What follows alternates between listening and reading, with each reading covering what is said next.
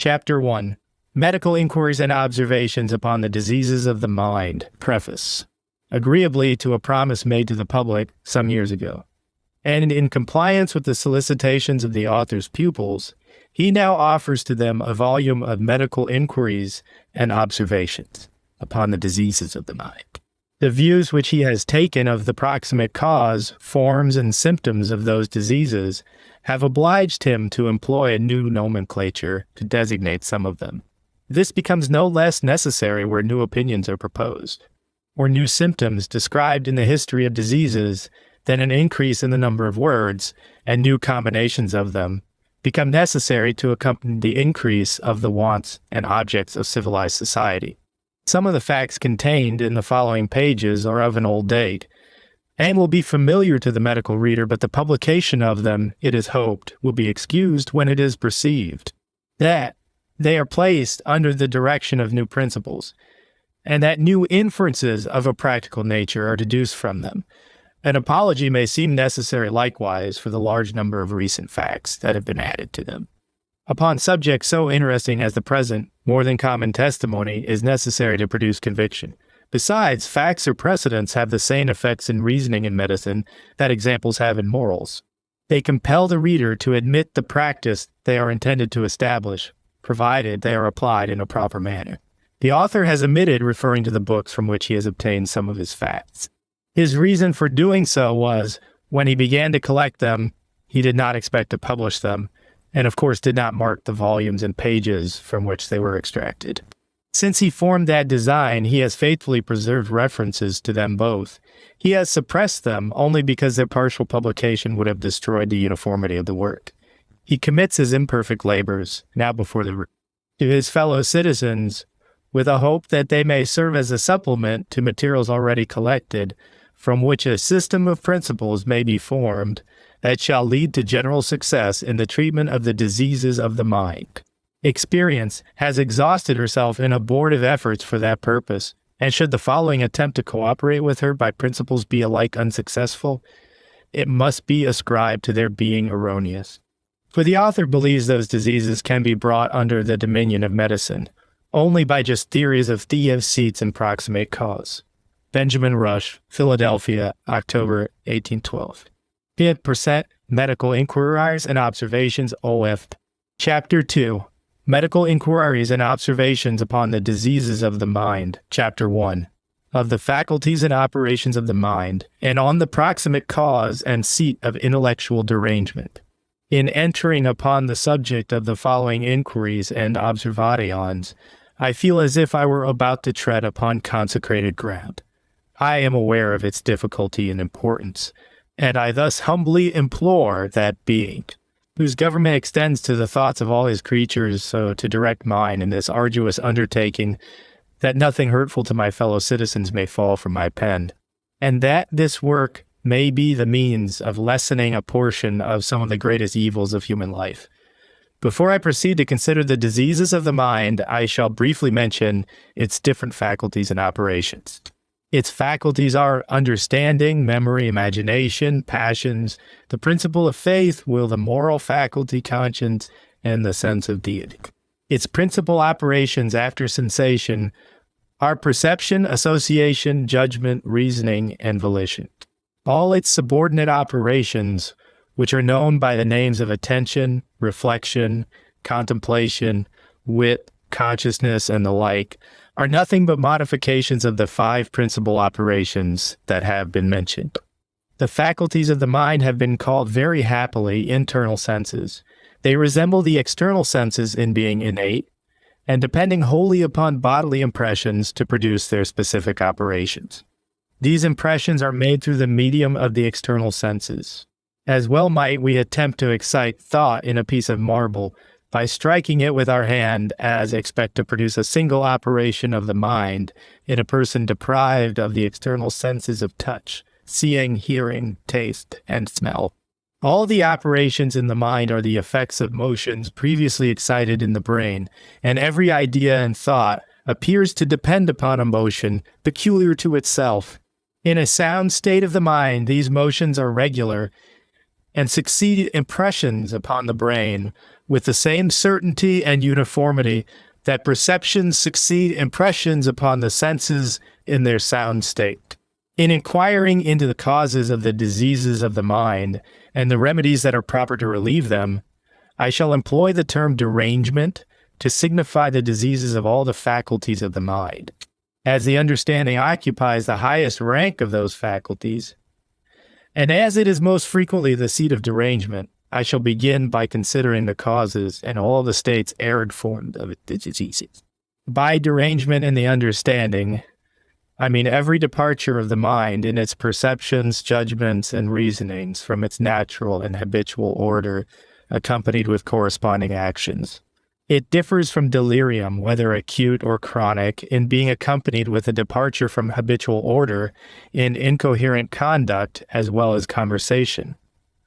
The latter, however, is not necessary to constitute intellectual madness, for we sometimes meet with the most incongruous actions without incoherent speech, and we now and then meet with incoherent speech in mad people, in whom the disease does not destroy their habits of regular conduct. This is evinced by the correctness with which they sometimes perform certain mechanical and menial pieces of business. Madness is to delirium what walking in sleep is to dreaming. It is delirium heightened and protracted by a more active and permanent stimulus upon the brain. Let it not be supposed that intellectual derangement always affects the understanding exclusively in the manner that has been mentioned. Far from. Two or more of the faculties are generally brought into sympathy with it, and there are cases in which all the faculties are sometimes deranged in succession and rotation, and now and then they are all affected at the same time. This occurs most frequently in the beginning of a paroxysm of year 1810 of the mind. One intellectual madness, but it rarely continues to affect the other faculties of the mind after 2 or 3 weeks, or after the liberal use of depleting remedies. Thus, fever, in its first attack, affects the bowels and nervous system, and in a few days settles down into a disease chiefly of the blood vessels. Derangement in the understanding has been divided into partial and general. The causes of both are the same. I should proceed immediately to enumerate them, but as the seat or proximate cause of a disease is generally the first object of a physician's inquiry on entering a sick room, it shall be the first subject of our consideration in the present inquiry. 1. The most ancient opinion of the proximate cause of intellectual derangement, or what has been called madness, is that it is derived from a morbid state of the liver, and that it discovers itself in a vitiated state of the bile. Hippocrates laid the foundation of this error by his encomium upon Democritus, whom he found employed in examining the liver of a dumb animal in order to discover the cause of madness. 2. Madness has been said to be the effect of a disease in the spleen. This viscus is supposed to be affected in a peculiar manner in that grade of madness which has been called hypochondriasis. For many years it was known in England by no other name than the spleen, and even to this day persons who are affected with it are said to be spleeny in some parts of the New England states. 3. A late French writer, Dr. Prost, in an ingenious work entitled Médecine éclairée par observation et pauverture du corps, has taken pains to prove that madness is the effect of a disease in the intestines, and particularly of their peritoneal coat. The marks of inflammation which appear in the bowels in persons who have died of madness have no doubt favored this opinion, but these morbid appearances, as well as all those which are often met with in the liver, spleen, and occasionally in the stomach, in persons who have died of madness, are the effects and not the causes of the disease. They are induced either, first, by the violent or protracted exercises of the mind attracting or absorbing the excitement of those viscera, and thereby leaving them in that debilitate D state which naturally disposes them to inflammation and obstruction. Thus, diseases in the stomach induce torpor and costiveness in the alimentary canal. Thus, too, local inflammation often induces coldness and insensibility in contiguous parts of the body. Or 2, They are induced by the reaction of the mind from the impressions which produce madness, being of such a nature as to throw its morbid excitement upon those viscera, with so much force as to produce inflammation and obstructions in them. That they are induced by one or by both these causes, I infer from the increased secretion and even discharge of bile which succeed a paroxysm of anger, from the pain in the left side or spleen, which succeeds a paroxysm of malice or revenge, and from the pain and other signs of disease in the bowels and stomach which follow the chronic operations of fear and grief, that the disease and disorders of all the viscera that have been mentioned are the effects and not the causes of madness. I infer further from their existing for weeks, months, and years in countries subject to intermitting fevers without producing madness or even the least alienation of the mind. 4. Madness, it has been said, is the effect of a disease in the nerves. Of this, dissections afford us no proofs. On the contrary, they generally exhibit the nerves after death from madness in a sound state. I object further to this opinion, that hysteria, which is universally admitted to be seated chiefly in the nerves and muscles, often continues for years, and sometimes during a long life, without inducing madness, or if the mind be alienated for a few minutes in one of its paroxysms. It is only from its bringing the vascular system into sympathy, in which one shall say presently the cause of madness is primarily seated. The reaction of the mind from the impressions which produce hysteria discovers itself in the bowels, in the kidneys, and in most of the muscular parts of the body. 5. And lastly, madness has been placed exclusively in the mind. I object to this opinion first because the mind is incapable of any operations independently of impressions communicated to it through the medium of the body. 2d. Because there are but 2 instances upon record of the brain being found free from morbid appearances in persons who have died of madness. One of these instances related by Dr. Stark, the other by Dr. DeHand. They probably arose from the brain being diseased beyond that grade in which inflammation and its usual consequences take place. Did cases of madness reside exclusively in the mind, a sound state of the brain ought to occur after nearly every death from that disease. I object to it. 3. Because there are no instances of primary affections of the mind, such as grief, love, anger, or despair, producing madness until they had induced some obvious changes in the body, such as wakefulness, a full or frequent pulse, costiveness, a dry skin, and other symptoms of bodily indisposition. I know it has been said in favor of madness being an ideal disease, or being seated primarily in the mind, that sudden impressions from fear, terror, and even ridicule have sometimes cured it. This is true, but they produce their effects only by the healthy actions they induce in the brain. We see several other diseases, particularly hiccup, headache, and even fits of epilepsy, which are evidently affections of the body, cured in the same way by impressions of fear and terror upon the mind, having rejected the abdominal viscera, the nerves, and the mind. As the primary seats of madness, I shall now deliver an opinion which I have long believed and taught in my lectures, and that is, that the cause of madness is seated primarily in the blood vessels of the brain, and that it depends upon the same kind of morbid and irregular actions that constitutes other arterial diseases. There is nothing specific in these actions. They are a part of the unity of disease, particularly of fever, of which madness is a chronic form, affecting that part of the brain, which is the seat of the mind.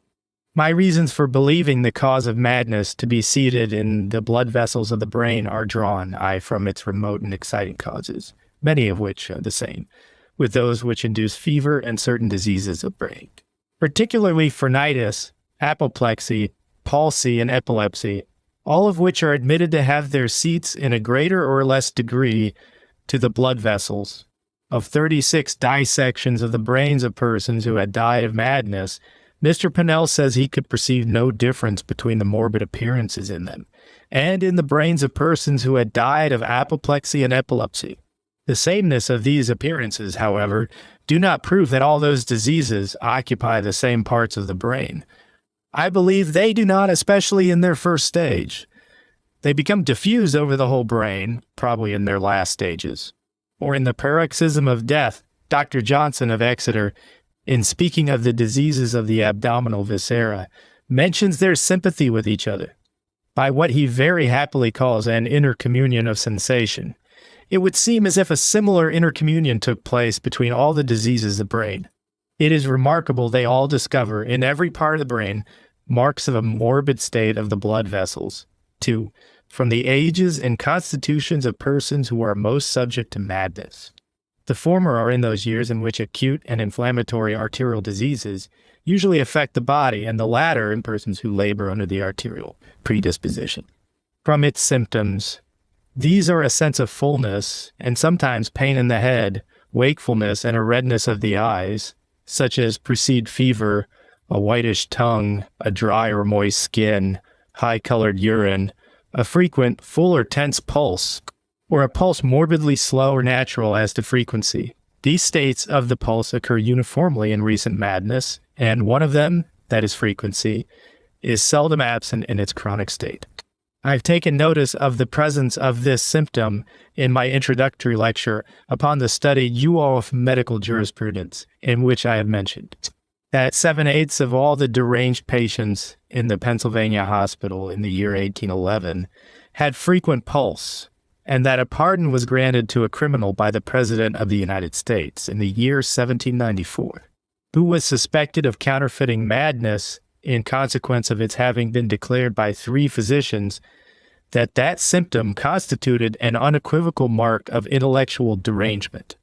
The connection of this disease with the state of the pulse has been further demonstrated by a most satisfactory experiment made by Dr. Cox and related by him in his practical observations upon insanity.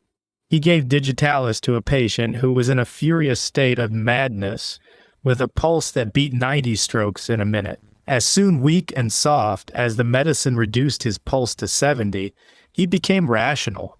Upon continuing it, his pulse fell to 50, at which time he became melancholy. An additional quantity of the medicine reduced it to 40 strokes in a minute, which nearly suspended his life. He was finally cured by lessening the doses of the medicine so as to elevate his pulse to 70 strokes in a minute, which was probably its natural state. In short, there is not a single symptom that takes place in an ordinary fever, except a hot skin, that does not occur in the acute state of madness, R4, from its alternating with several diseases which are evidently seated in the blood vessels. These are consumption, rheumatism, intermitting, and puerperal fever, and dropsy, many instances of which are to be met with in the records of medicine. V, from its blending its symptoms with several of the forms of fever. It is sometimes attended with regular intermissions and remissions. I have once seen it appear with profuse sweats, such as occur in certain fevers in a madman in the Pennsylvania hospital. These sweats, when discharged from his skin, formed a vapor resembling a thick fog that filled the cell in which he was confined to such a degree as to render his body scarcely visible. Again, this disease sometimes appears in a typhus form, in which it is attended with coldness, a feeble pulse, muttering delirium, and involuntary discharge of feces and urine. But it now and then pervades the whole country in the form of an epidemic. It prevailed in this way in England in the years 1355 and in 1373, and in France and Italy in the year 1374. And Dr. Wintringham mentions its frequent occurrence in England in the year 1719. A striking instance of the union of madness with common fever is mentioned by Lucian. He tells us that a violent fever once broke out at Abdera, which terminated by hemorrhages or sweats on the 7th day. During the continuance of this fever, the patients, affect ed with it, repeated passages from the tragedy of Andromeda with great vehemence, both in their sick rooms and in the public streets. This mixture of fever and madness continued until the coming on of cold weather. Lucian ingeniously and very properly ascribes it to the persons affected. Having heard the famous player Archelaus act a part in the above tragedy in the middle of summer in so impressive a manner that it excited in them the seeds of a dormant fever which blended itself with derangement, and thus produced very naturally a repetition of the ideas and sounds that excited their disease. This be from the appearances of the blood which is drawn in this disease, being the same as that which is drawn in certain fevers. They are inflammatory, buff, yellow, serum, and lotura carnium, 7, from the appearances of the brain after death from madness. These are nearly the same as after death from phrenitis, apoplexy, and other diseases which are admitted to be primary affections of the blood vessels of the brain. I shall briefly enumerate them. They all are one the absence of every sign of disease. I have ascribed this to that grade of suffocated excitement which prevents the effusion of red blood into the serous vessels. We observe the same absence of the marks of inflammation after several other violent diseases. Dr. Stevens, in his ingenious inaugural dissertation, published in 1811, has called this apparently healthy appearance the arenatus state of inflammation. Perhaps it would be more proper to call it the emanatus state of disease. It is possible it may arise in recent cases of madness which terminate fatally from the same retrospection of the blood from the brain, which takes place from the face and external surface of the body just before death. But 2, we much oftener discover in the brain after death from madness, inflammation, effusions of water in its ventricles, extravasation and intravasation of blood, and even pus. After chronic madness, we discover some peculiar appearances which have never been met with in any other disease of the brain, and these are a preternatural hardness and dryness in all its parts. Lutaud mentions it often with the epithets of durum, predurum, siccum, and exsicum. Morgagni takes notice of this hardness likewise, and says he had observed it in the cerebrum in persons in whom the cerebellum retained its natural softness. Dr. Bailey and Mr. John Hunter have remarked that the brain in this state discovered marks of elasticity when pressed by the fingers.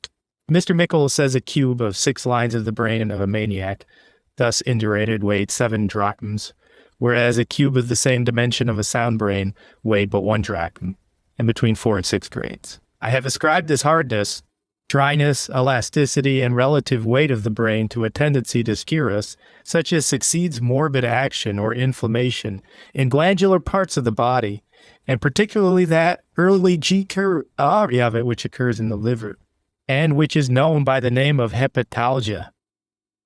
The brain in this case loses its mobility so as to become incapable of emitting those motions from impressions which produce the operations of the mind. We sometimes discover preternatural softness in the brain in persons who die of madness, similar to that which we find in other viscera from common and febrile diseases. This has been observed to occur most frequently in the kidneys and spleen. The brain, in this case, partakes of its texture and imbecility in infancy, and hence its inability to receive and modify the impressions which excite thought in the mind. 4. And lastly, we sometimes discover a preternatural enlargement of the bones of the head from madness, and sometimes a preternatural reduction of their thickness. Of 216 maniacs whose heads were examined after death, Dr. Creighton says, in 160 the skull was enlarged, and in 38 it was reduced in its thickness. Now the same thing succeeds rheumatism and many other febrile diseases which exert their action in the neighborhood of bones. I might add further, under this head, that the morbid appearances in the spleen, liver, and stomach, which are seen after death from madness, place it still more upon a footing with fevers from all its cases, and particularly from coinomiasmatic exhalations, and in a more especial manner when they affect the brain, and thereby induce primary or idiopathic phrenitis. In short, madness is to phrenitis what pulmonary consumption is to pneumony, that is, a chronic state of an acute disease. It resembles pulmonary consumption further, in the excitement of the muscles, and in the appetite continuing in a natural or in a preternatural state. They infer madness to be primarily seated in the blood vessels. From the remedies which most speedily and certainly cure it, being exactly the same as those which cure fever or disease in the blood vessels from other causes, and in other parts of the body, they will be noticed in their proper place. I have thus mentioned the facts and arguments which prove what is commonly called madness to be a disease of the blood vessels of the brain. All the other and inferior forms of derangement, whether of the memory, the will, The principle of faith, the passions, and the moral faculties, I believe, to be connected more or less with morbid action in the blood vessels of the brain or heart, according to the seats of those faculties of the mind. In placing the primary seat of madness in the blood vessels, I would by no means confine the predisposition to it exclusively to them. It extends to the nerves and to that part of the brain which is the seat of the mind, both of which, when preternaturally irritable, communicate more promptly deranged action to the blood vessels of the brain. I have called the union of this diffused morbid irritability the phrenetic predisposition. It is from the constant presence of this predisposition that Samuel E. people are seldom affected with the slightest fever without becoming delirious. And it is from its absence that many people are affected with fevers and other diseases of the brain without being affected with derangement. I am aware that it may be objected to the proximate cause or seat of madness, which has been delivered. That dissections have sometimes discovered marks of arterial diseases in the brain, similar to those that have been mentioned, which were not preceded by the least alienation of mind. In these cases, I would suppose the diseases may have existed in parts of the brain which are not occupied by the mind, or that the mind may have been translated to another, and a healthy part of the brain. The senses of taste and hearing, we know, when impaired by disease, are often translated to contiguous, and sometimes to remote parts of the body. But did we admit the objection that I have met to militate against madness being an arterial disease? It would prove too much, for we sometimes discover the same morbid appearances which produce apoplexy and palsy to be present in the brain after death, without any of the common symptoms of those diseases having been preceded by them. Many other organic diseases are occasionally devoid of their usual characteristic symptoms. Neither vomiting nor want of appetite have taken place in stomachs in which mortification has been discovered after death. And abscesses have been found in the livers of persons who have died without any one of the common symptoms of hepatitis. By allowing the same latitude to the all-awry confused and irregular operations of nature, in the brain, in the production of madness, that we observe in the production of all the other diseases that have been mentioned, we can reconcile its occasional absence with the existence of all the organic affections in the brain which usually produce it, in reviewing the numerous proofs of madness being seated primarily in the blood vessels. And its being accompanied so generally with most of the symptoms of fever, we cannot help being struck with the histories of the disease that have been given by many ancient and modern physicians. Galen defines it to be delirium sine feber. Areteus says it is semper sine feber. Dr. Arnold quotes a group of authors who have adopted and propagated the same error. Even Dr. Heberden admits and reasons upon it. The antiquity and extent of this error should lead us never to lose sight of the blood vessels in investigating the causes of diseases. They are to a physician what the meridian sun is to a mariner. There are but few diseases in which it will be possible for him to preserve the system in a healthy course, without daily and often more frequent observations of the state of the blood vessels, as manifested by the different and varying states of the pulse. Chapter 3. Medical Inquiries and Observations upon the Diseases of the Mind. Chapter 2 of the Remote and Existing Causes of Intellect. All derangement. I have combined both these classes of causes inasmuch as they most commonly act in concert, or in a natural succession to each other. In enumerating them, I shall include such as act alike in producing partial and universal madness. They have been divided, into such as act directly upon the body, and 2 such as act indirectly upon the body, through the medium of the mind. To the first head belong 1. All those causes which act directly upon the brain. These are 1. Malconformation and eisestions of the brain. Between the latter and the existence of madness, there is sometimes an interval of several years. A young man died in the Pennsylvania hospital in the year 1809, who became deranged at 21, in consequence of a contusion on his head by a fall from a horse in the 15th year of his age. A Mr. died of Madius in the same place, from an injury done to his brain by being thrown out of his chair, between 2 and 3 years before he discovered any signs of derangement. It is remarkable that injuries show themselves more slowly in the brain than in other parts of the body. Dr. Letzam mentions a case in the Memoirs of the London Medical Society of a disease in the brain induced by a fall from a horse, which did not discover itself until 22 years after its occurrence. 2. Certain local disorders induced by enlargement of the bone, tumors, abscesses, and water in the brain. 3. Certain diseases of the brain, particularly apoplexy, palsy, epilepsy, vertigo, and headache. It occurs but rarely from the last of these causes. 4. Insolation. 2 cases of madness from this cause occurred under my care between July 1807 and February 1808. There is a place in Scotland where madness is sometimes induced by the fumes of lead. Patients who are affected with it bite their hands, feet, and tear their flesh upon the other parts of their bodies. It is called by the country people millwreck. Dr. Prost describes a furious gray of madness in Peru, brought on by a mineral exhalation, but he does not mention the metal from which it is derived.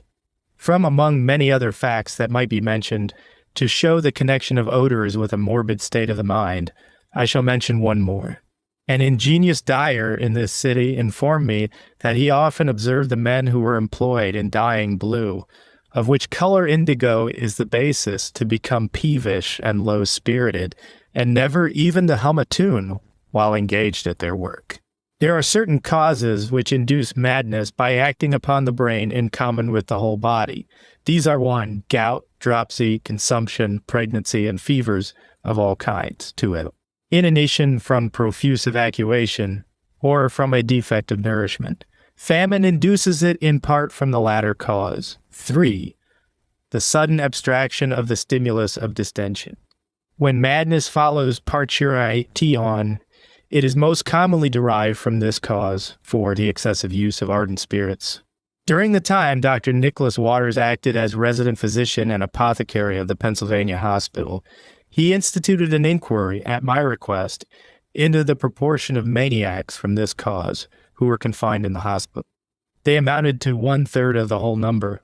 5. Inordinate sexual desires and gratifications. Several cases of madness from this cause have come under my notice. 6. Onanism. 4 cases of madness occurred in my practice from this cause between the years 1804 and 1807.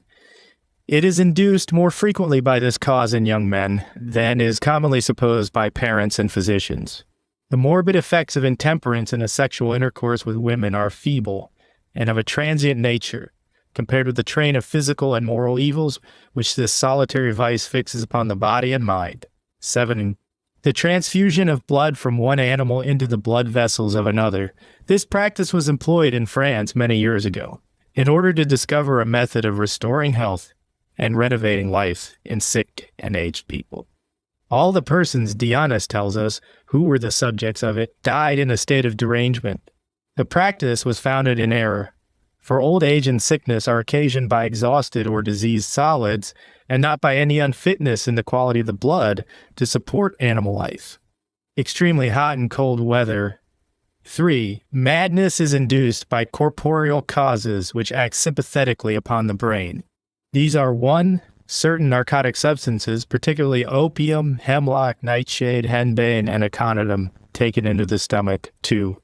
The suppression of any usual evacuation, such as the menses, lochia, milk, semen, or blood from the hemorrhoidal vessels. 3. Worms in the alimentary canal. 4. Irritation from certain foreign matters retained in irritable parts of the body. One once knew some small shot which were lodged in the foot of a schoolboy induced madness several years after he became a man. It has been brought on in one instance by decayed teeth, which were not accompanied with pain. 4. Madness is sometimes induced by what is called metastasis of some other disease to the brain. These diseases are 1. Dropsy. A case of madness from this cause is related by Dr. Mead. 2. Consumption. All the symptoms of this disease sometimes suddenly disappear in consequence of the translation of morbid excitement to the brain. 3. St. Vitus's dance. I attended a young lady some years ago in whom this disease was suspended by an attack of madness. Her madness passed out of her brain through the same channel by which it entered it, that is, in convulsions in the limbs of one side, which gradually yielded to the power of medicine. 4. Hysteria. The morbid commotions in the nervous system are sometimes transferred to the blood vessels and the brain, where they induce transient or chronic madness. 5. Certain cutaneous eruptions. The son of Dr. Zimmerman became deranged in consequence of an eruption being repelled from his skin. I attended a private patient in the Pennsylvania hospital in whom madness was induced by the same cause. The healing of an old and habitual ulcer has sometimes produced the same effect. 6. The measles. A young man of 16 years of age was admitted into the Pennsylvania hospital in June 1812 in a high state of derangement, which followed this disease. The causes which induce intellectual derangement by acting upon the body through the medium of the mind are of a direct and indirect nature. The causes which act directly upon the understanding are 1. Intense study, whether of the sciences or of the mechanical arts, and whether of real or imaginary objects of knowledge. The latter more frequently produce madness than the former. They are chiefly the means of discovering perpetual motion, of converting the base metals into gold, of prolonging life to the antediluvian age, of producing perfect order and happiness in morals and government by the operations of human reason. And lastly, researches into the meaning of certain prophecies in the Old and New Testaments. One think I have observed madness from the last cause to arise most frequently from an attempt to fix the precise time in which those prophecies were to be fulfilled, or from a disappointment in that time after it had passed. The frequent and rapid transition of the mind from one subject to another, it is said booksellers have sometimes become deranged from this cause. The debilitating effects of these sudden transitions upon the mind are sensibly felt after reading a volume of reviews or magazines. The brain in these cases is deprived of the benefit of habit, which prevents fatigue to a certain extent from all the exercises of the body and mind when they are confined to single objects. It is worthy of notice that this cause of madness accords exactly with a symptom of one of its forms, and that is a constant and rapid transition of the mind to a variety of unrelated subjects. But the understanding is affected chiefly in an indirect manner. You are one through the medium of the imagination. It is conveyed into the understanding from this faculty, and all those people who became deranged from inordinate schemes of ambition or avarice. Madhouses in every part of the world exhibit instances of persons who have become insane from this cause. The great extent and constant exercises of the imagination in poets accounts for their being occasionally affected with this disease. The understanding is sometimes affected with madness through the medium of the memory. Dr. Zimmerman relates the case of a Swiss clergyman in whom derangement was induced by undue labor in committing his sermons to memory. 3. But madness is excited in the understanding most frequently by impressions that act primarily upon the heart. I shall enumerate some of these impressions and afterwards mention such instances of their morbid effects as I have met with in the course of my reading and observations. They are joy, terror, love, fear, grief, distress. Shame from offended delicacy, defamation, calumny, ridicule, absence from native country, the loss of liberty, property, and beauty, gaming, and inordinate love of praise, domestic tyranny, and lastly, the complete gratification of every wish of the heart. Extravagant joy produced madness in many of the successful adventurers in the South Sea speculation in England in the year 1720. Charles VI of France was deranged from a paroxysm of anger. Terror has often induced madness in persons who have escaped from fire, earthquakes, and shipwreck. 2 cases from the last cause have occurred under my notice. Where is the madhouse that does not contain patience from neglected or disappointed love? Fear often produced madness, Dr. Brambilla tells us, in new recruits in the Austrian army. Grief induced madness, which continued 50 years in a certain Hannah Lewis, formerly a patient in the Pennsylvania hospital. Distress often produced this disease, Mr. Howard tells us, in the prisoners of the town of Liege. An exquisite sense of delicacy, Dr. Burton says, produced madness in a schoolmaster who was accidentally discovered upon a close stool by one of his scholars. The bedlams of Europe exhibit many cases of madness from public and private defamation, and history informs us of ministers of state and generals of armies having often languished away their lives in a state of partial derangement. In consequence of being unjustly dismissed by their sovereigns, a player destroyed himself in Philadelphia in the year 1803, soon after being hissed off the stage. The Swiss soldiers sometimes languish and die from that form of madness which is brought on by absence from their native country. An ingenious modern poet mentions this disease, as well as its exciting cause, with peculiar elegance. The intrepid Swiss that guards a foreign shore, condemned to climb his mountain cliffs no more. If chance he hear the song, so sweetly wild, which on those cliffs his infant hours beguiled, melts at the long-lost scenes, that round him rise and sinks a martyr to repentant sighs. It is remarkable that this disease is most common among the natives of countries that are the least desirable for beauty, fertility, climate, or the luxuries of life. They resemble, in this respect, in their influence upon the human heart, the artificial objects of taste, which are at first disagreeable, but which from habit take a stronger hold upon the appetite than such as are natural and agreeable.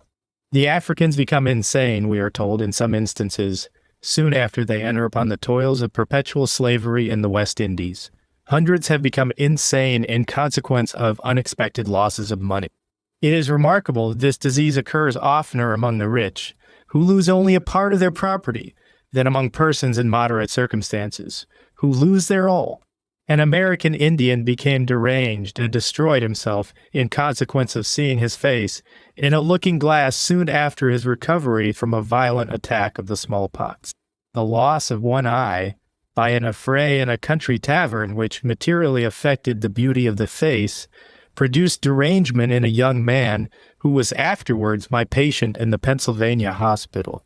There are other facts which show the depth of this attachment to beauty in the human mind, and the poignancy of the distress occasioned by its loss or decay. The once beautiful Lady Mary Wortley Montagu tells a friend, in one of her letters, that she had not seen herself in a looking-glass for 11 years, solely from her inability to bear the mortifying contrast between her appearance and the two extremes of her life. A clergyman in Maryland became insane in consequence of having permitted some typographical errors to escape in a sermon, which he published upon the death of General Washington. The son of a late celebrated author in England became deranged in consequence of the severe treatment he received from his father in the course of his education. Several instances of madness induced by the cruel or unjust conduct of schoolmasters and guardians to the persons who were the subjects of their power and care are to be met with in the records of medicine. Sir Philip Mordaunt shot himself immediately after succeeding to a great estate, and to the favor of his prince, and while he appeared to be in possession of everything that could constitute the plenitude of human happiness. The eldest son of a Scotch nobleman of high rank and large fortune destroyed himself in the same way, a few weeks after the consummation of all his worldly prospects and enjoyments, by his marriage to a most accomplished and amiable young lady. 2 instances are upon record of persons who destroyed themselves immediately after drawing high prizes in a lottery. In all these cases, death was the effect of derangement. For the understanding is sometimes deranged through the medium of the moral faculties. A conscience burdened with guilt, whether real or imaginary, is a frequent cause of madness. The latter produces it much oftener than the former. An instance of insanity occurred in a married woman in this city some years ago, of the most exemplary character from a belief that she had been unfaithful to the marriage bed. An accident discovered that the supposed criminal connection was with a man whose very person was unknown to her. There is further a morbid sensibility in the conscience in some people that predisposes to madness from the most trifling causes. A young man of great piety died of this disease in our hospital a few years ago, in consequence of his believing that he had offended his Maker by refusing to say grace at the table of a friend.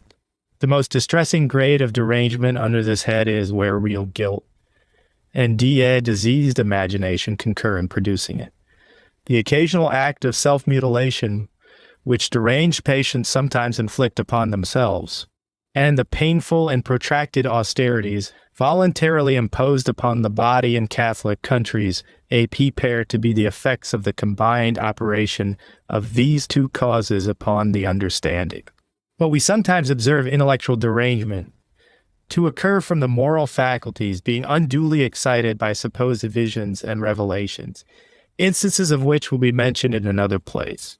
Let not religion be blamed for these cases of insanity. The tendency of all its doctrines and precepts is to prevent it from most of its mental causes, and even the errors that have been blended with it produce madness less frequently than love, and many of those common and necessary pursuits which constitute the principal enjoyments and business of life. To the history of the causes of derangement which has been given, I shall add that form of it, which has been called hypochondriasis, is sometimes induced without either the patient or his friends being able to ascribe it to any cause. Dr. Nicholas Robinson, a physician who lived in the beginning of the last century, complains, in a treatise which he has published upon melancholy, of his sufferings from it in the following words: "When no air has blown across my affairs, and no shade obscured my sun, then am I most miserable. I have heard similar declarations from several of my patients, and particularly from a clergyman of the most exemplary life and conversation. In all such cases, it would be absurd to suppose the disease existed without a cause. Many diseases take place in the body from causes that are forgotten, or from sympathies with parts of the body that are supposed to be in a healthy state. In like manner, depression of mind may be induced by causes that are forgotten, or by the presence of objects which revive the sensation of distress with which it was at one time associated, but without reviving the cause of it in the memory. The former pupils of the author will recollect several instances of mental pleasure as well as pain from association, mentioned by him in his physiological lectures upon the mind, in which the original causes of both had perished in the memory. Intellectual derangement is more common from mental than corporeal causes. Of 113 patients in the Bicêtre Hospital in France, at one time, Mr. Pinel tells us 34 were from domestic misfortunes, 24 from disappointments in love, 30 from the distressing events of the French Revolution, and 25 from what he calls fanaticism, making in all the original number. I have taken pains to ascertain the proportion of mental and corporeal causes which have operated in producing madness in the Pennsylvania hospital, but I am sorry to add my success in this inquiry was less satisfactory than I wished. Its causes were concealed in some instances and forgotten in others. Of 50 maniacs, decades of whose diseases were discovered by Dr. Moore and his assistant, Mr. Jenny, in the month of April 1812, 7 were from disappointments, chiefly in love, 7 from grief, 7 from the loss of property, 5 from erroneous opinions in religion, 2 from jealousy, 1 from terror, 1 from insolation, 1 from an injury to the head, 2 from repelled eruptions, 5 from intemperance, 3 from onanism, 2 from pregnancy, and 1 from fever, making in all 34 from mental and 16 from corporeal causes. A predisposition to the disease was hereditary in but 5 of them. I shall now mention all those circumstances in birth, certain peculiarities of the body, age, sex, condition, and rank in life, intellect, occupation, climate, state of society, forms of government, revolutions, and religion, which predispose the body and mind to be acted upon by the remote and exciting causes that have been mentioned, so as to favor the production of madness, i.e., a peculiar and hereditary sameness of organization of the nerves, brain, and blood vessels, on which I said formerly the predisposition to madness depended, sometimes pervades whole families, and renders them liable to this disease. From a transient or feeble operation of its causes, application was made some years ago for the admission of 3 members of the same family into the Pennsylvania hospital on the same day. I have attended 2 ladies, one of whom was the 4th, and the other the 9th of their respective families, that had been affected with this disease in 2 generations. The following letter to the author, from Dr. Stephen W. Williams of Deerfield in Massachusetts, contains the history of 2 cases of old hereditary madness, which, from the singular resemblance in their subjects, symptoms, and issue, have seldom perhaps been met with in the records of medicine. Juno Gale. 1812. Dear Sir, believing that I, the science of medicine, is related to everything, I am induced to transmit to you the following incidents which have lately occurred in the vicinity of this place, hoping that some useful inductions may be drawn from them for the benefit of our profession. Captains CLL and JLE were twin brothers, and so great was the similarity in their countenances and appearance that it was extremely difficult for strangers to know them apart.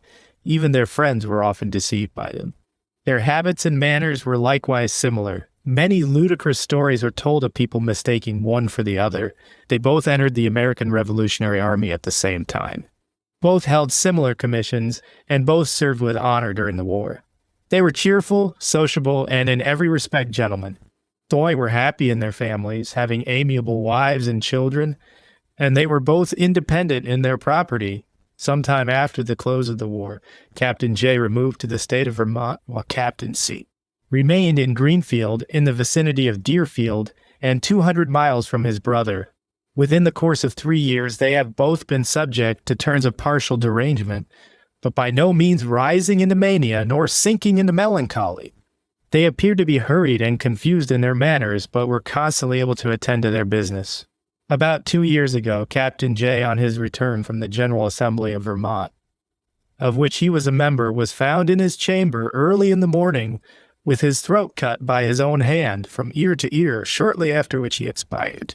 He had been melancholy a few days previous to this fatal catastrophe, and had complained of indisposition the evening previous to the event. About 10 days ago, Captain C of Greenfield discovered signs of melancholy and expressed a fear that he should destroy himself. Early in the morning of June 5th, he got up and proposed to his wife to take a ride with him. He shaved himself as usual, wiped his razor, and stepped into an adjoining room, as his wife supposed, to put it up. Shortly after, she heard a noise like water or blood running upon the floor. She hurried into the room, but was too late to save him. He had cut his throat with his razor, and soon afterwards expired. The mother of these two gentlemen, an aged lady, and their two sisters, the only survivors of their family, have been subject for several years to the same complaint. There are several peculiarities which attend this disease, where the predisposition to it is hereditary, which deserve our notice. 1. It is excited by more feeble causes than in persons in whom this predisposition has been acquired. 2. It generally attacks in those stages of life in which it has appeared in the patient's ancestors. A general officer who served in the American Army during the Revolutionary War once expressed a wish to a brother officer, from whom I received the information that he might not live to be old, that he might die suddenly, and that if he married, he might have no issue. Upon being asked the reason for these wishes, he said, he was dissected from a family in which madness had sometimes appeared about the 50th year of life, and that he did not wish to incur the chance of inheriting and propagating it to a family of children. He was gratified in all his 3 wishes. He fell in battle between the 30th and 40th years of his age, and he left no issue, although he had been married several years before his death. A similar instance of the disease appearing at the same time of life in 3 persons of the same family occurred under my notice in the Pennsylvania hospital. It came on in a father and his 2 sons between the 60th and 70th years of their lives. 3 children born previously to the attack of madness in their parents are less liable to inherit it than those who are born after it. 4.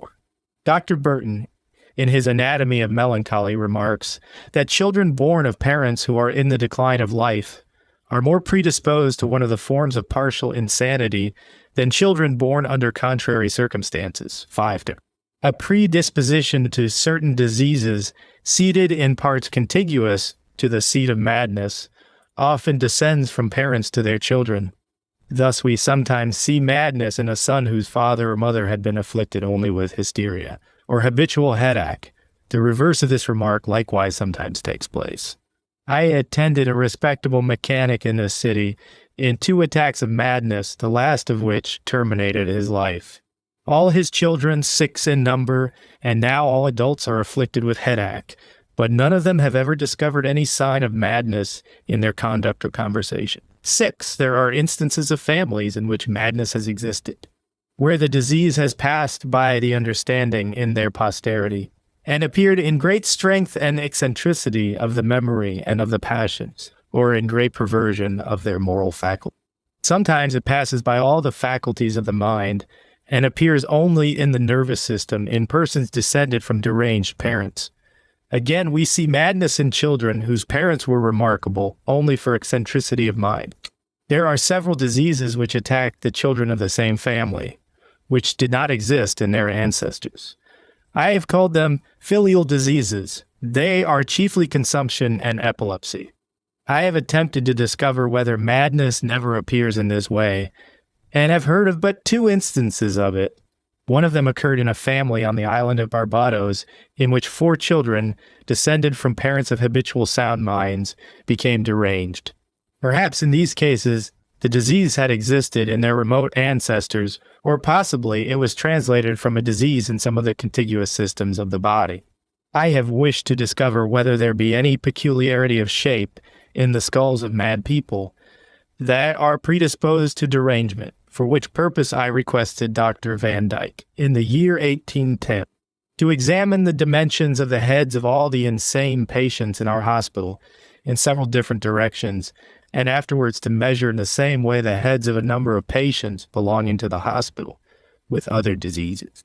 The result of this inquiry was a discovery that there was no departure but in one instance from the ordinary and natural shape of the head in between 60 and 70 mad people.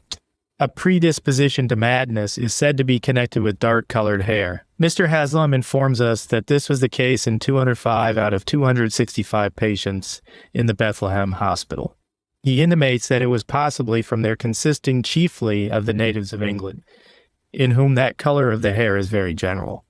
But the same connection between madness and dark color has been discovered in the maniacs in the Pennsylvania Hospital, who consist of persons from 3 or 4 different countries, or of descendants who inherit their various physical characters. Of nearly 70 patients who were examined at my request by Dr. Van Dyck in our hospital, in the year 1810, with a reference to this fact, all except 1 had dark-colored hair. In the month of April 1812, I requested Dr. Van Dyck to direct his inquiries more particularly to the color of the eyes in the maniacal patients in our hospital. He executed my request with great care and correctness, and discovered that 56 out of 79 of them had light-colored eyes, of which number but 6 had fair hair. There is a greater predisposition to madness between 20 and 50 than in any of the previous or subsequent years of human life. Of the correctness of this remark, Mr. Pinnell has furnished us with the following proof. Of 1,201 persons who were admitted into the Ictre Hospital in France between the years 1784 and 1794, 955 were between the 2 ages that have been mentioned. 65 were between 15 and 20, 131 were between 50 and 60, and 51 between 60 and 71. Mr. Haslam has furnished additional evidence of the correctness of this remark.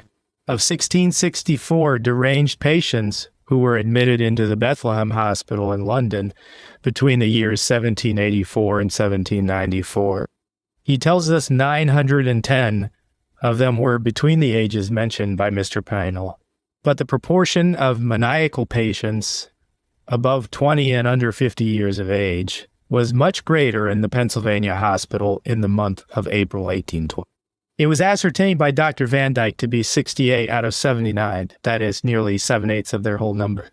From the state of the body and mind within those periods, it is easy to account for this being the case. The blood vessels in the nerves are then in a highly excitable state, and the former readily assume morbid or inflammatory action from the remote and exciting causes of disease. The mind, too, within those years possesses more sensibility, and of course is more easily acted upon by mental irritants, the sources of which, from family afflictions and disappointments in the pursuits of business, pleasure, and ambition, are more numerous in those years than in any of the previous or subsequent stages of life. Madness, it has been said, seldom occurs under puberty. To the small number of instances of it that are upon record, I shall add 4 more. 2 boys, the one of 11 and the other of 7 years of age, were admitted into our hospital with this disease, the latter during the time of my attendance in 1799, and both discharged cured. I have since seen an instance of it in the year 1803, in a child of 2 years old that had been affected with cholera infantum, and another in a child of the same age in the year 1808 that was affected with internal dropsy of the brain. They both discovered the countenance of madness, and they both attempted to bite, first their mothers, and afterwards their own flesh. The reason why children and persons under puberty are so rarely affected with madness must be ascribed to mental impressions, which are its most frequent cause, being too transient in their effects, from the instability of their minds to excite their brains into permanently diseased actions. It is true, children are often affected with delirium, but this is a symptom of general fever, which is always induced, like the few cases of madness in children that I have mentioned, only by corporeal causes. From the records of the Bicêtre Hospital in France, it appears that madness rarely occurs in old age. Dolius and Dr. Gretting mention several cases of it, the latter in a man of 85.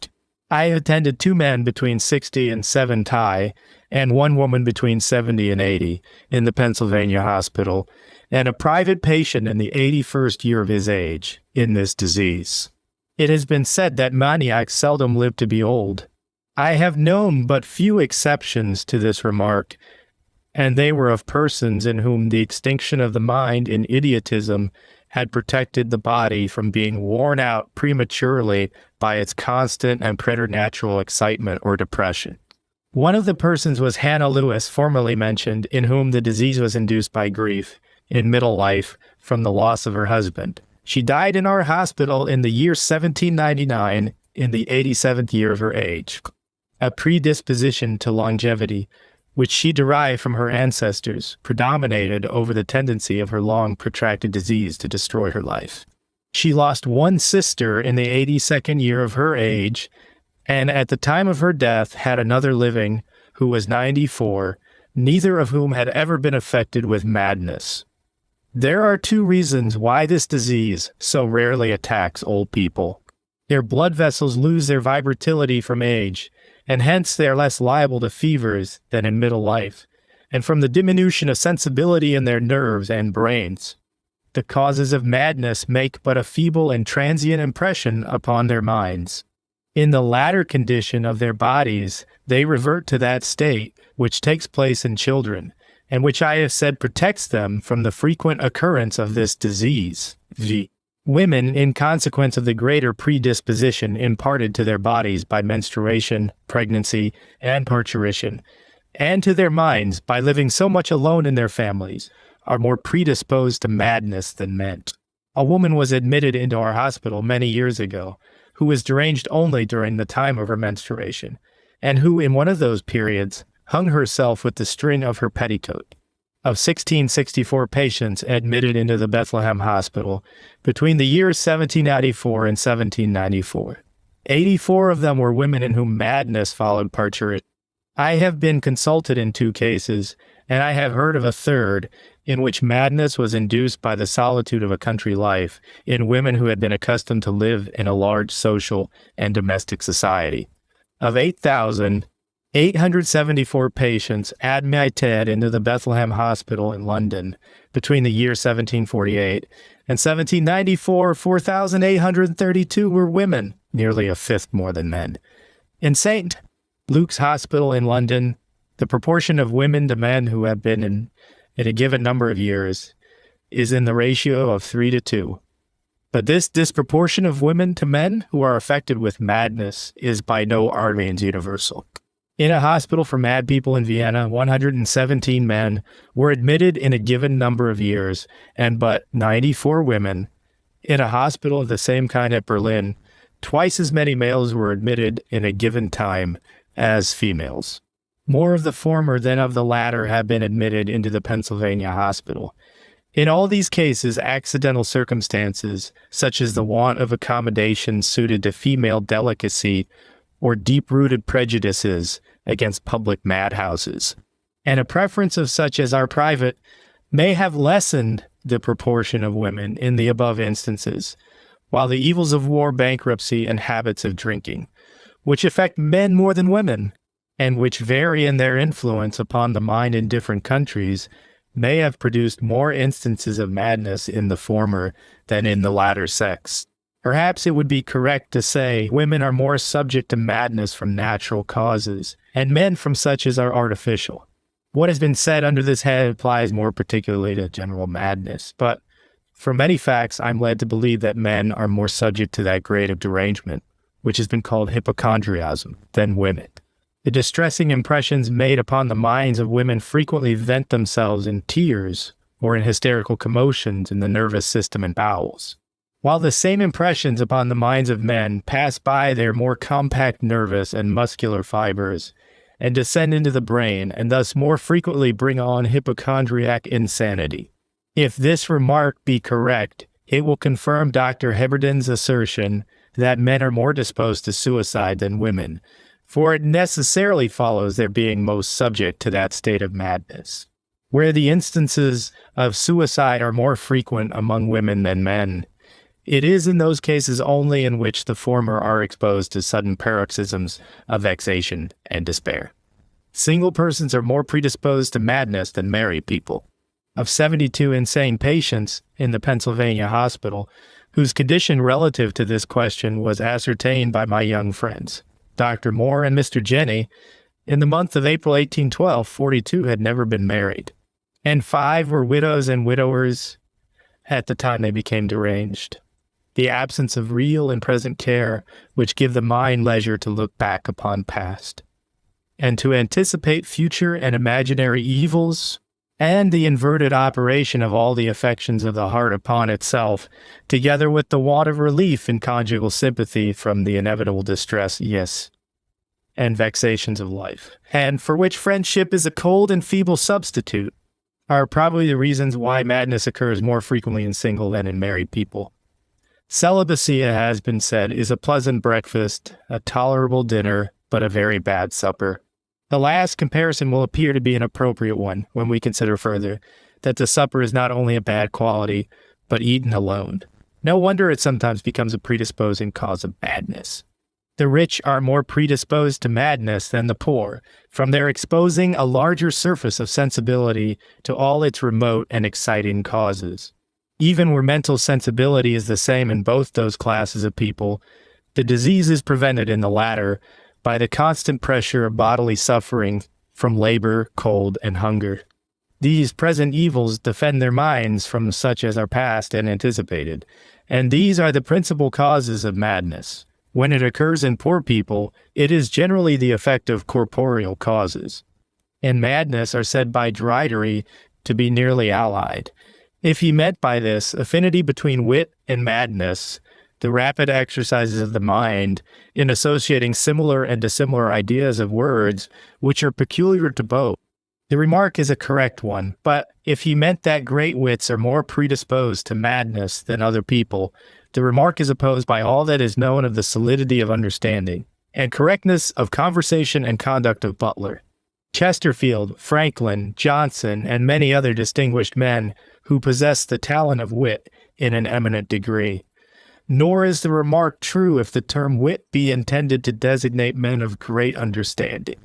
Their minds are sometimes worn away by intense and protracted study, but they are rarely perverted by madness. The vigorous mind of Dean Swift perished gradually only from the former cause. Where madness has been induced by intense and protracted application to books, it has generally been in persons of weak intellects who were unable to comprehend the subjects of their studies. Certain occupations predispose to madness more than others. Pennell says poets, painters, sculptors, and musicians are most subject to it, and that he never knew an instance of it in a chemist, a naturalist, a mathematician, or a natural philosopher. The reason of this will be understood by recollecting what was said under the preceding head. The studies of the former exercise the imagination and the passions, while the studies of the latter interest the understanding only. Dr. Arnold tells us he has observed mechanics to be more affected with madness than merchants and members of the learned professions.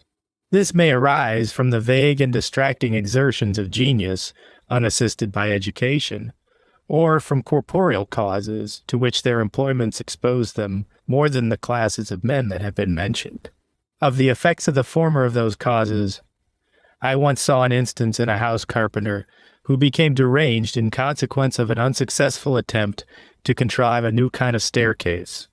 More farmers, it has been said, become deranged than persons of the same grade of intellect and independence in cities.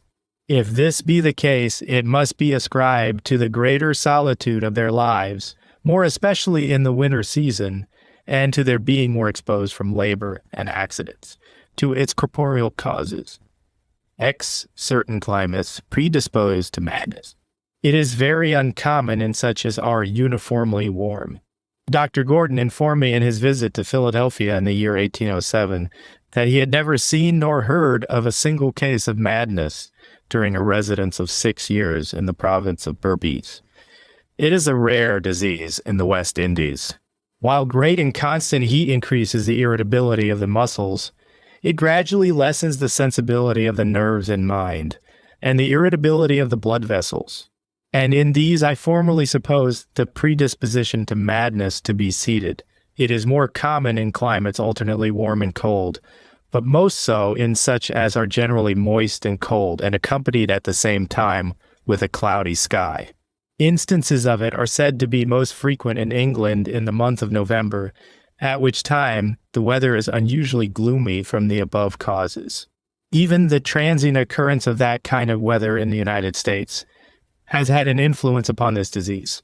In the month of May in the year 1806, it prevailed to a great degree, during which time 3 patients in the Pennsylvania hospital made unsuccessful attempts upon their lives, and a 4th destroyed himself. 2 instances of suicide occurred in the same month in Philadelphia. Nyan's pursuits, amusements, and forms of government have a considerable influence in predisposing to derangement. It is a rare disease among savages. Baron Humboldt informed me that he did not hear of a single instance of it among the uncivilized Indians in South America. Infidelity and atheism are frequent causes of in Christian countries. In commercial countries where large fortunes are suddenly acquired and lost, madness is a common disease. It is most prevalent at those times when speculation is substituted to regular commerce. The madhouses in England were crowded with patients before, and after the bursting of the South Sea bubble in the year 1720, in the United States, madness has increased since the year 1790. This must be ascribed chiefly to an increase in the number and magnitude of the objects of ambition and avarice, and to the greater joy or distress which is produced by gratification or disappointment in the pursuit of each of them. The funding system and speculations in bank scrip and new lands have been fruitful sources of madness in our country. 16 persons perished from suicide in the city of New York in the year 1804, in most of whom it was supposed to be the effect of madness, from the different and contrary events of speculation. Even the profit and losses of regular trade and agricultural labor now and then pervert the understanding. A respectable merchant died of madness in the Pennsylvania hospital in the year 1794, induced by a successful East India voyage. A farmer near Albany, who refused to take 20 shillings a bushel for a large quantity of wheat, in the year 1798 became insane from the sudden reduction of its price. Suicide was induced in a farmer of great wealth in York County in Pennsylvania in the spring of 1812 by a similar disappointment in obtaining a less price than he had been previously offered for a quantity of clover seed. Gaming is an occasional cause of madness in some countries. At Penang in the East Indies, where men often stake their wives upon the issue of a game, this disease is very common.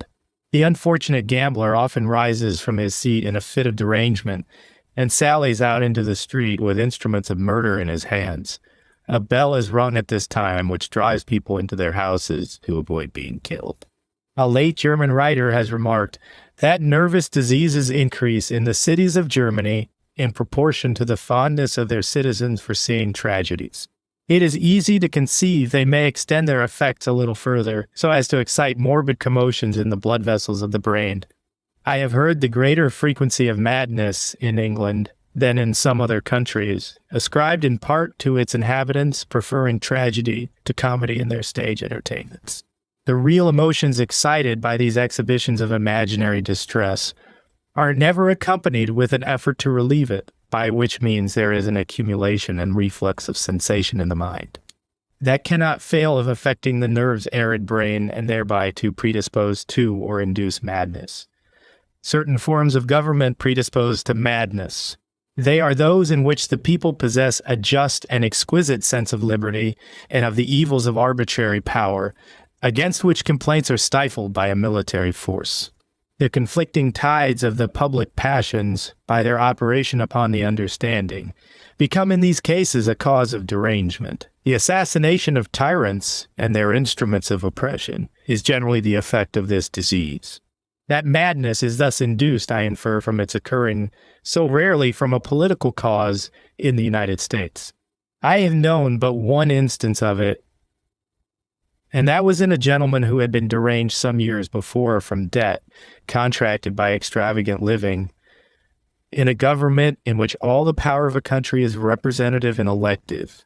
A day of general suffrage and free presses serve like chimneys in a house to conduct from the individual and public mind all the discontent, vexation, and resentment which have been generated in the passions by real or supposed evils, and thus to prevent the understanding being injured by them in despotic countries where the public passions are torpid, and where life and property are secured only by the extinction of the domestic affections. Madness is a rare disease. Of the truth of this remark, I have been satisfied by Mr. Stewart, the pedestrian traveler, who spent some time in Turkey, also by Dr. Scott, who accompanied Lord Macartney in his embassy to China, and by Mr. Joseph Roxas, a native of Mexico who passed nearly 40 years of his life among the civilized but depressed natives of that country. Dr. Scott informed me that he heard of but a single instance of madness in China, and that was in a merchant who had suddenly lost 100 sterling by an unsuccessful speculation in gold dust. Mr. Carr, in his Northern Summer, tells us that madness is an uncommon disease in Russia. It is a rare thing, says this professional traveler, to see a Russian peasant angry. He even persuades and reasons with his horse when he wishes him to quicken his gait. It is to the long protracted civil and ecclesiastical tyranny of the late government of Spain that we must ascribe the small number of maniacs in all the hospitals in that country. They amounted, according to Mr. Townsend, in the year 1786, to but 664 in a population which produces in Great Britain between 40 and 50, 600 of whom are in the city and neighborhood of London. Habits of oppression in all those cases expend the excitability of the passions and prevent their reacting upon the brain. But in some instances, the understanding decays with the passions in despotic countries. This state of the mind has been called fatuity. It is very common in Turkey and China. The ineritable or non-elastic state of the brain upon which this disorder depends is induced in those countries without previous morbid excitement, in the same manner that the disorder called hepatalgia is induced, without previous hepatasis or obvious and sensible inflammation in the liver in the East and West Indies, convulsions in governments which are often accompanied with injustice, cruelty, and the loss of property and friends, and where this is not the case, with an inroad upon ancient and deep-seated principles and habits, frequently multiply instances of insanity. Mr. Volney informed me, in his visit to this city in the year 1799, that there were 3 times as many cases of madness in Paris in the year 1795 as there were before the commencement of the French Revolution. It was induced, I shall say hereafter, in several instances by the events of the American Revolution. 13 different religions and different tenets of the same religion are more or less calculated to induce a predisposition to madness. Dr. Shebbeare says there are fewer instances of suicide, which is generally the effect of madness in Catholic, than in Protestant countries. He ascribes it to the facility with which the Catholics relieve their minds from the pressure of guilt by means of confession and absolution. This assertion and the reasoning founded upon it are rendered doubtful by 150 suicides having taken place in the Catholic city of Paris in the year 1782, and but 32 in the same year in the Protestant city of London. It is probable, however, The greater portion of infidels in the former than in the latter city at that time may have occasioned the difference in the number of deaths in the two places, for suicide will naturally follow small degrees of insanity. Where there are no habits of moral order from religion and no belief in a future state, Dr. Shebbear's assertion is rendered still less probable by considering the usual effects of solitude upon the human mind, and this we know acts with peculiar force in the cells of monks and nuns. This remark is not the result of reasoning a priori of between 240 and 250 deranged people who were confined at one time in a madhouse in the city of Mexico. Mr. Roxas informed me, in a great majority of them, the disease had been contracted in those recluse and gloomy situations. There are certain tenets held by several Protestant sects of Christians which predispose the mind to derangement. They shall be noticed in another place. I shall conclude the history of the remote, exciting, and predisposing causes of madness by the following remarks. J. Its remote causes generally induce predisposing debility. Its exciting causes more commonly induce that morbid excitement in the blood vessels of the brain in which madness is seated. But the sudden and violent action of a remote cause is often sufficient for that purpose without the aid of an exciting cause. 2. Both the remote and exciting causes of madness produce their morbid effects more certainly, promptly or slowly, according as the system is more or less predisposed to the disease by the causes formerly mentioned. 3.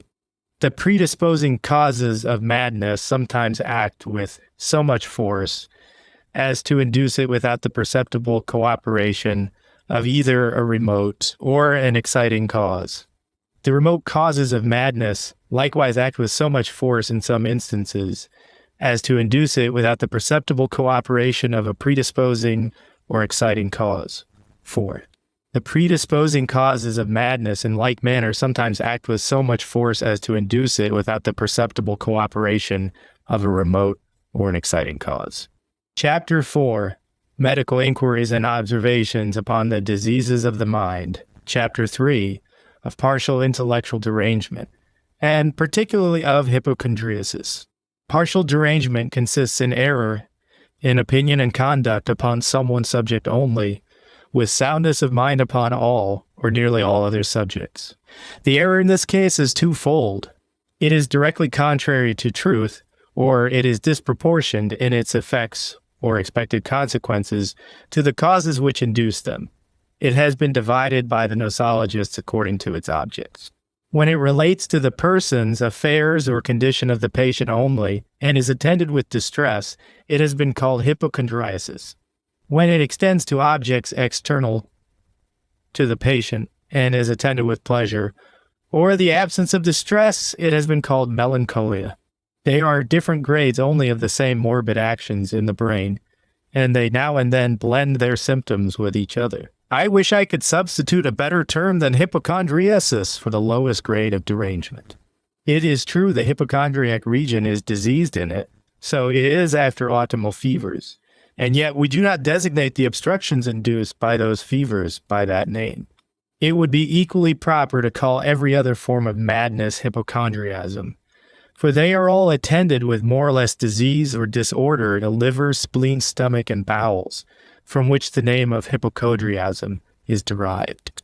But I have another objection to that name, and that is it has unfortunately been supposed to imply an imaginary disease only, and when given to the disease in question, is always offensive to patients who are affected with it. It is true it is seated in the mind, but is as much the effect of corporeal causes as a pleurisy or a bilious fever. Perhaps the term tristomania might be used to express this form of madness when erroneous opinions respecting a man's person, affairs, or condition are the subjects of his distress. I object likewise to the term melancholia when used, as it is by Dr. Cullen, to express partial madness from external causes, because it is sometimes induced by causes that are not external to the patient, but connected with his person, affairs, or condition in life. And 2, because it conveys an idea of its being seated in the liver and derived from vitiated or obstructed bile. Now, the seat of the disease, from facts formerly mentioned, appears to be in the brain, and morbid or obstructed bile is evidently an accidental symptom of it. Perhaps it would be more proper to call it amenomania, from the errors that constitute it being generally attended with pleasure or the absence of distress. The hypochondriasis or tristomania has sometimes been confounded with hysteria, but differs from it. 1. In being induced chiefly by mental causes, and particularly by such of them as act upon the understanding through the medium of the passions and moral faculties. Hysteria is produced chiefly by corporeal causes. Its paroxysms only are excited by such as are mental. The chronic operation of the passions, so far from inducing it, sometimes cures it, or changes it into hypochondriasm. 2. In affecting men more than women. 3. In affecting chiefly persons of sedentary employments. 4. In the absence of globus hystericus. 5. In affecting the blood vessels of the brain as well as the nerves. Hysteria affects the nerves and muscles only, and never the blood vessels, so as to produce derangement, except for a short time, and only during its paroxysms. 6. The nerves in hypochondriasis are in a reverse state from that which takes place in hysteria. In the former they are torpid, or in what Thomson calls a strictum state. In the latter disease, they are highly excitable, or what the same author has called a laxum state. These terms correspond with what Dr. Boerhaave has since denominated a rigid and lax state of the fibers. 7. Hypochondriasis is generally attended with costiveness or diarrhea and durable distress of mind, which are transient affections only in hysteria. And 8. Hypochondriasis is relieved by warm weather and warm drinks. Hysteria is made worse by each of them. Hypochondriasis or tristomania is to hysteria what a typhus fever is to inflammatory fever. It is often combined with it, and sometimes alternates with it, and when cured, it passes out of the system with symptoms of hysteria in all those cases in which it was preceded by them. I beg the attention of the reader to this view of these two forms of disease. It is intended to destroy the nosological distinctions between them. As well might we divide the first and last stages of a fever by specific characters, as divide those two grades of morbid excitement by specific names. I shall now deliver a history of the most characteristic symptoms of the two different forms of partial derangement that have been mentioned, and afterwards take notice of the remedies proper for each of them. I shall begin with hypochondriasis or tristomania. The symptoms of this form of derangement, as they appear in the body, are dyspepsia, costiveness or diarrhoa, with slimy stools, flatulency pervading the whole alimentary canal, and called in the bowels borborygini, a tumid abdomen, especially on the right side, deficient or preternatural appetite, strong venereal desires accompanied with nocturnal emissions of semen, or an absence of venereal desires, and sometimes impotence, insensibility to cold, pains in the limbs at times resembling rheumatism, cough, cold feet, palpitation of the heart, headache, vertigo, tinnitus aurium, a thumping like a hammer in the temples, and sometimes within the brain, a disposition to faint, wakefulness, or starting in sleep, indisposition to rise out of bed, arid a disposition to lie in it for days and even weeks, a cool and dry skin, and frequently of a sallow color, from the want of a regular discharge of bile from the liver and its absorption into the blood, while the alimentary canal is thus depressed, and the blood vessels, nerves, and muscles robbed of nearly all their excitement, or possess it in parts of the body only. The lymphatic system is often preternaturally excited. Hence, we frequently observe in this disease a constant and increased discharge of urine. The characteristic symptom of this form of derangement, as it appears in the mind, is distress, the causes of which are numerous and of a personal nature. I shall enumerate some of them as they have appeared in different people. They relate, 1, to the patient's body. He erroneously believes himself to be afflicted with various diseases, particularly with consumption, cancer, stone, and above all with impotence and the venereal disease. Sometimes he supposes himself to be poisoned, or that his constitution had been ruined by mercury, or that the seeds of the hydrophobia are floating in his system. 2. He believes that he has a living animal in his body. A sea captain, formerly of this city, believed for many years that he had a wolf in his liver. Many persons have fancied they were gradually dying from animals of other kinds preying upon different parts of their bodies. 3. He imagines himself to be converted into an animal of another species, such as a goose, a cock, a dog, a cat, a hare, a cow, and the like. In this case, he adopts the noises and gestures of the animals into which he supposes himself to be transformed. 4. He believes he inherits, by transmigration, the soul of some fellow creatures, but much oftener of a brute animal. There is now a madman in the Pennsylvania hospital who believes that he was once a calf, and who mentions the name of the butcher that killed him, and the stall in the Philadelphia market on which his flesh was sold previously to his animating his present body. 5. He believes he has no soul. The late Dr. Percival communicated to me many years ago an account of a dissenting minister in England who believed that God had annihilated his soul as a punishment for his having killed a highwayman by grasping him by the throat, who attempted to rob him. His mind was correct upon all other subjects. 6. He believes he is transformed into a plant. In the memoirs of the Count de Maurepas, we are told this error took possession of the mind of one of the princes of Bourbon to such a degree that he often went and stood in his garden, where he insisted upon being watered in common with all the plants around him. 7. The patient afflicted with this disease sometimes fancies he is transformed into glass. He believes that by discharging the contents of his bladder, he shall drown the world. 9. He believes himself to be dead. It is worthy of notice, in all these cases of erroneous judgment, the patients reason correctly, that is, draw just inferences from their errors. Thus, the Prince of Bourbon, when he supposed himself to be a plant, reasoned justly when he insisted upon being watered. In like manner, the hypochondriac who supposes himself to be dead reasons with the same correctness when he stretches his body and limbs upon a bed or a board and assumes the stillness and silence of the shroud. It is remarkable further that all the erroneous opinions persons affected with this form of derangement entertain of themselves are of a degrading nature. But again, the distress of a hypochondriac is derived from error respecting 1. His outward circumstances as they relate to his property. 2. The conduct of his friends, relations, or mistress. His birthplace and society of his family, when absent from them. 4. The state of his country. 5. His spiritual state. The mind in its distress from all the above causes is in a reverse state from that which was just now mentioned in drawing erroneous or disproportionate conclusions from just premises. Thus, the hypochondriac who possesses an income which he admits to be equal to all the exigencies of his family reasons unjustly when he anticipates ending his days in a poorhouse.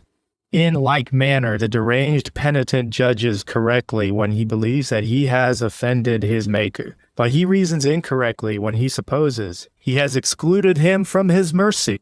In the hypochondriasis, from all the causes that have been mentioned, the patients are for a while peevish and sometimes irascible. The lightest noises, such as the grating of a door upon its hinges, or its being opened and shut suddenly, produce in them anger or terror. They quarrel with their friends and relations, they change their physicians and remedies, and sometimes they discover the instability of their tempers by settling and unsettling themselves half a dozen times in different parts of their native country, or different foreign countries, in the course of a few years, leaving each of them with complaints of their climate, provisions, and the manners of their inhabitants. The hypochondriasis, or tristomania, like most other diseases, has paroxysms and remissions or intermissions, all of which are influenced by many circumstances, particularly by company, wine, exercise, and above all the weather. A pleasant season, a fine day, and even the morning sun often suspend the disease. Mr. Cowper, who knew all its symptoms by sad experience, bears witness to the truth of this remark in one of his letters to Mr. Haley. I rise, says he, cheerless and distressed and brighten as the sun goes on. Its paroxysms are sometimes denominated you low spirits. They continue from a day, a week, a month, a season to a year, and sometimes longer. The intervals differ, one, in being accompanied with preternatural high spirits. 2. and being attended with remissions only, and 3, with intermissions, or in other words, with correctness and equanimity of mind. The extremes of low and high spirits which occur in the same person at different times are happily illustrated by the following case. A physician in one of the cities of Italy was once consulted by a gentleman who was much distressed with a paroxysm of this intermitting state of hypochondriasm. He advised him to seek relief in convivial company and recommended to him in particular to find out a gentleman of the name of Cardini who kept all the tables in the city, to which he was occasionally invited, in a roar of laughter. "Alas, sir," said the patient with a heavy sigh, "I am that Cardini. Many such characters, alternately marked by high and low spirits, are to be found in all the cities in the world. But there are sometimes flashes of apparent cheerfulness and even of mirth in the intervals of this disease which are accompanied with latent depression of mind. This appears to have been the case in Mr. Cowper. Hence, in one of his letters to Mr. Haley, he says, 'I am cheerful upon paper, but the most distressed of all creatures.' It was probably in one of these opposite states of mind that he wrote his humorous ballad of John Gilpin. In the history of hypochondriasm, as far as it has been given, there's a combination of some of the symptoms of hysteria, from the nervous system being partially or alternately in a strictum or laxum, or in other words, in an irritable or irritable state, and from the blood vessels being alternately in a diseased and sound state. This mixture of the symptoms of hypochondriasis and hysteria in these two opposite states of the system is described with great accuracy in the following letter from a gentleman in Virginia, which I received a few years ago, containing the history of his own case. January 25th, 1808. "Sir, I write you to seek relief in a case of disease of the most inveterate, though not uncommon, nature. It is a nervous affection of the most obstinate kind, an apathy and torpor of the bowels and stomach, and a susceptibility of the mind exceeding all description. Loss of sleep to op the mind, an alarming degree at times, and the consequent debility, despair, subsultus tendinum, and paralytic sensations in many parts of my body are the principal evils I suffer. My mind is liable to be excited by trifling and unsubstantial causes, disposed to cleave to unpleasant usages, to dwell on dreadful consequences from really trifling circumstances, to be appalled with vain apprehensions, and to cherish disgusts and disagreeable associations, indeed, to labor under a fixity of ideas which causes my misery. I was attacked in the winter of 1801, and since that time have suffered an immensity of distress, with long intervals, however, of capacity for enjoyment. Moral causes are the sources of my afflictions. The barriers of reason are cobwebs to oppose to the intrusion of this host of enemies. Am I in a convivial company? I think of some unpleasant circumstance. Do I eat heartily? I still think my mind cannot rise above its customary state of feebleness. When I lie down, this fixed image presents itself. I am distressed, alarmed. My blood circulates rapidly. My brain is fired. A train of distressing ideas enter and seize my mind. I am, as it were, all nerve. The least noise is like a shock of thunder, so that for 7 years I have been in the constant habit of stopping both ears with wax, with intervals, however, of strength to bear noise, and sometimes even 1 a.m., as I think, almost well. I am within a few days of 44 years of age. My appetite is always good. I eat everything, drink moderately of wine, have found no good from any regimen, though I have not pursued any regimen but a very short time. I go to bed. My mind is distressed. I get a little quiet, and perhaps I am disposed to rest. At the moment of forgetfulness, which produces sound sleep, this image strikes my mind. I know what I am to suffer, am alarmed. My blood rushes through the jugular vessels. I hear my heart beat and feel it thumping the whole night. My mind on fire, able to pursue no train of pleasant thought a moment. I get worse, despair, think of nothing but my wretched condition, till at last I lose several nights' sleep. My pulse is low and threaded, and at last nature makes an effort and gradually restores me. Such is almost always my course.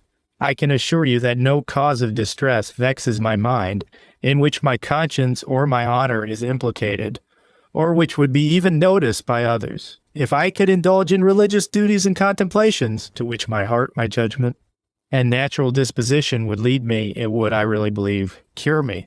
But previous to my first attack, near 8 years ago, in a previous state of debility and nervous affection, which pressed hard on my spirits, I wished to read on religious subjects, until all at once impious and profane ideas struck my mind. My soul recoiled, was shocked. I tried to banish them. Nothing would do. Not a moment were those ideas absent. At last they ceased so fast that I lost many nights and days' sleep, and I was brought near the grave. I got better and overcame, in some sort, this immoral influence, but shall never be able to indulge as I wish in religious duties. My heart often expands with enthusiasm, and then I taste of the joys of heaven. Now, sir, can this dreadful state of mine be cured? Can I be made to possess less feeling and more resolution to resist moral influences on the mind, to bear vexatious or distressing incidents, and to break this association, fixity of ideas? My feet, particularly my left foot, are always cold, and when I labor under great anxiety, both feet have, when warm in bed, a sensation as if they were asleep, as we'd say, which is very distressing. My whole left side is affected more than the other. The auditory nerve of my left ear is affected curiously and unpleasantly, with sharp sounds, as if the body touched the nerve. I cannot well describe it. If I could be tranquil, I should be well.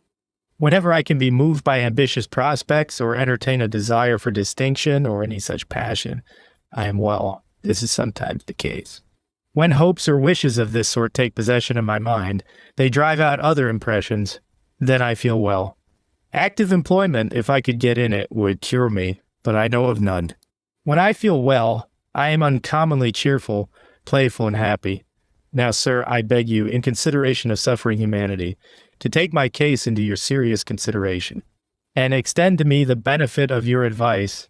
In proportion as the hypochondriac disease advances, the symptoms of the hysteria, which are generally combined with it in its first stage, disappear, and all the symptoms in which the disease is seated acquire a uniformly torpid or irritable state.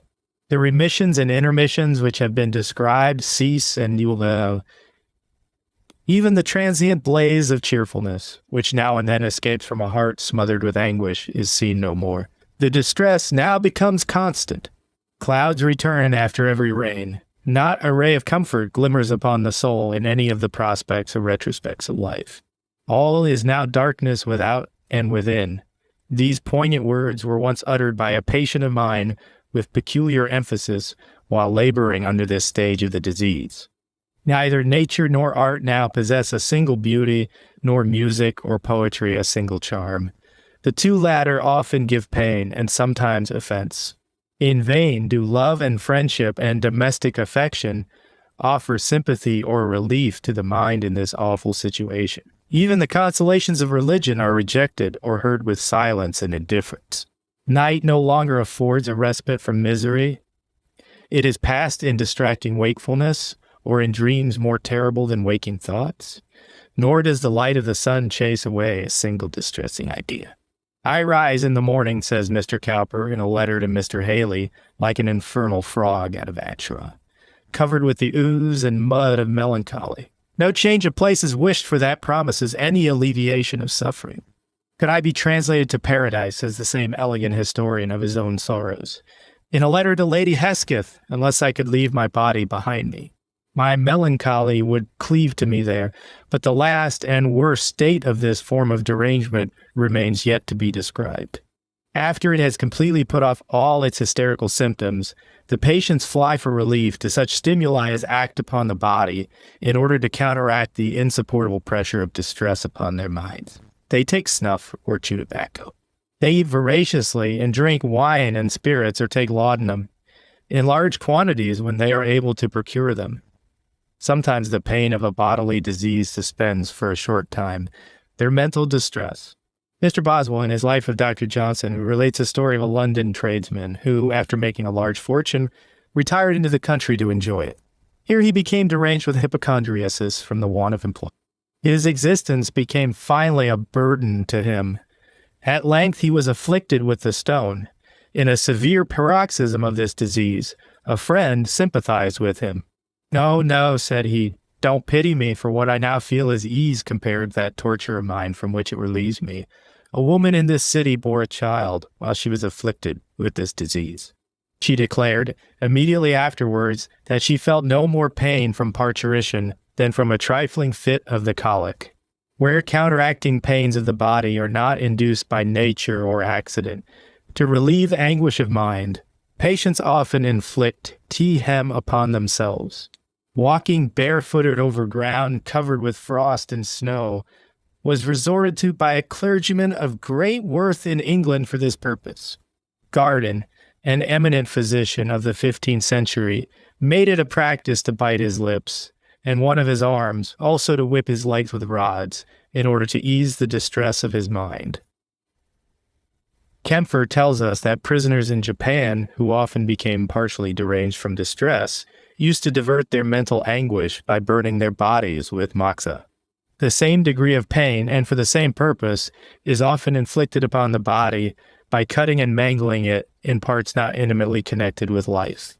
But bodily pain, whether from an accidental disease or inflicted by the patients upon themselves, is sometimes insufficient to predominate over the distress of their minds. Dr. Heberden mentions an instance of a man who was naturally so much afraid of pain that he dreaded even being bled, who, in a fit of low spirits, cut off his penis and scrubbed him with a razor and declared, after he recovered the natural and healthy state of his mind, that he felt not the least pain from that severe operation. A similar instance of insensibility to bodily pain is related by Dr. Ruggieri, an Italian physician, of a hypochondriac madman of the name of Lovell, who fixed himself upon a cross and inflicted the same wounds upon himself, as far as he was able, that had been inflicted upon our Savior. He was discovered in this situation and taken down alive. During the paroxysms of his madness, he felt no pain from dressing his wounds, but complained as soon as they were touched in the intervals of his disease.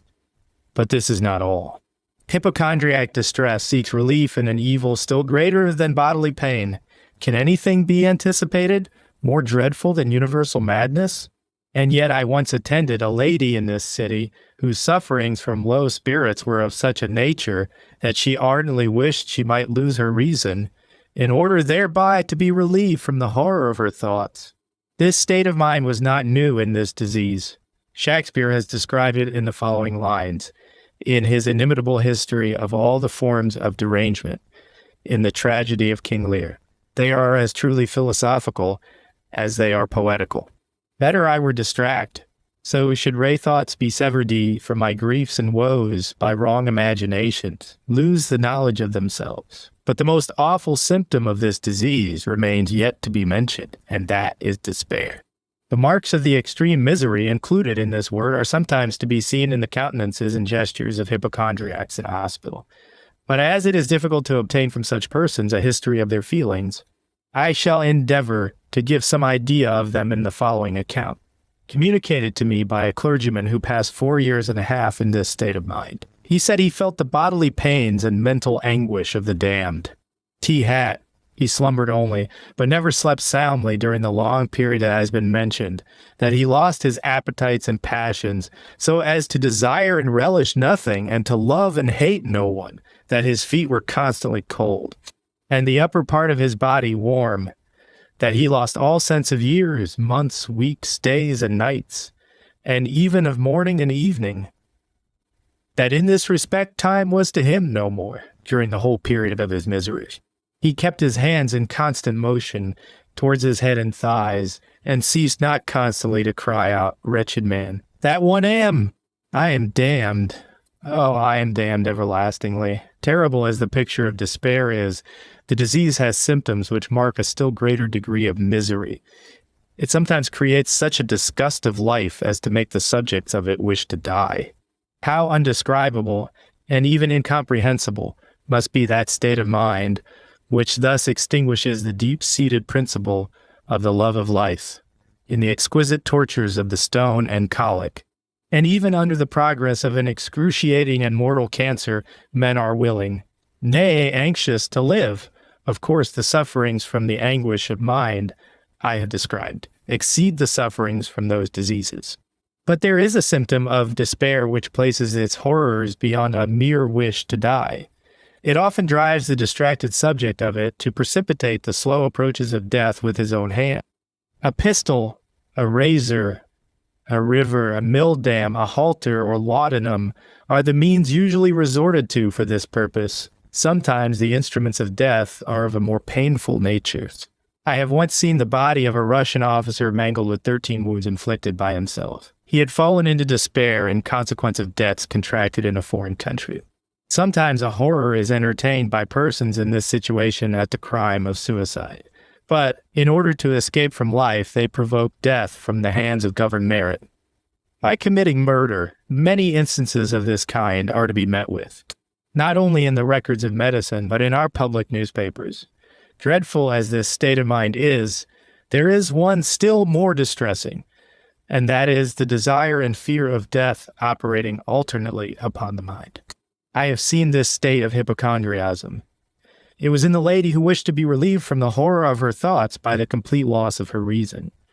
After the history that has been given of the distress, despair, and voluntary death, which are induced by that partial derangement which has been described, I should lay down my pen and bedew my paper with my tears.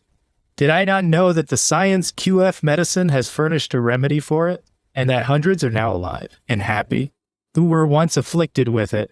Blessed science, which thus extends its friendly empire, not only over the evils of the bodies, but over those of the minds of the children of men. Chapter 5. Medical Inquiries and Observations upon the Diseases of the Mind.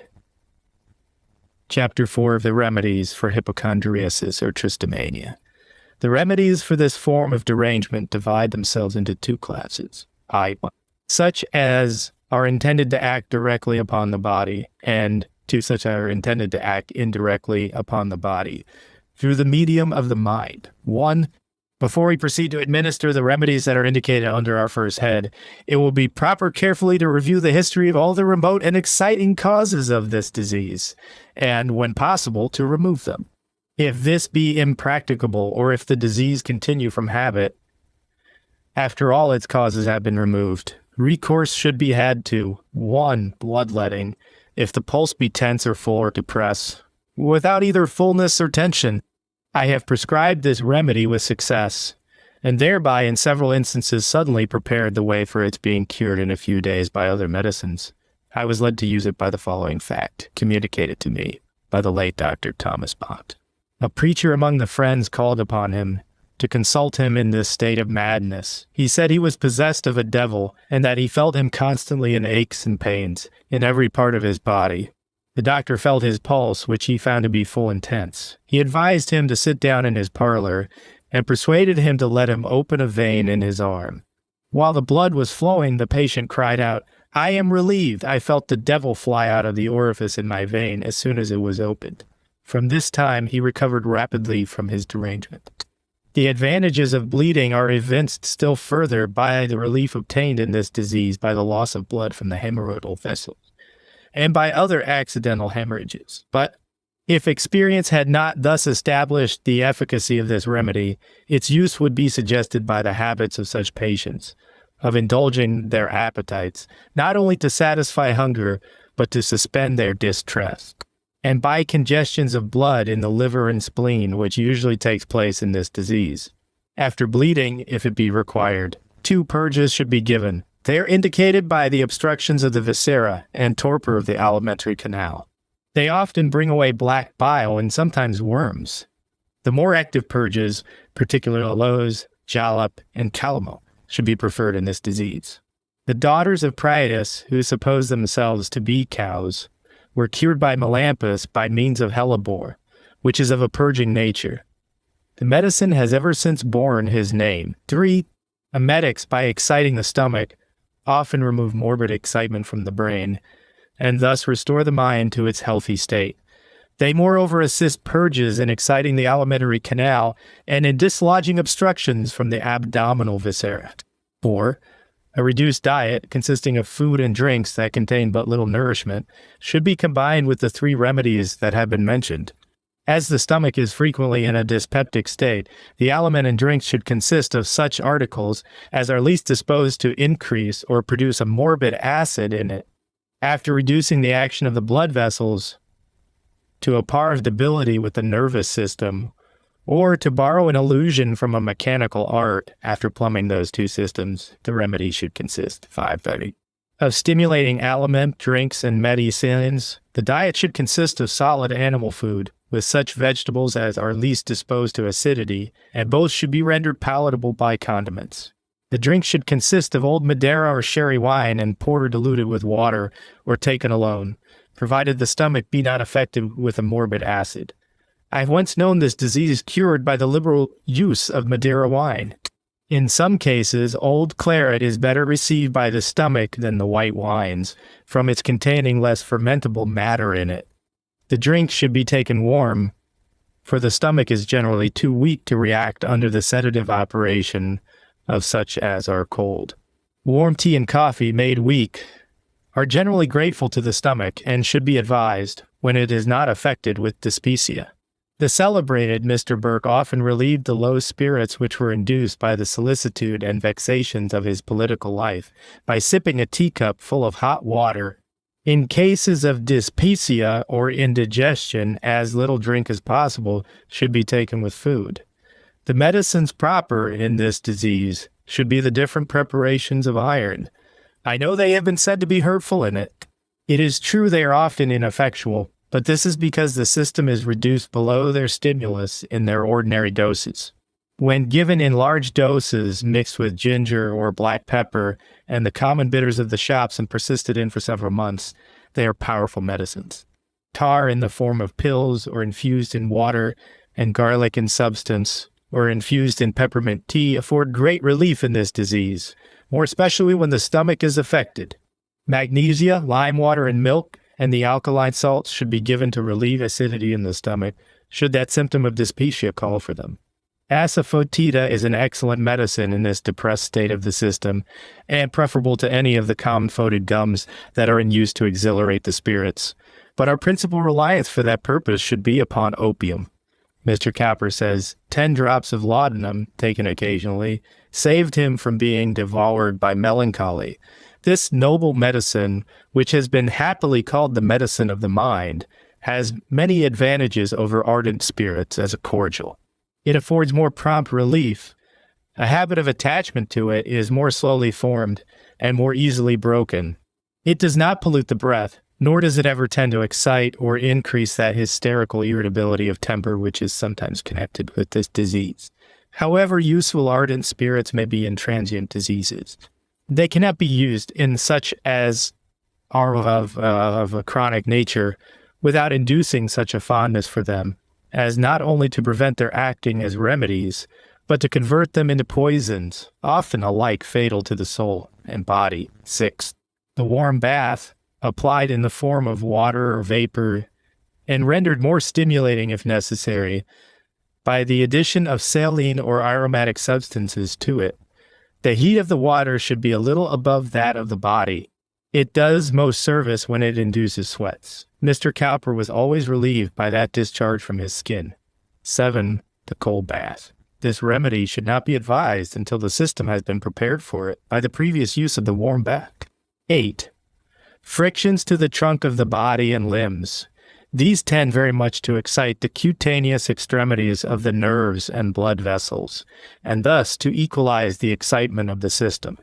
I have known 2 instances in which a recovery from this disease succeeded an attack of the itch. The remedy to this case was probably the pleasurable sensation exhibited by scratching, in order to relieve it. 9. Exercise, especially upon horseback. Labor is still more useful, particularly in the open air. 10. The excitement of pain. I mentioned the accidental effects of the pain of a stone in the bladder and of burning moxa on the body in suspending anguish of mind in the history of this disease. It may be excited in various ways. Mustard to the feet is generally sufficient for this purpose. I once attended a gentleman from Barbados who suffered great distress of mind from a hypochondriac gout, which floated in his nerves and brain. But no sooner did the gout fix and excite pain in his hands or feet than he recovered his spirits and became pleasant and agreeable to all around him. 11. Salivation. Mercury acts in this disease, 1. By abstracting morbid excitement from the brain to the mouth, 2. By removing visceral obstructions, and 3. By changing the cause of our patient's complaints and fixing them wholly upon his sore mouth. The salivation will do still more service if it excites some degree of resentment against the patient's physician or friend. The effects of mercury in this disease have sometimes been compared to those of a handful of shot shaken in a bottle, lined with filth and dirt in order to clean it. It stimulates every part of the body, renders the vessels pervious to their natural juices, conveys morbid action out of the body by the mouth, and thus restores the mind to its native seat in the brain. 12. Blisters and issues have been found useful in this form of madness. They are calculated to excite the action of the skin and to produce what has been happily called a centrifugal direction of the fluid. They are more particularly indicated if the disease have been induced by eruptions repelled from the skin. 2. We come next in order to mention the remedies for the body, which are intended to act through the medium of the mind. The first thing to be done by a physician under this head is to treat the disease in a serious manner. To consider it in any other light is to renounce all observation in medicine. However erroneous a patient's opinion of his case may be, his disease is a real one. It will be necessary, therefore, for a physician to listen with attention to his tedious and uninteresting details of its symptoms and cause.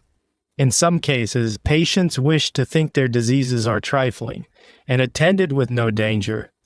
But in hypochondriasis, they are always best satisfied in believing their disease to be difficult and dangerous. A physician should carefully avoid, likewise, speaking lightly of his patient's disease to his friends and neighbors, for he will take uncommon pains to discover from them his opinion of his case. And if it be different from that which has been given to him, he will not only reproach him with a want of candor, but will immediately seek relief from another physician. I once knew an instance of this kind in this city. The patient refused to see the physician afterwards who had thus deceived him. In the worst grade of this disease, he will not bear contradiction, and hence it will be necessary to conform our remedies, as much as possible, to his erroneous opinions of the nature of his disease. If he believes himself to be affected with any of the diseases that were formerly named, medicines must be prescribed for them, and administered in a manner calculated to act upon his principle of faith, and to beget his confidence in them. In the more moderate grade of his errors upon the subject of his disease, contradiction and reasoning may be opposed to them. When these means are employed, the conduct of a physician should correspond with them. I once injured myself, and my patient, who supposed himself to be affected with the venereal disease, by prescribing for him a few mercurial pills, in compliance with his earnest solicitations, after having assured him that he had not a particle of its virus in his system. I have in several instances removed all doubt upon the subject by advising matrimony, or a renewal of conjugal intercourse if my patients were married, and by offering them at the same time a bond for a large sum of money. If any bad consequences should follow their obedience to my advice, in this way I have made many gentlemen happy, and never in a single instance incurred the least discredit or blame. Persons afflicted with this form of derangement, I said formerly, now and then believe themselves to be poisoned. In this case, it is sometimes necessary to humor their error, and to prescribe suitable means to remove. Dr. Cox, in his treatise upon insanity, has furnished us with an excellent precedent for this purpose. A gentleman in England supposed a shirt which he had worn had been poisoned by his maid, and determined to subject her to the punishment of the law. His physician humored his belief and resentment by pretending to have discovered a poisonous matter in his shirt by means of some chemical experiments upon it, and concurred with him in prosecuting his maid for an intended murder. A new course was hereby given to his thoughts, and a new action excited in his brain, by which he was perfectly cured. Terror once cured for a while a patient of mine of a belief that he had been poisoned by taking arsenic as a medicine, and that it had eaten out his bowels. A student of medicine, to whom he told his tale, attempted to convince him of his error, upon which he begged him to open him, and to satisfy himself by examining the cavity of his belly. After some preparation, the student laid him upon a table and drew the back of a knife from one extremity of his belly to the other. "Stop, stop," said my patient. "I've got guts," and suddenly escaped from the hands of his operator. His cure would probably have been durable after the use of this remedy had not real distress from another cause brought back that which was imaginary. If our patient imagined he has a living animal in his body, and he cannot be reasoned out of a belief of it, medicines must be given to destroy it. And if an animal, such as he supposes to be in his body, should be secretly conveyed into his closed stool, the deception would be a justifiable one. If it served to cure him of his disease, if our patient should believe himself to be transformed into an animal of another species by transmigration, or in any other way, our remedies should be accommodated to the grade of his madness, and the nature of the animal into which he supposes himself to be changed. Ridicule has sometimes been employed with success in such cases. Mr. Pinnell mentions an instance of its sudden efficacy in curing a watchmaker in Paris, who believed that his head had been cut off, and that he carried the head of a man who had been guillotined instead of his own. A physician formerly of this city used to divert his friends by relating the history of a cure which had been performed of a patient in this form of madness, who believed himself to be a plant. One of his companions, who favored his delusion, persuaded him he could not thrive without being watered, and while he made the patient believe, for some time, he was pouring water from the spout of a teapot, discharged his urine upon his head. The remedy in this case was resentment and mortification. Cures of patients who suppose themselves to be glass may easily be performed by pulling a chair, upon which they are about to sit, from under them, and afterwards showing them a large collection of pieces of glass as the fragments of their bodies. And willingness to discharge the contents of the bladder from the cause that has been mentioned was once cured by persuading the patient that the world was on fire and that nothing but his water would extinguish it. This error was cured by Dr. Ferrier by means of an emetic, which by its acti on upon the stomach destroyed the command of the patient's will over the sphincter of the bladder. I have heard of a person afflicted with this disease, who supposed himself to be dead, who was instantly cured by a physician proposing to his friends, in his hearing, to open his body, in order to discover the cause of his death. In all the cases that have been mentioned of error and distress which relate to the body only, similar advantages would probably arise from exciting fear or anger or any other powerful emotion of the mind. I attended a young man in the year 1806, who cherished an obstinate hypochondriac beliefs after his recovery from the autumnal fever that he should die, and felt at the same time a great dread of death. I assured him over and over that he was in no danger, but without being able to inspire him with the least expectation of life. In one of my visits to him, I asked him upon entering his room how he was. "Very bad," said he, and repeated his belief that he should soon die. His nurse, who sat by him, added that he had fixed upon an hour in the approaching night as the time for his dissolution. After pausing a few moments, I asked him if I should send a joiner to measure him for his coffin. This question instantly gave a new current to his feelings, and from that time he recovered rapidly, nor did he ever mention an apprehension of dying to me in any of my subsequent visits to him. Anger had uniformly the same beneficial effects upon a gentleman in Maryland, who, when in health, was accustomed to speculate upon controverted subjects in religion. There was an opinion held by one sect of Christians, which he held in great abhorrence. His friends, who knew this, always contrived, when they saw him unusually dejected, to provoke a controversy with him upon the subject that was hateful to him. It never failed to rouse his resentment, and thereby banish, for a while, a paroxysm of his disease. If debt be the cause of our patient's disease, we may presume it has been incurred with a clear conscience and a fair character, for a dishonest man seldom feels distress enough from this cause to bring on disease. In this case, we must advise our patient to take the benefit of our insolvent and bankrupt laws. Many men have been thus saved from a miserable death and restored to health and usefulness to their families and society. If the disease has been induced by the supposed or real ingratitude, neglect, or ill usage of the mind, Ill friends or relations, there are two modes of treating it. One consists in advising forgiveness or contempt of the injury. The other in exciting a moderate degree of anger against the persons who have offended or injured our patients. This anger, by its stimulus, counteracts the depression both of the body and mind. It should be carefully guarded from venting itself in acts of malice or revenge. If the disease be induced by nostalgia or what is called homesickness, the patient shall be advised to visit his native country. It was once cured by this means in a Welsh soldier in the British Army. When this remedy cannot be employed, it should be opposed by exciting a powerful or active counter-passion.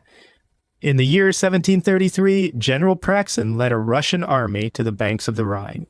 At this remote distance from their native country, 5 or 6 soldiers became unfit for duty every day from homesickness. The general issued an order to bury alive all who were affected with it. This punishment was inflicted in 2 or 3 instances, in consequence of which the disease instantly disappeared from the army. Fear excited by a far less cruel remedy, I have no doubt, would have had the same effect. The remedies for this disease, when brought on by disappointed love and by grief, shall be mentioned when we come to treat of the cure of the diseases of the passions. It will naturally occur to the reader that the 3 last causes of hypochondriac madness will be concealed by a patient from the knowledge of a physician. But they must be extorted by direct or indirect means, or the appropriate remedies cannot be employed to remove their hurtful influence upon the system. If the derangement of our patient has been induced by the real or supposed distresses of his country, it will be proper to advise him to avoid reading newspapers and conversing upon political subjects, and thereby to acquire a total ignorance of public events. But if he object to this remedy, he should be advised to take a part in the disputes which divide his fellow citizens. In favor of this conduct, I shall mention a single fact. There was a form of this disease, well known during the Revolutionary War, in several of the states by the names of the Tory rot and the protection fever. It was confined exclusively to those friends of Great Britain, and to those timid Americans who took no public part in the war. Of the mind, 1 in 3, many of them died of it, but not a single Whig nor Royalist who took an active part in the Revolution was affected with it. This was the more remarkable as many of them lost their fortunes and former rank in society by their exertions in support of the principles and measures to which they had devoted their passions or their lives. By eating garlic, we become insensible of the breath of persons that have been rendered offensive by it. In like manner, by imbibing a portion of party spirit, we become insensible of the vices and follies of our associates in politics, and thus diminish more or less than 1/2, according to the number of our party, the source of hypochondriacal derangement. Happily for our citizens, the disease that has been named has passed away with the events of the American Revolution. And from the general operation of the above remedies, as well as from causes formerly mentioned, it has rarely been succeeded by any other form of political hypochondriasm in the United States. If the disease be derived from a sense of guilt, it is generally connected with ignorance or erroneous opinions in religion. The former must be removed by advising the visits of a sensible and enlightened clergy. The latter consists generally in our patient's believing one or both the following errors. 1.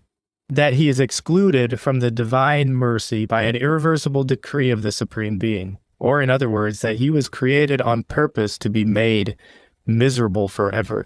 The second error believed by our patient is that he has committed the unpardonable sin. To the first error we may reply that there is no pagan opinion more contrary to nature and reason and to the whole tenor, as well as to the most consistent interpretations of the Scriptures, than the doctrine of men being called into existence on purpose to endure the pains of eternal misery.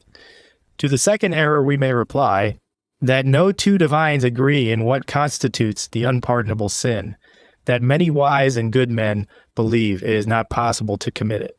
In the present state of the gospel dispensation, and all divines agree that no man had committed it, who was afraid he had.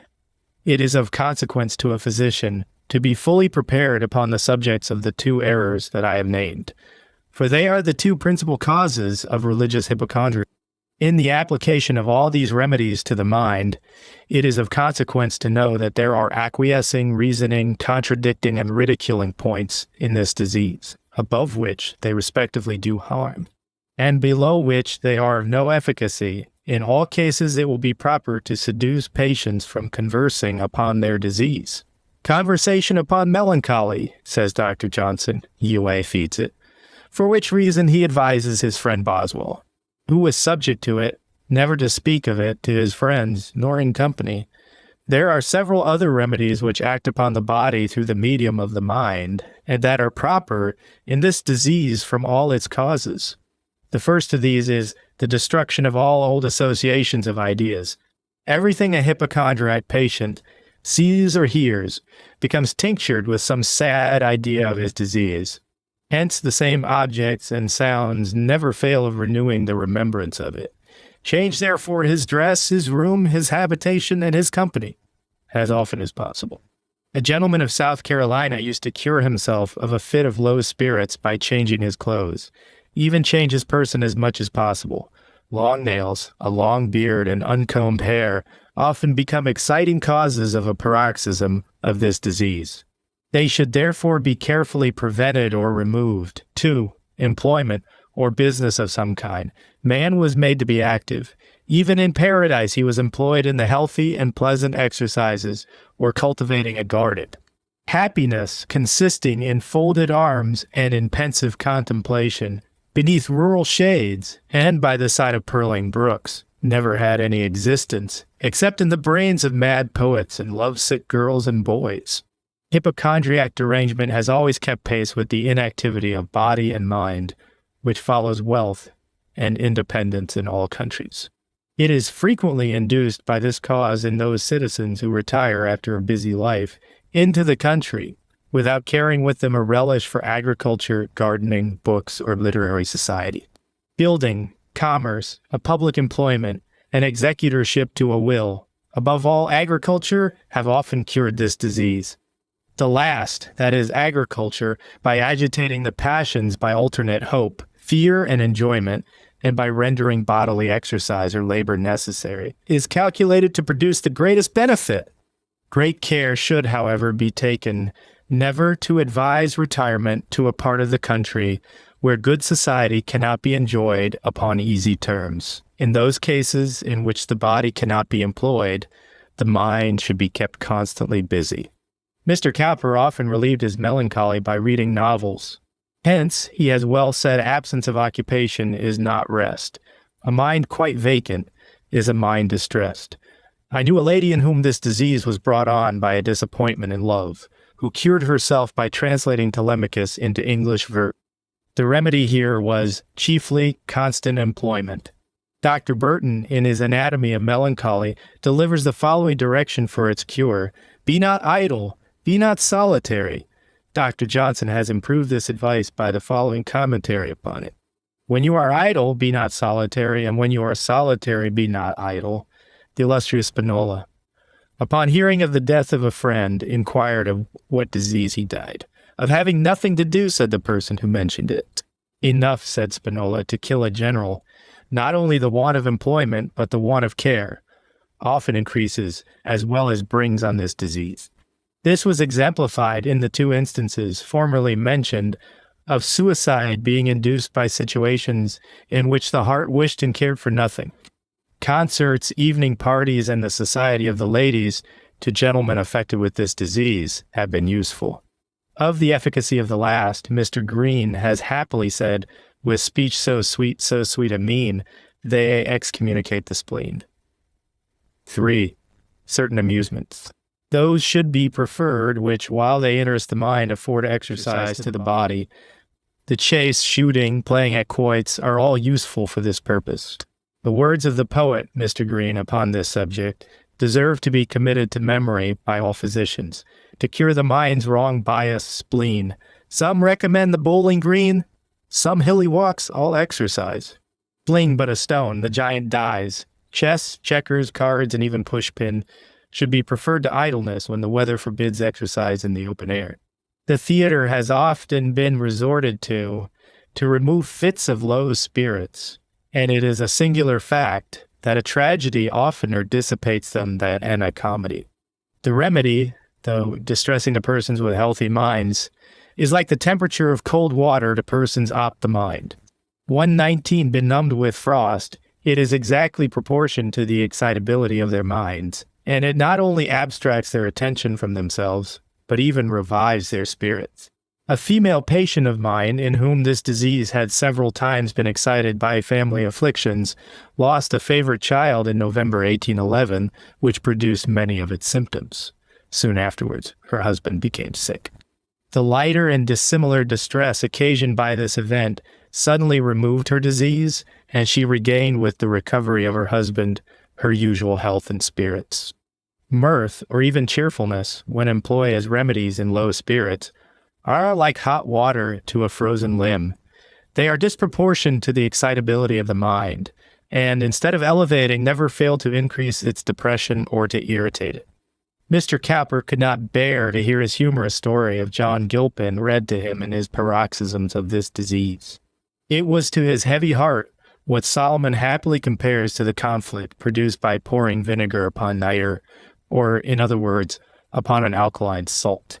Certain objects, distinguished for their beauty or grandeur, often afford relief in this disease.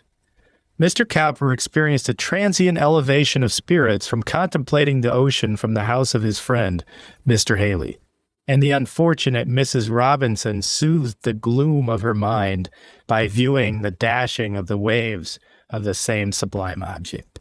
By the light of the moon at bright, certain animals suspend the anguish of mind of this disease by their innocence, ingenuity, or sports. Mr. Cowper sometimes found relief in playing with 3 tame hares, and in observing a number of leeches to rise and fall in a glass with the changes in the weather. The poet says, "Laugh and be WDL." Monkeys have been extreme good doctors for the spleen, and kitten, if the humor hit, has harlequined away the fit. The famous Luther was cheered under his fits of low spirits by listening to the prattle, and observing the sports and innocent countenances of young children. The tone of their voices is probably a source of a part of the relief derived from their company. Mr. Cowper was always exhilarated by conversing with Mr. Haley's son, only because he was pleased with the soft, arid, musical tones of his voice. 4. Music has often afforded great relief in this disease. Luther, who was sorely afflicted with it, has left the following testimony in its favor. "Next to theology, I give the highest place to music, for thereby all anger is forgotten. The devil, also melancholy, and many tribulations and evil thoughts are driven away. For the same reason that tragedies afford more relief than comedies, plaintive tunes are more useful than such as are of a sprightly nature. I attended a citizen of Philadelphia occasionally in paroxysms of the disease, who informed me that he was cured of one of them by hearing the old 100-psalm tune sung in a country church. His disease, he said, instantly went off in a stream of tears.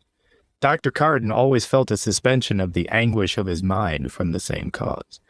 And Mr. Cowper tells his friend Mr. Haley in one of his letters that he was relieved as soon as his troubles gushed from his eyes. The tears in these cases acted by indirectly depleting from the brain. It is remarkable that sprightly tunes are as offensive as comic representations in this disease. This was once exemplified by a Mr. Durborough, formerly a patient in the Pennsylvania hospital. In a fit of low spirits, he heard the sound of a lively tune from a flute in an adjoining room. He suddenly rushed into it, snatched the flute from the gentleman's hands who was playing upon it, and broke it in pieces upon his head. Committing entertaining passages of prose and verse to memory and copying manuscripts, have been found useful in relieving hypochondriasm. They divert and translate attention and action from the understanding to a sound part of the mind. Reading aloud has nearly the same effect. 6. Dr. Burton recommends, in the highest terms, the reading of the Bible to hypochondriac patients. He compares it to an apothecary's shop, in which is contained remedies for every disease of the body. I have frequently observed the languor and depression of mind which occur in the evening of life to be much relieved by the variety of incidents and the sublime and comfortable passages that are contained in that only true history of the origin, nature, duties, and future destiny of man. A Captain Woodward of Boston, who lately suffered all the hardships of shipwreck on an inhospitable island in the East Indies, found great comfort in revolving the history of Joseph and his brethren in his mind. A Captain Inglefield revived his spirits and those of his crew in a similar situation by telling them pleasant stories. The mind requires a succession of connected events to divert it from itself, and this is the reason why stories of all kinds, which require constant attention to comprehend them, are so useful in this disease. Where there is no relish for the simple and interesting stories contained in the Bible, the reading of novels should be recommended to our patients. They contain a series of supposed events which arrest the attention and cause the mind to forget itself. It is because they so uniformly produce this effect that they are often resorted to by old people, even of elevated understandings, in order to divert themselves from the depression of spirits which the death or treachery of friends, bodily pain, and the dread of futurity create in their minds. 7. Mentioning the name of a parent, relation, or friend from whom the patient has received acts of kindness, protection, or relief in early life.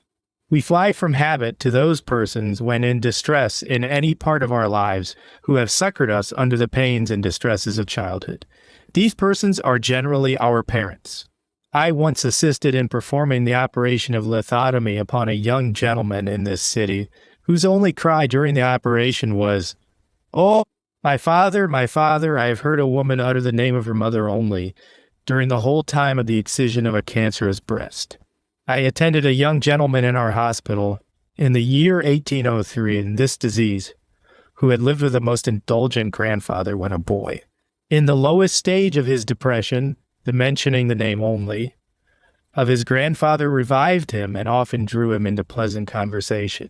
The same advantages might probably be derived from carrying a patient's memory and imagination back to the innocent and delightful sports and studies of early life. 8. Matrimony if our patients are single. The constant pursuits and wholesome cares of a family generally prevent and cure, such as are transient and imaginary. 9. Terror, by the concussion it gives to both body and mind, has sometimes cured this disease. A lady in New York, in whom it was induced by the habitual use of opium, was cured by this remedy, administered by the hand of her physician. In one of his visits to her, he took a large snuff box out of his pocket. She looked at it as if she wished for a pinch of snuff. The physician upped the mind. U-125 put it into her hands. Upon opening it, an artificial snake that had been coiled up in it suddenly leaped upon her shoulder. She was convulsed with terror, and from that time left off the use of opium and rapidly recovered. She lived 40 years afterwards in good health, and finally died about 80 years of age. 10. Traveling. Long journeys should be preferred to short excursions from home. They relieve the mind from a monotony of objects and awaken a constant succession of new ideas. They, moreover, create a necessity for constant bodily exertion, and they remove the patient from the society of his friends, who, by being obliged to listen to his complaints, add fuel to the disease. The journeys in those cases should be to a warm climate, and the patient should be advised before he leaves home to change every article of his dress, even the furniture of his pockets, that he may see nothing while abroad.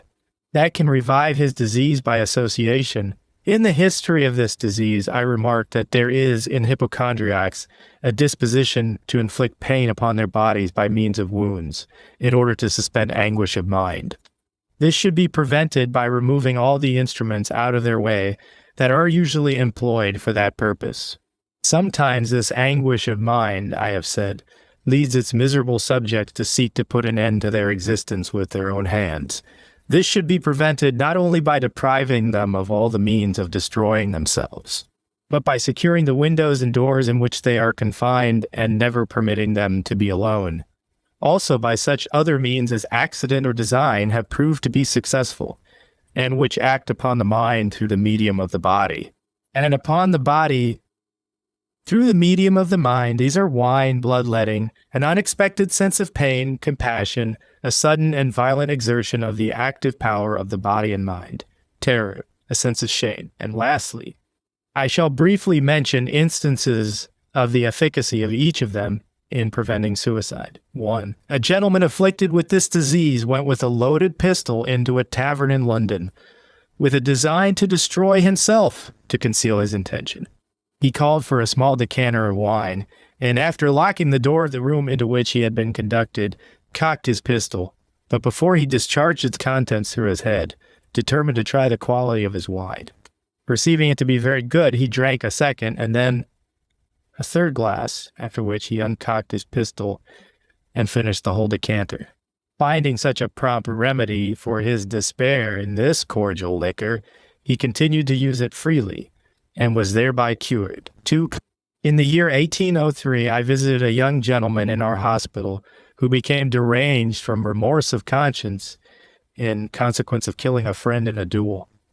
His only cry was for a pistol, that he might put an end to his life. I told him the firing of a pistol would disturb the patients in the neighboring cells, and that the wound made by it would probably cover his cell with blood, but that I could take away his life in a more easy and delicate way by bleeding him to death. From a vein in his arm and retaining his blood in a large bowl, he consented at once to my proposal. I then requested Dr. Hartshorn, the resident physician and apothecary to the hospital, to tie up his arm and bleed him to death. The doctor instantly feigned a compliance with this request. After losing nearly 20 ounces of blood, he fainted, became calm, and slept soundly the ensuing night.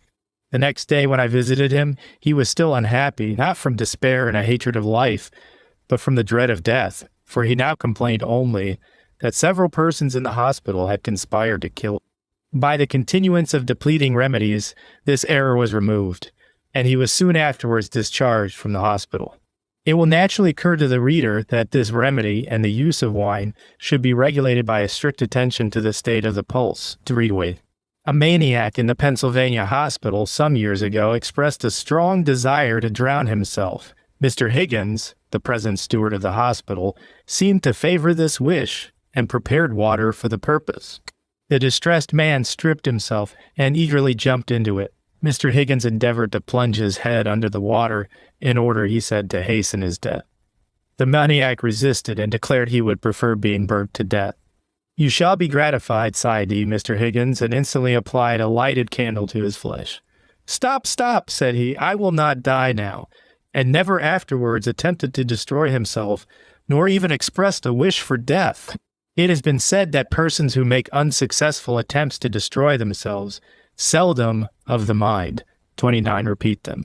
If this remark be true, I suspect it is only in those cases in which the attempt, like the one above mentioned, has been accompanied with pain.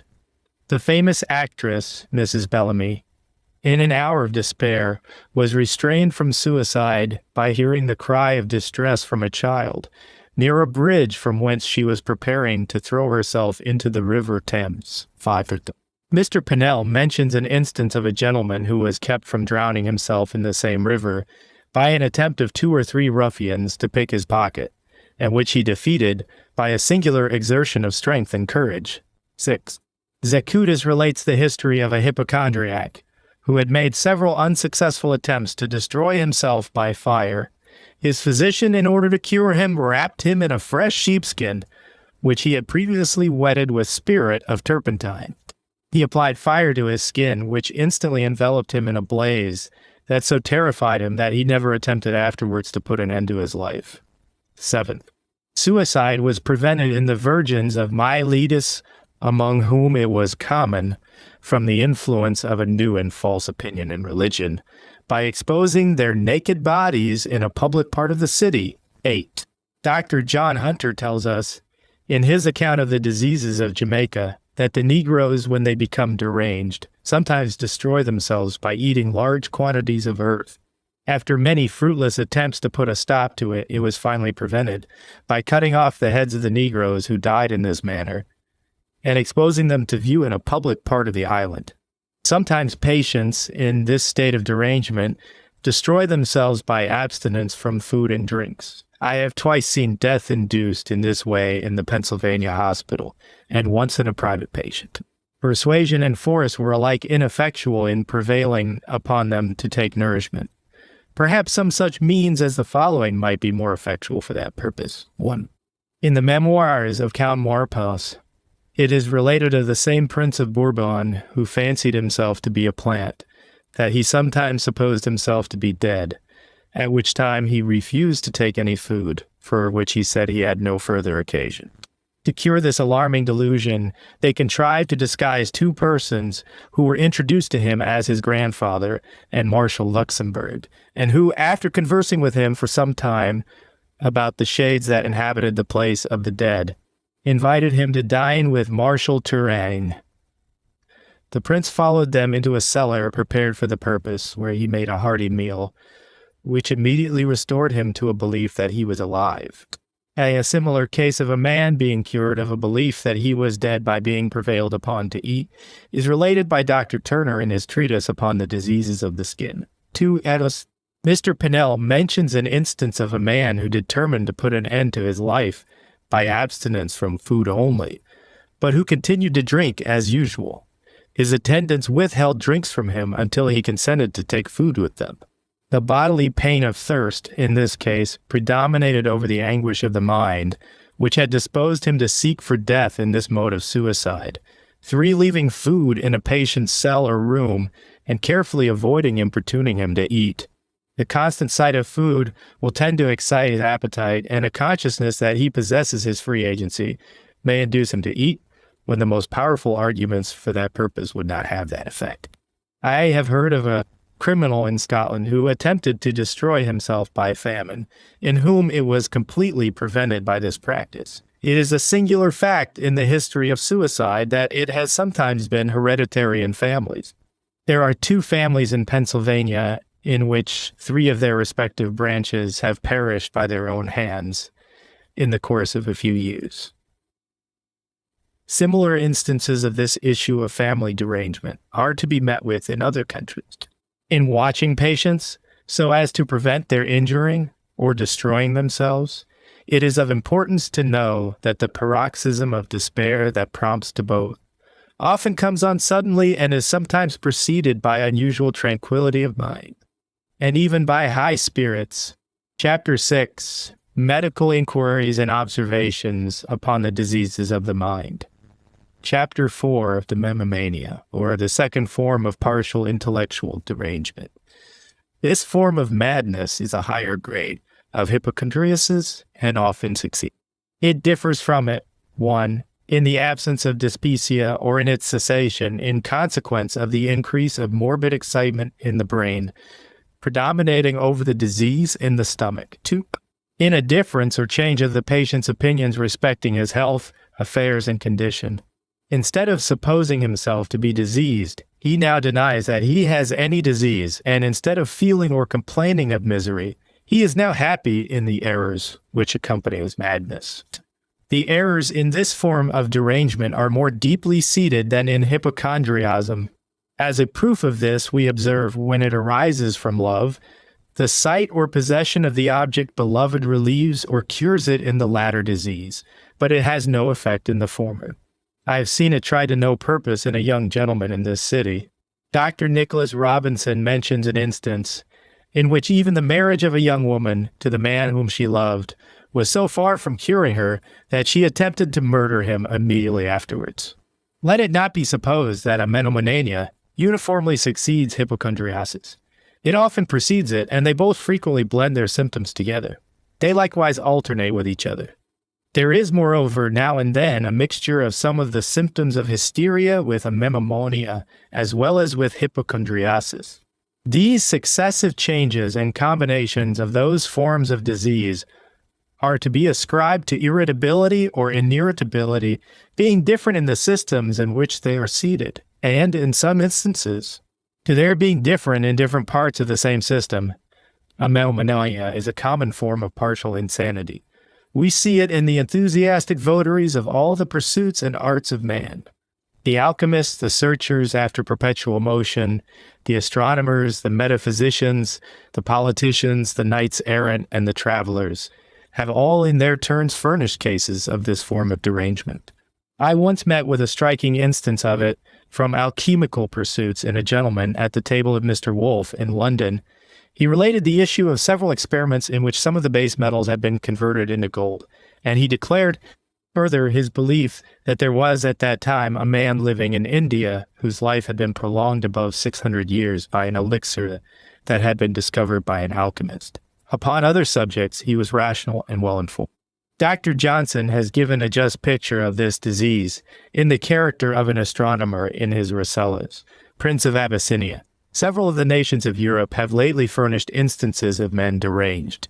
From a belief in the possibility of producing perfection in human nature and in civil government by means of what they absurdly called the omnipotence of human reason. But we see this disease of the mind most frequently in the enthusiasts in religion, in whom it discovers itself in a variety of ways, particularly when in a belief that they are the peculiar favorites of heaven and exclusively possessed of just opinions of the divine will as revealed in the scriptures. 2. That they see and converse with angels and the departed spirits of their relations and friends. 3. That they are favored with visions and the revelation of future events. And 4. That they are exalted into beings of the highest order. I have seen 2 instances of persons who believe themselves to be the Messiah, and I have heard of each of the sacred names and offices of the Father, Son, and Holy Ghost having been assumed at the same time by 3 persons, under the influence of this partial form of derangement in a hospital in Mexico. There was a time when persons thus deranged were subjected to fines, imprisonment, the extirpation of their tongues, and even to death from fire in the halter. To the influence of the science of medicine we are indebted for teaching that these opinions are generally as devoid of impiety as an epileptic fit, and for consigning, by that humane discovery, the deluded subjects of them to the cells of a hospital instead of a jail, and to the hand of a physic aeon instead of the hands of the last officer of what has improperly been called criminal justice. In all these cases of partial derangement, the understanding is not only sound upon subjects unconnected with that which produced the disease, but all the other faculties of the mind are unimpaired, nor do we observe the subjects of it, as in general madness, to be irritated or unusually excited by conversing upon the single and original subject of their disease. It is remarkable that all the errors of menomania are the reverse of those of tristomania, formerly mentioned in elevating the patient above his ordinary rank and condition of life. The physical remedies for this form of partial derangement are nearly the same as those which have been recommended for tristomania, particularly bleeding, purging emetics, and low diet, an excited state of the blood vessels, and, after they are reduced, stimulating diet, drinks and medicines, and a change of company, pursuits, and climate.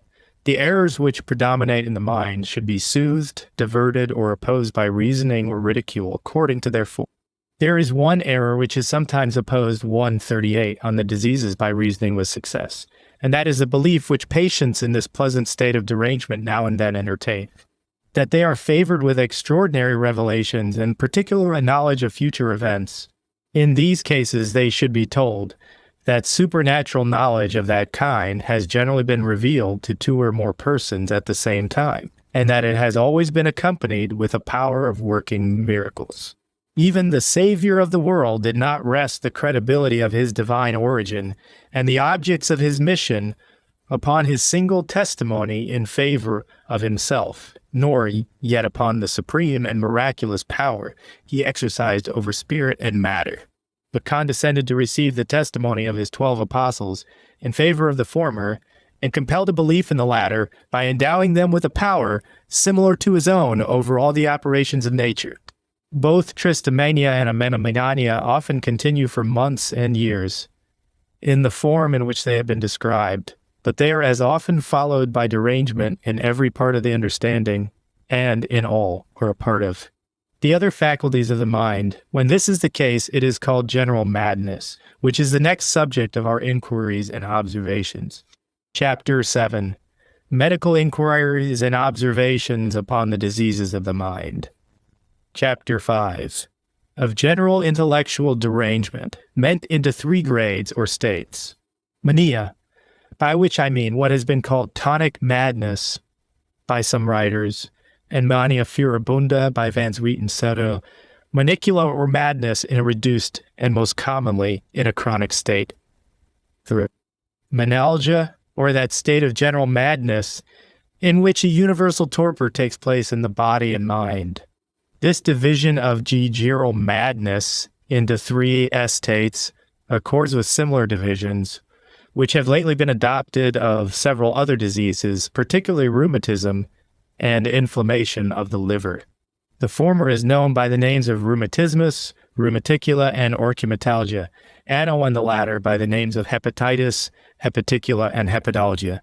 The propriety of thus conforming madness to the divisions of those two diseases will appear when we consider the unity of their proximate cause, and that they all depend upon similar morbid actions in the blood vessels. Rheumatism and hepatitis, therefore, may be considered, if I may be allowed the illustration, as madness in the joints or liver, and madness as rheumatism or hepatitis in the brain. I shall begin with the history and cure of general madness of the first grade, or of what I have called mania.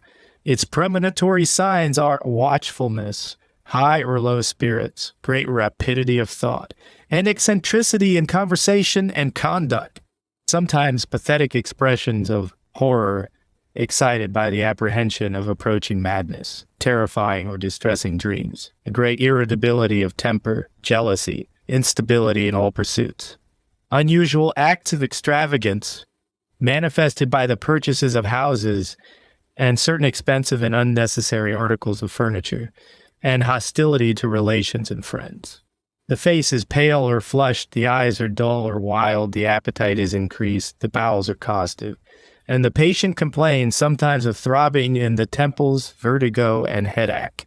The gentleman formerly mentioned, in whom madness was excited by a number of small shot lodged in his foot, when a schoolboy was afflicted with deafness.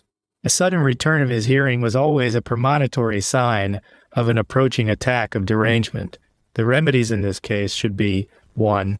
The removal of all the remote and exciting causes of the disease, and particularly to abstract the patient from study and business, if they have produced it, and to substitute in their room relaxation and amusements.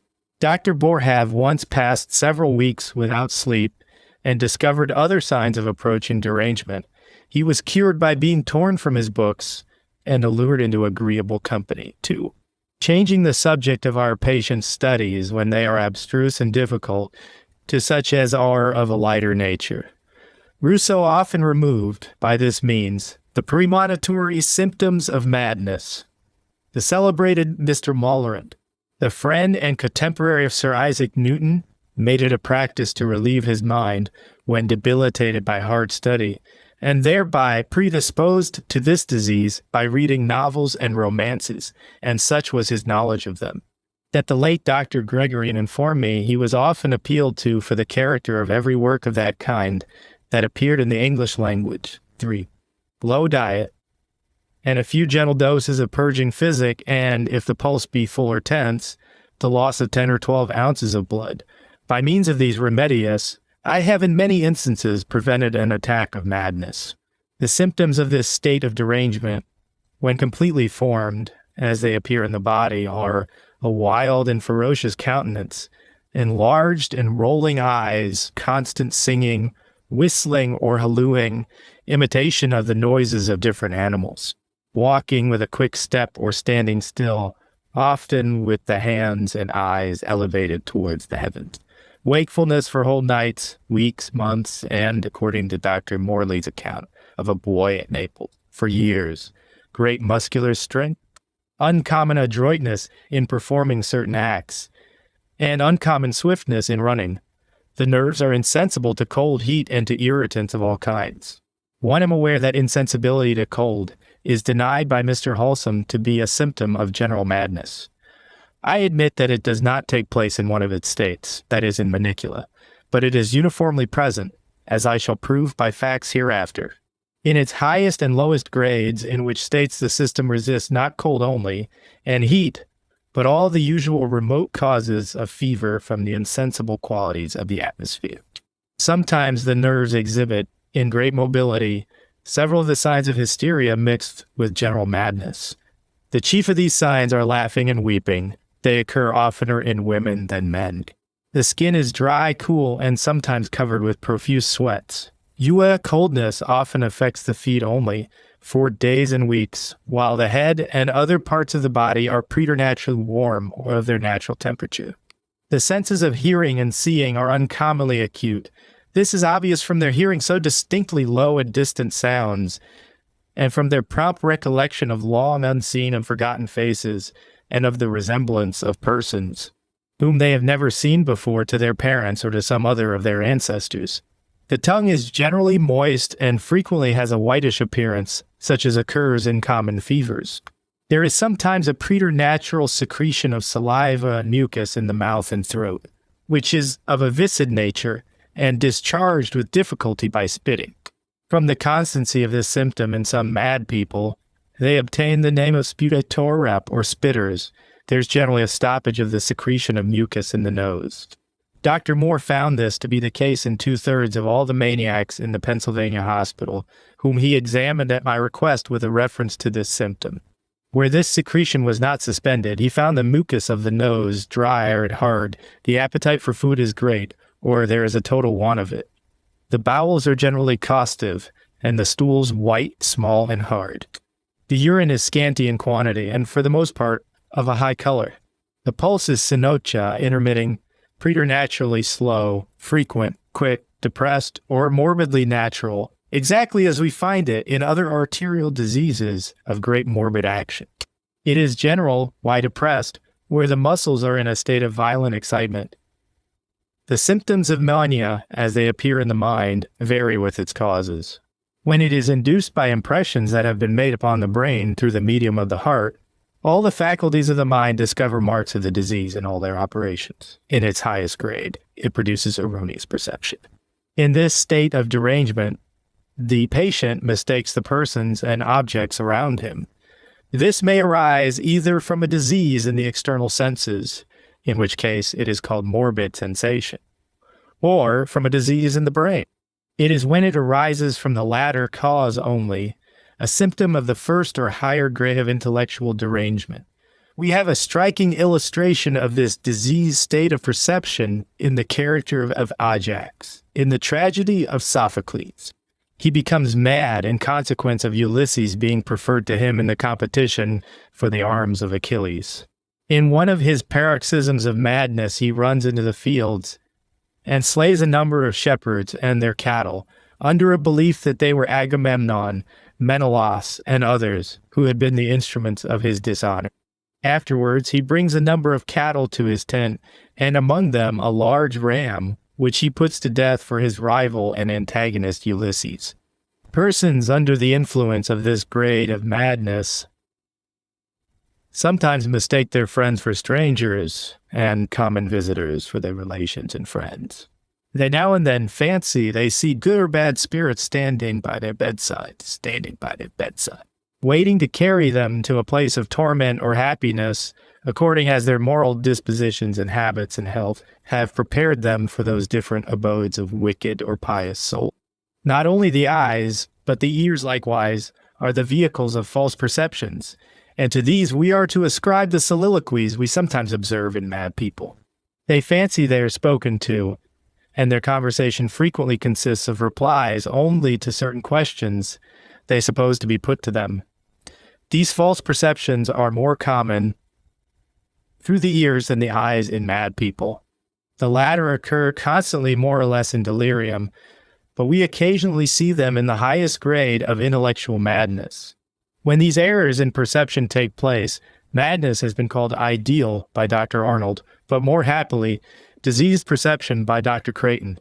It is in this state of madness only that it is proper to say persons are out of their senses, for the mind no longer receives the true images of external objects from them. To account for these erroneous or diseased perceptions, it will be necessary to remark that the correspondence of ideas and thoughts with impressions depends upon the sameness of the impressions which produce the original ideas and thoughts.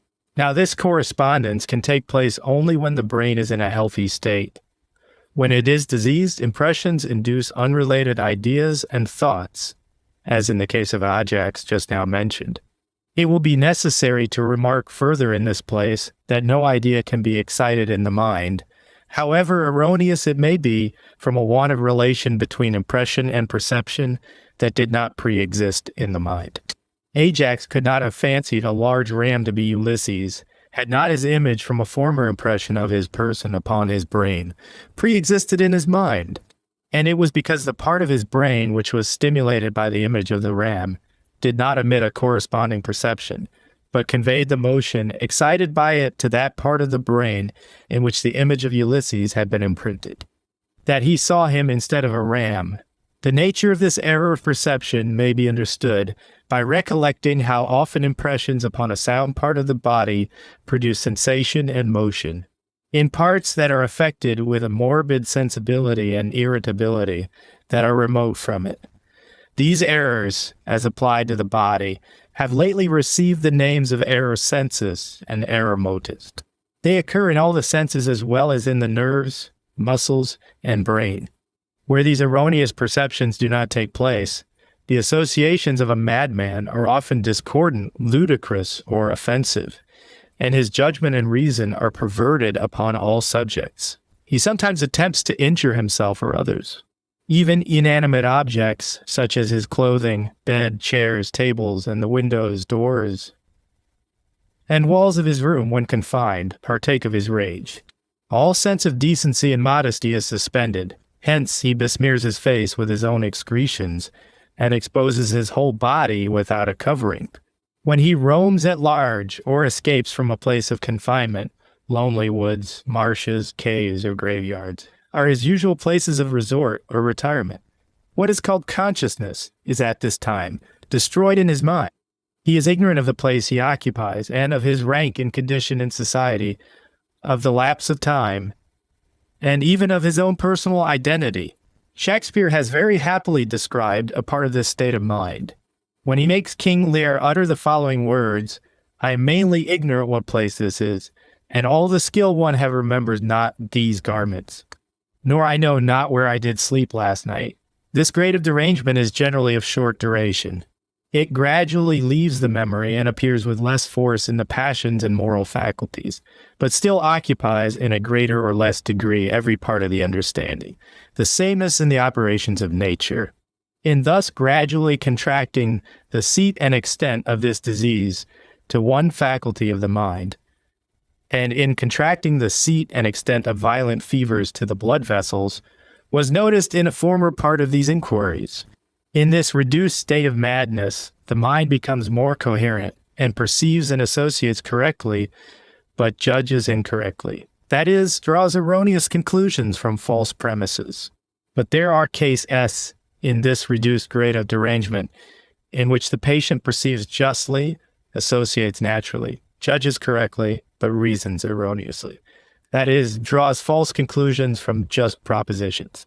Sometimes he discovers the reverse of this state of mind by drawing just conclusions from erroneous perceptions, associations, and judgments. Thus, when he fancies himself to be a king, he errs in all the ways that have been mentioned. But observe his conduct. He covers himself with a blanket, which he calls a robe.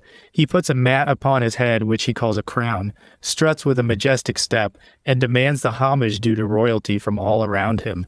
In this respect he reasons justly from false premises, and acts conformably to the high opinion he entertains of his rank and power. In a more advanced state of the disease, the hostility of the patient is confined to his friends and relations only, and this is frequently great in proportion to the nearness of the connection and the extent of the obligations he owes to them. Its intensity cannot be conceived of by persons who have observed that passion only in ordinary life. I once advised to ride in a chair for one of my private patients in this state of mind in the Pennsylvania hospital. Before he got into it, he made the steward of the hospital, who was to accompany him, declare that no one of his family had ever rode in it. But further, while the disease occupies the whole understanding, the patient discovers more derangement in talking upon some subjects than others. These subjects are sometimes of a pleasant but oftener of a distressing nature. The disease varies with each of them by putting on the appearance of a monomania in the former and tristomania in the latter case. It differs from them both in the errors and prejudices that are entertained by the patient being accompanied with more corporeal and mental excitement, in being less fixed to one object, and in occupying every part of the understanding. From a part of the brain being preternaturally elevated, but not diseased, the mind sometimes discovers not only unusual strength and acuteness, but certain talents it never exhibited before. The records of the wit and cunning of madmen are numerous in every country. Talents for eloquence, poetry, music, and painting, and uncommon ingenuity in several of the mechanical arts are often evolved in this state of madness. A gentleman whom I attended in our hospital in the year 1810 often delighted, as well as astonished, the patients and officers of our hospital by his displays of oratory in preaching from a table in the hospital yard every Sunday. A female patient of mine who became insane after parturition in the year 1807 sang hymns and songs of her own composition during the latter stage of her illness with a tone of voice so soft and pleasant that one hung upon it with delight every time I visited her. She had never discovered a talent for poetry nor music in any previous partie of her life. 2 instances of a talent for drawing, evolved by madness, have occurred within my knowledge. And where is the hospital for mad people in which elegant and completely rigged ships and curious pieces of machinery have not been exhibited by persons who never discovered the least turn for mechanical art previously to their derangement? Sometimes we observe in mad people an unexpected resuscitation of knowledge. Hence we hear them describe past events and speak in ancient or modern languages, or repeat long and interesting passages from books, none of which we are sure. They were capable of recollecting in the natural and healthy state of their minds. The disease which thus evolves these new and wonderful talents and operations of the mind may be compared to an earthquake which, by convulsing the upper strata of our globe, throws upon its surface precious and splendid fossils, the existence of which was unknown to the proprietors of the soil in which they were buried. Sometimes the cause which induced derangement is forgotten, and the subjects of the ravings, as well as the conduct of patients, are contrary to their usual habits. But they both more frequently accord with their natural tempers and dispositions, and with the cause of their disease. Are they naturally proud and ambitious? They imagine themselves to be kings or noblemen, and demand homage and respect. Are they naturally avaricious? They fancy they possess incalculable wealth. Are they ferocious and malicious? They assume the nature of wild beasts and attempt to injure their friends and keepers. Are they sensual and slovenly in their dispositions and dress? They discover marks of both in their conversation and appearance. Are they pious and benevolent? They are inoffensive in their deportment and spend much time in devotional exercises. But the conduct and language of madmen are much influenced by the specific cause that induces it. Does it arise from reciprocal love, opposed in the object of mutual wishes by interested friends? It vents itself in sighs and songs or sonnets and love letters. Is madness induced by perfidy in a lover? It discovers itself in all the usual marks of resentment, rage, and, when practicable, of revenge. Ariosto has with great elegance and correctness described these marks in the conduct of Orlando, when deserted by his beloved Angelica. He lies down upon a bed in order to rest a few minutes, but the moment he recollects that Angelica once slept upon that bed, he instantly starts from it, tears up the tree by the roots upon which she had cut her name, and finally dries up the water in which she had been accustomed to view her face. Has the disease been induced by a conflict between the moral faculty and the sexual appetite, or by the undue gratification of it? The habitual and morbid impurity of the mind discovers itself in corresponding conversations and actions. Several cases of this kind in both sexes have occurred in our hospital. But further, is madness induced by the ingratitude or treachery of friends, or by the unjust calumnies of the world? The conversation and conduct of the patient indicate a coldness or hostility to the whole human race. In this state of mind, the walls of a cell and even darkness are welcome to protect the miserable sufferer from the sight of the supposed monster man. Mr. Mary has very forcibly described the feelings of a person deranged from this cause in the following lines. By sharp sensation wounded to the soul, he ponders on the world, abhors the whole. In the dire working of his wakeful dreams, the human race, a race of demons, seems. All is unjust, discordant, and severe. He asks not mercy's smile, nor pity's tear. Is it induced by misfortunes in business, and by the rapacity and cruelty of creditors? He sees a sheriff or one of his deputies in every person that opens his door, and talks of nothing but the horrors of a jail. Mr. Mary has described this state of mind likewise with great correctness in the following line.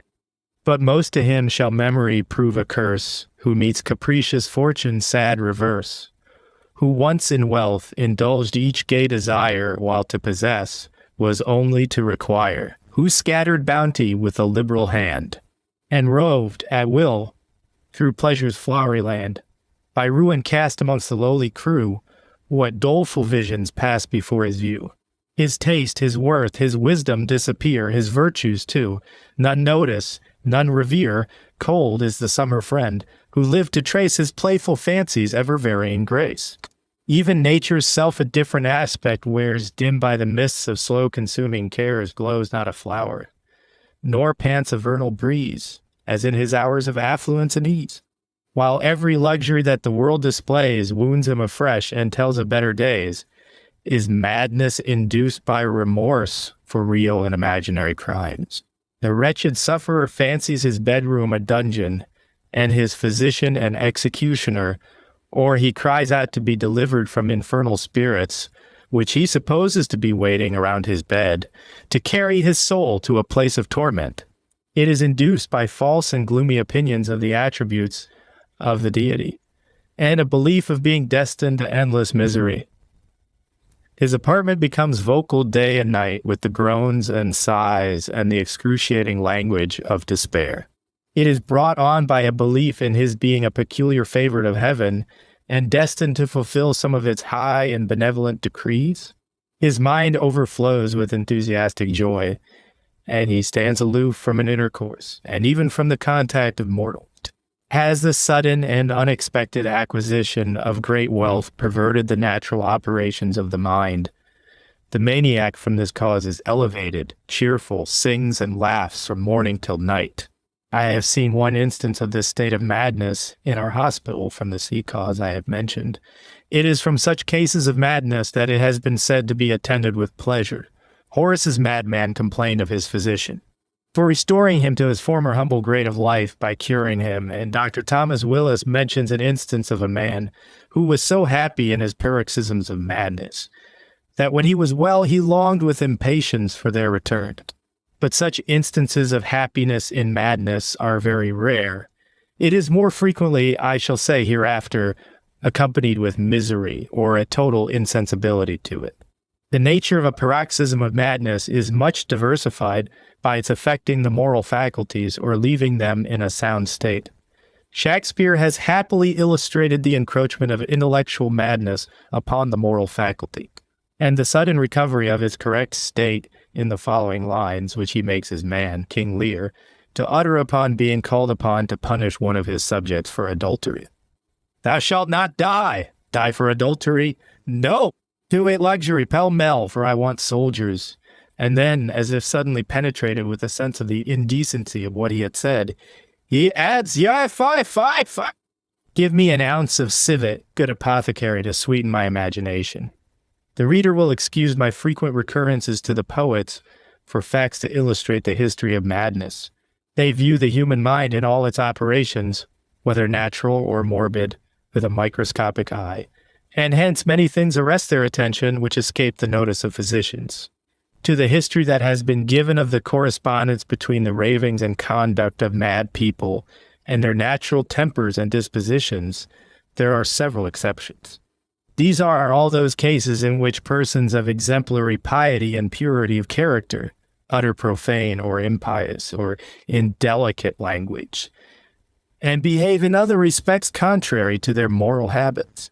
The apparent vices of such deranged people may be compared to the offensive substances that are sometimes thrown upon the surface of the globe by an earthquake, mixed with the splendid fossils formerly mentioned, which substances had no existence in nature but were formed by a new arrangement in the particles of matter in consequence of the violent commotions in the bowels of the earth. Not only the ravings of mad people, for the most part, accord with their habitual tempers and dispositions, and the causes of their disease, but their conduct corresponds in like manner with their habitual occupations. The lawyer, the physician, and the minister of the gospel frequently employ themselves in the exercises of their several professions. The merchant spends much of his time in making out invoices and in writing letters. The politician devours a daily newspaper, the poet writes verses, and the painter draws pictures upon the walls of their respective cells. The mechanic cuts out houses, ships, carriages, and bridges from pieces of sticks with his penknife. The sailor heaves his log or his line, and the soldier goes through his manual exercise with a cane, and never fails to salute his visitors by lifting the back of his hand to the side of his head. These habitual actions seldom take place until the disease has subsided in a considerable degree in the temper and passions. After the detail of the symptoms of general madness that has been given, I feel disposed to look back for a few minutes and contemplate, with painful and melancholy wonder, the immense changes in the human mind that are induced by a little alteration in the circulation of the blood in the brain. How slender the tenure by which we hold our intellectual and moral existence, and how humiliating our situation from its laws. Well might the eloquent Mr. Cowper, from this view of the mind of man, consider it as a harp, whose chords elude the sight, each yielding harmony, disposed aright, the screws reversed. A task which, if he please, God in a moment executes with ease. 10,000 times 10,000 strings go loose, lost till he tuned them all their power and use. There is a considerable variety in the forms of general madness, it appears in a single, acute, and violent paroxysm, such as has been described, which continues for days, weeks, and sometimes months, and ends in death, a remission, or a perfect and durable recovery. In one of the cases of a protracted paroxysm of madness which came under my notice, the disease continued from June 1810 until April 1811, with scarcely any abatement in the excitement of the body and mind. Notwithstanding, the patient was constantly under the operation of depleting remedies. I have seen another case in which the same remedies were insufficient to produce an interruption of 5 minutes of speech or vociferations, except during a few short intervals of sleep for 2 months. Telford. General madness appears in a chronic but more moderate form without paroxysms. It appears with paroxysms with chronic but moderate derangement in its intervals. In these intervals, the patient sometimes recovers so far as to discover derangement upon one subject only. In these cases, a return of general madness is easily excited at any time by touching upon the subject of his partial insanity in conversing with him. Thus, the touch of one of the chords of a musical instrument causes all its chords to vibrate with it. In this, one remarked formerly, general madness differs from the two forms of partial madness which have been described. It appears in paroxysms, with the restoration of reason in their intervals. These ESMs occur annually or at longer intervals, twice a year, particularly during the equinoxes, monthly, weekly, and according to Lazzoni, an Italian physician, every day.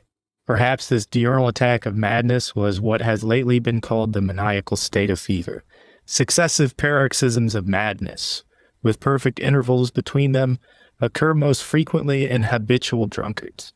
And they would probably occur much oftener were they not prevented by a vicarious affection of the stomach, known by puking redness of the eyes, an active pulse, and a peculiar and specific ephseter of the breath.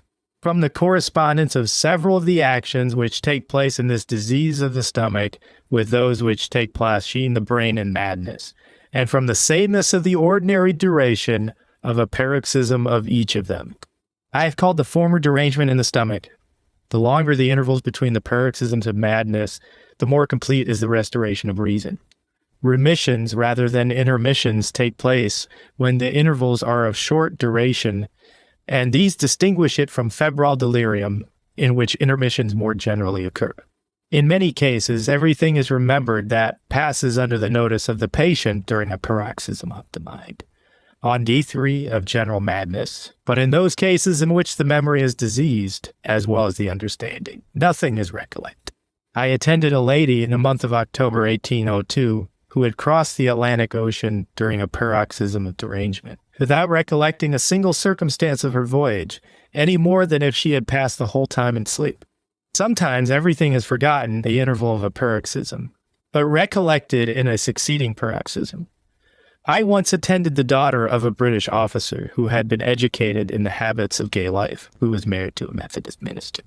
In her paroxysms of madness, she resumed her gay habits, spoke French, and ridiculed the tenets and practices of the sect to which she belonged. In the intervals of her fits, she renounced her gay habits, became zealously devoted to the religious principles and ceremonies of the Methodists, and forgot everything she did and said during the fits of her insanity.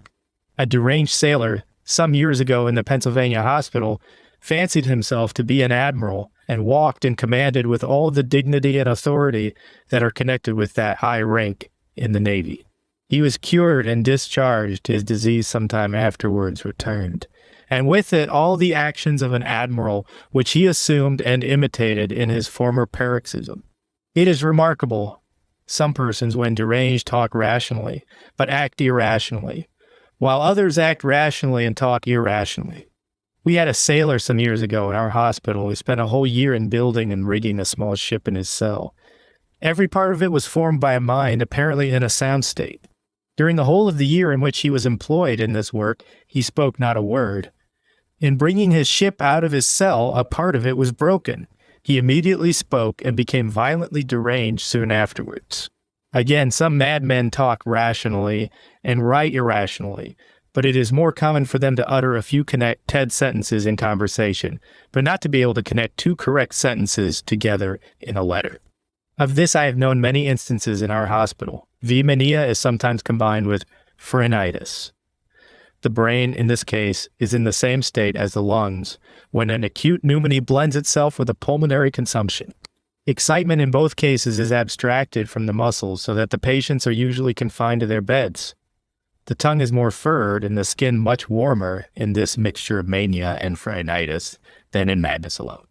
It occurs most frequently after parturition. I have taken the liberty of calging it phrenomania.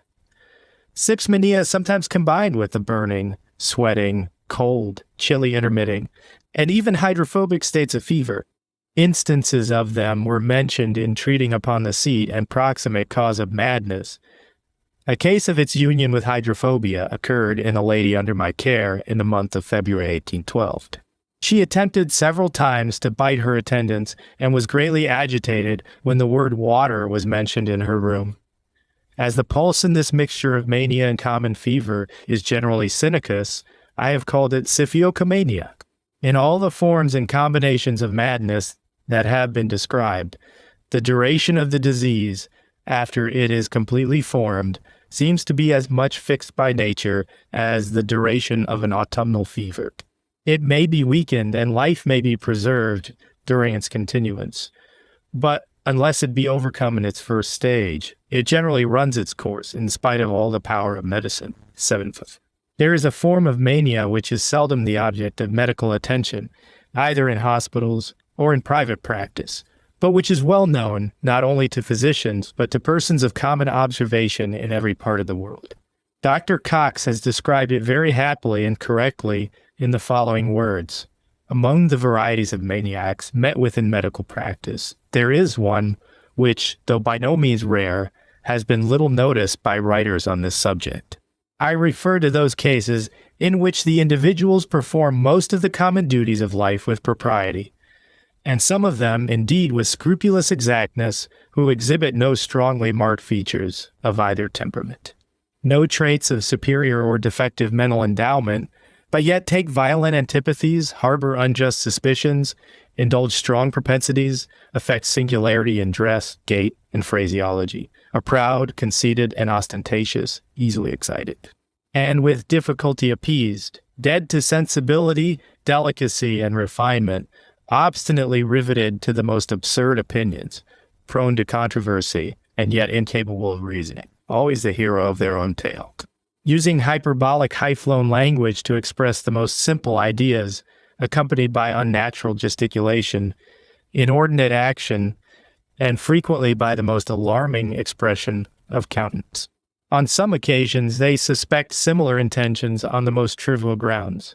On others are a prey to fear and dread from the most ridiculous and imaginary sources, now embracing every opportunity of exhibiting romantic courage and feats of hardihood, then indulging themselves in all manner of excesses. Persons of this description, to the casual observer, might appear actuated by a bad heart, but the experienced physician knows it is the head which is defective. They seem as if constantly affected by a greater or less degree of stimulation from intoxicating liquors, while the expression of countenance furnishes an infallible proof of mental disease, if subjected to moral restraint or medical regimen. They yield with reluctance to the means proposed, and generally refuse and resist on the ground that such means are unnecessary where no disease exists, and when, by the system adopted, they are so far recovered. They are so far recovered as to be enabled to suppress the exhibition of the former peculiarities, and are again fit to be restored to society. The physician and those friends who put them under the physician's care are generally ever after objects of enmity and frequently of revenge. 8. There is a form of madness which is altogether internal, and of which I have met with several instances.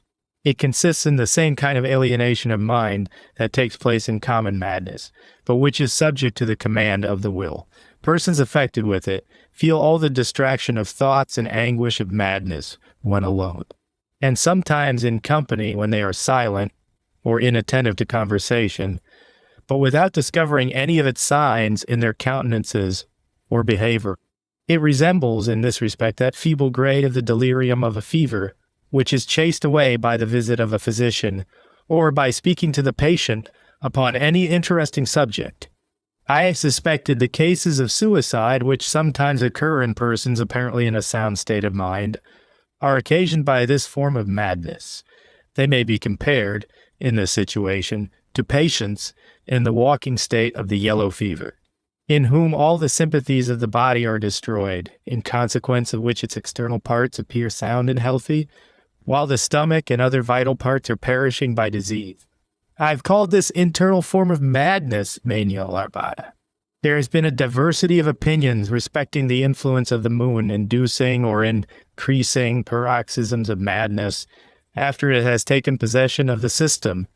The late Dr. James Hutchinson, who spent several years in the Pennsylvania hospital as its resident physician and apothecary, assured me that he had never seen the least change in the disease of the maniacs from the state of the moon. Mr. Halsam tells us that in 2 years' close attention to the state of the maniacs in Bethlehem Hospital, in London he had never seen their disease increase at the lunar periods. To these facts is opposed the testimony of ages in all countries.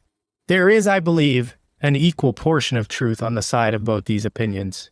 In order to reconcile them, it will be proper to remark, first, that in certain diseases and in certain debilitated states of the system, the body acquires a kind of sixth sense, that is, a perception of heat and cold, of moisture and dryness, of the density and rarity of the air, and of light and darkness, of which it is insensible in a healthy state.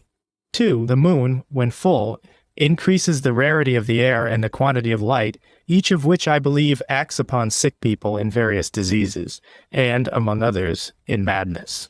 A predisposition to the action of such feeble causes is required in all cases, from the conversion of excitability into excitement in mania, and from its absence in menalgia.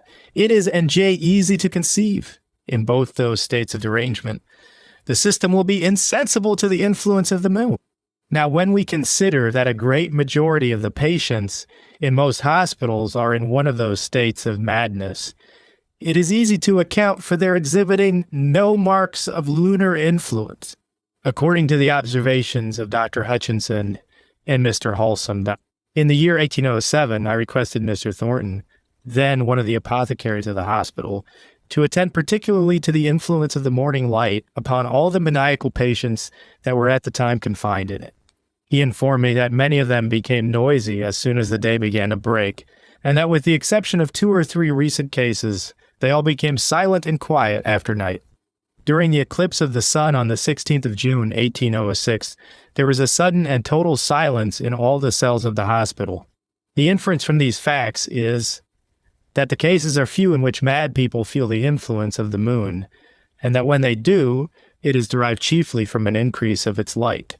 It is possible the absence of its light may be attended with equal commotions in the system of patients who are afflicted with that form of derangement which I have called tristomania. It is possible, further, that in the few cases in which the light of the moon, or the rarity of the air, is felt by deranged persons in a hospital, that their noise, by keeping a number of patients in neighboring cells awake, and in a state of inquietude from the want of sleep, may have contributed to establish that general belief in the influence of the moon upon madness, which has so long obtained among physicians. Chapter 8. Medical Inquiries and Observations upon the Diseases of the Mind. Chapter 7 of the Remedies of Mania. Before we proceed to mention the remedies for mania, or the highest grade of general madness, it will be necessary to mention the means of establishing a complete government over patients afflicted with it, and thus, by securing their obedience, respect, and affections, to enable a physician to apply his remedies with ease, certainty, and success. The first thing to be done, to accomplish these purposes, is to remove the patient from his family and from the society of persons whom he has been accustomed to command, to a place where he will be prevented from injuring himself and others. If there be objections to removing him to a public or a private madhouse, or if this be impracticable, the patient should be confined in a chamber in which he has not been accustomed to sleep, and a stranger or strangers should be employed exclusively to attend him. The effect of thus depriving a madman of his liberty has sometimes been of the most salutary nature, by suddenly creating a new current of ideas, as well as by the depression it produces in his mind. This preliminary measure being taken, the first object of a physician, when he enters the cell or chamber of his deranged patient, should be to catch his eye and look him out of countenance. The dread of the eye was early imposed upon every beast of the field. The tiger, the mad bull, and the enraged dog all fly from it. Now a man deprived of his reason partakes so much of the nature of those animals, that he is for the most part easily terrified or composed by the eye of a man who possesses his reason. I know this dominion of the eye over mad people is denied by Mr. Wholesome from his supposing that it consists simply in imparting to the eye a stern or ferocious look. This may sometimes be necessary, but a much greater effect is produced by looking the patient out of countenance with a mild and steady eye, and varying its aspect from the highest degree of sternness down to the mildest degree of benignity. For there are keys in the eye, if I may be allowed the expression, which should be suited to the state of the patient's mind with the same exactness that musical tones should be suited to the depression of spirits in hypochondriasis. Mr. Wholesome again asks, where is the man that would trust himself alone with a madman, with no other means of subduing him than by his eye? This may be, and yet the efficacy of the eye as a calming remedy not be called in question. It is but one of several other remedies that are proper to tranquilize him, and when used alone may not be sufficient for that purpose. Who will deny the efficacy of bleeding for the cure of madness? And yet who would rely upon it exclusively without the aid of other remedies in favor of the power of the eye in conjunction with other means of composing mad people? One can speak from the experience of many years. It has been witnessed by several hundred students of medicine in our hospital, and once by several of the managers of the hospital, in the case of a man recently brought into their room, and whose conduct for a considerable time resisted its efficacy. A second means of securing the obedience of a deranged patient to a physician should be by his voice. Milton calls the human face divine. It would be more proper to apply that epithet to the human voice from its wonderful effects upon the mind of man, whether employed in simple tones, in music, or in speech. Even brutes feel and obey it. In governing mad people, it should be harsh, gentle, or plaintive, according to circumstances. I have observed with great pleasure the most beneficial effects produced by it in all those ways. A patient in the Pennsylvania hospital, who called his physician his father, once lifted his hand to strike him. "What?" said his physician with a plaintive tone of voice. "Strike your father." The madman dropped his arm and instantly showed marks of contrition for his conduct. In Java, madness of a furious kind is often brought on by the intemperate use of opium. The poor, when affected with it, are put to death, but the rich, who are able to purchase the services of female nurses, generally recover. May not their recovery be ascribed in part to their ears being constantly exposed to the gentleness and softness of a female voice? 3. The countenance of a physician should assist his eye and voice in governing his deranged patient. It should be accommodated to the state of the patient's mind and conduct.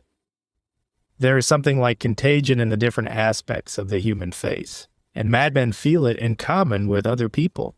A grave countenance in a physician has often checked the frothy levity of a deranged patient in an instant, and a placid one has as suddenly chased away his gloom. A stern countenance in like manner has often put a stop to garrulity, and a cheerful one has extorted smiles even from the face of melancholy itself. 4. The conduct of a physician to his patients should be uniformly dignified. If he wishes to acquire their obedience and respect, he should never descend to levity in conversing with them. He should hear with silence their rude or witty answers to his questions, and upon no account ever laugh at them or with them. 5. Acts of justice and a strict regard to truth tend to secure the respect and obedience of deranged patients to their physician. Everything necessary for their comfort should be provided for them, and every promise made to them should be faithfully and punctually performed.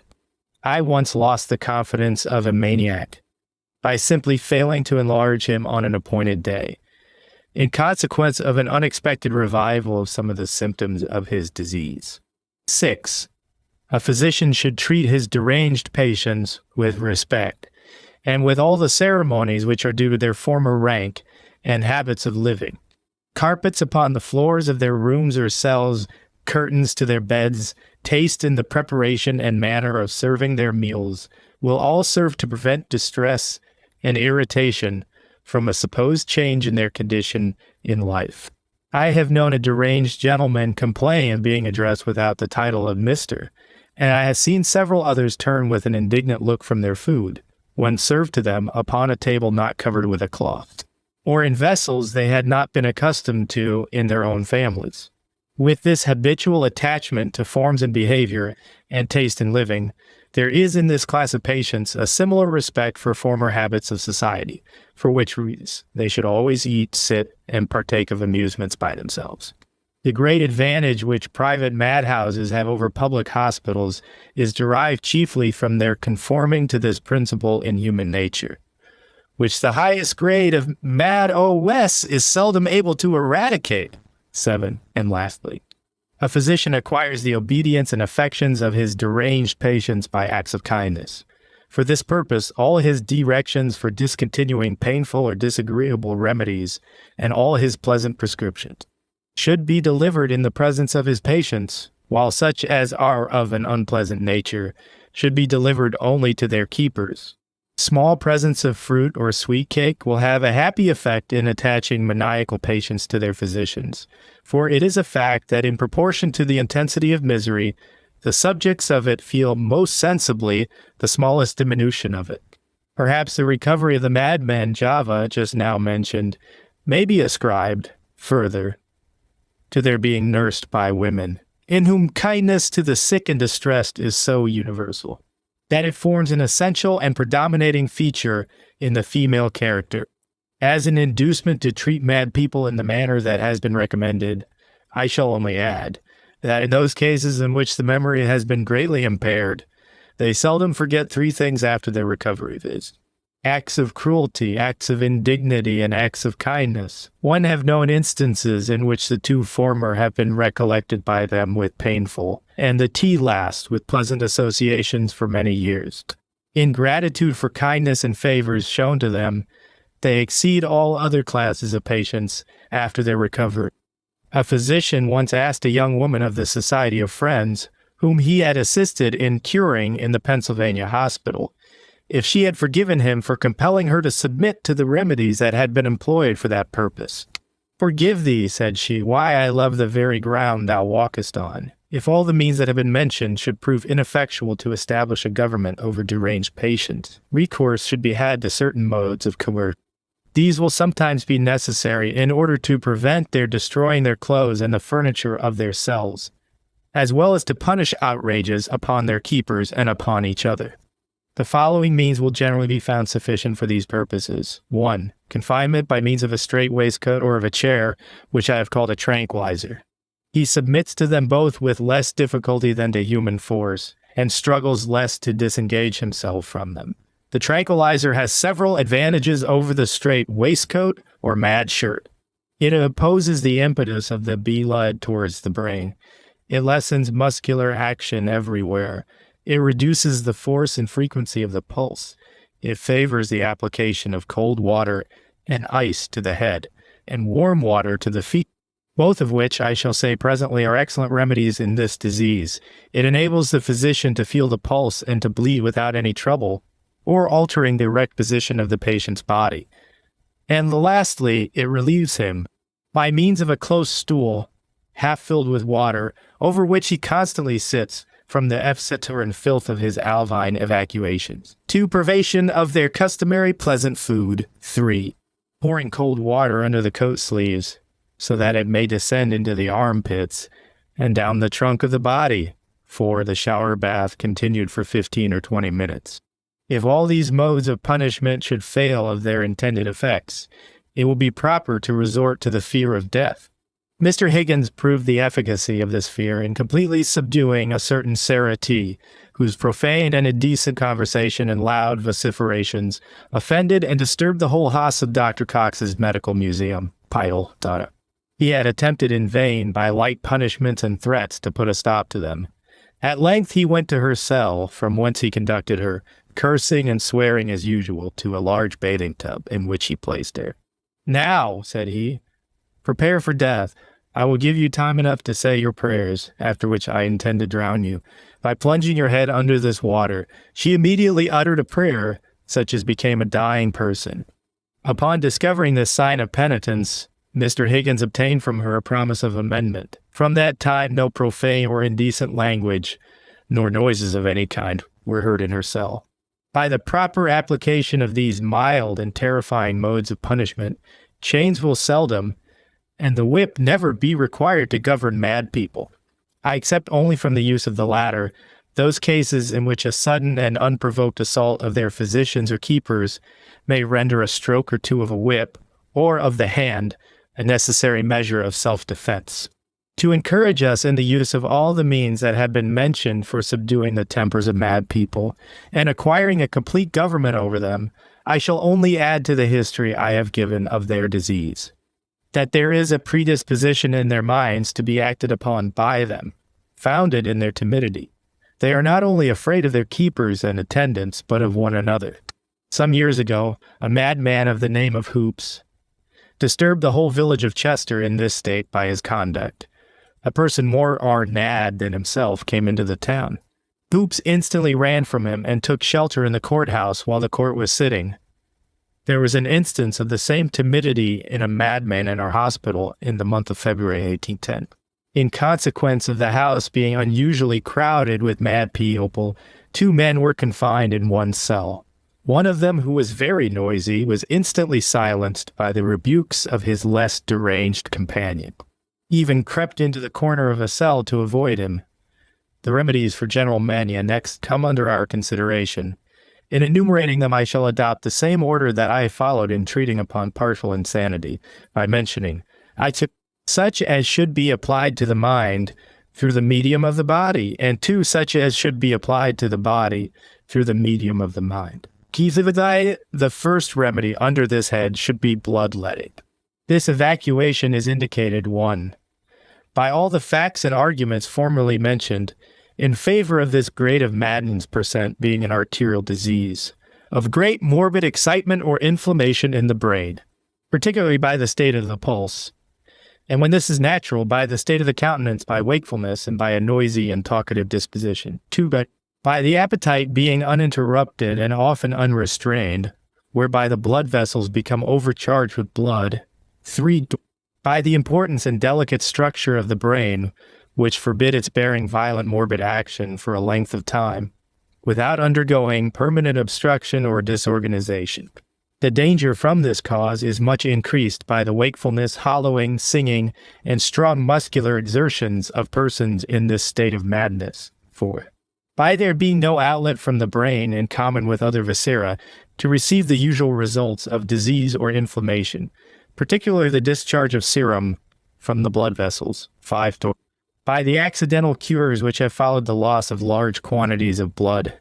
Many mad people who have attempted to destroy themselves by cutting their throats, or otherwise opening large blood vessels, have been cured by the profuse hemorrhages which have succeeded those acts. Of this, several instances have occurred within my knowledge. 6.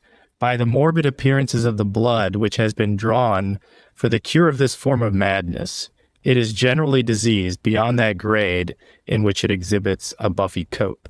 Of 200 patients bled by Mr. Halsam in the Bethlehem Hospital, the blood was sizy in but 6 cases, and from the cause that has been assigned.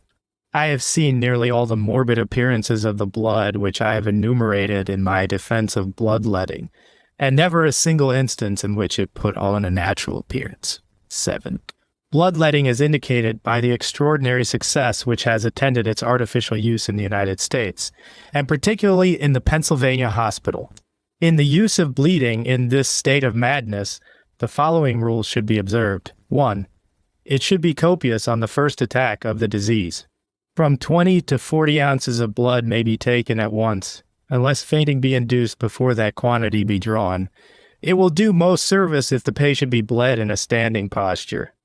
The effects of DF is early and copious bleeding are wonderful in calming mad people. It often prevents the necessity of using any other remedy, and sometimes it cures in a few hours. 2.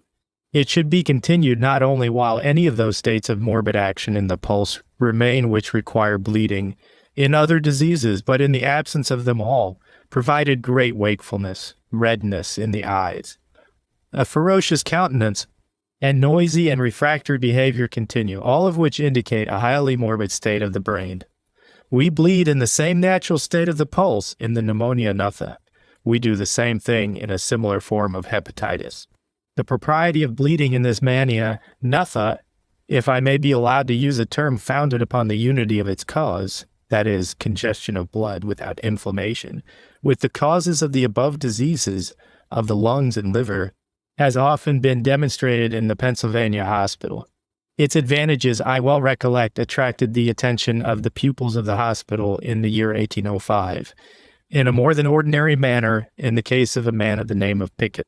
His madness was recent, his skin was cool, and his pulse natural, but his eyes suffused with blood, and he was unable to sleep. One bled him copiously, after which his pulse became frequent and tense.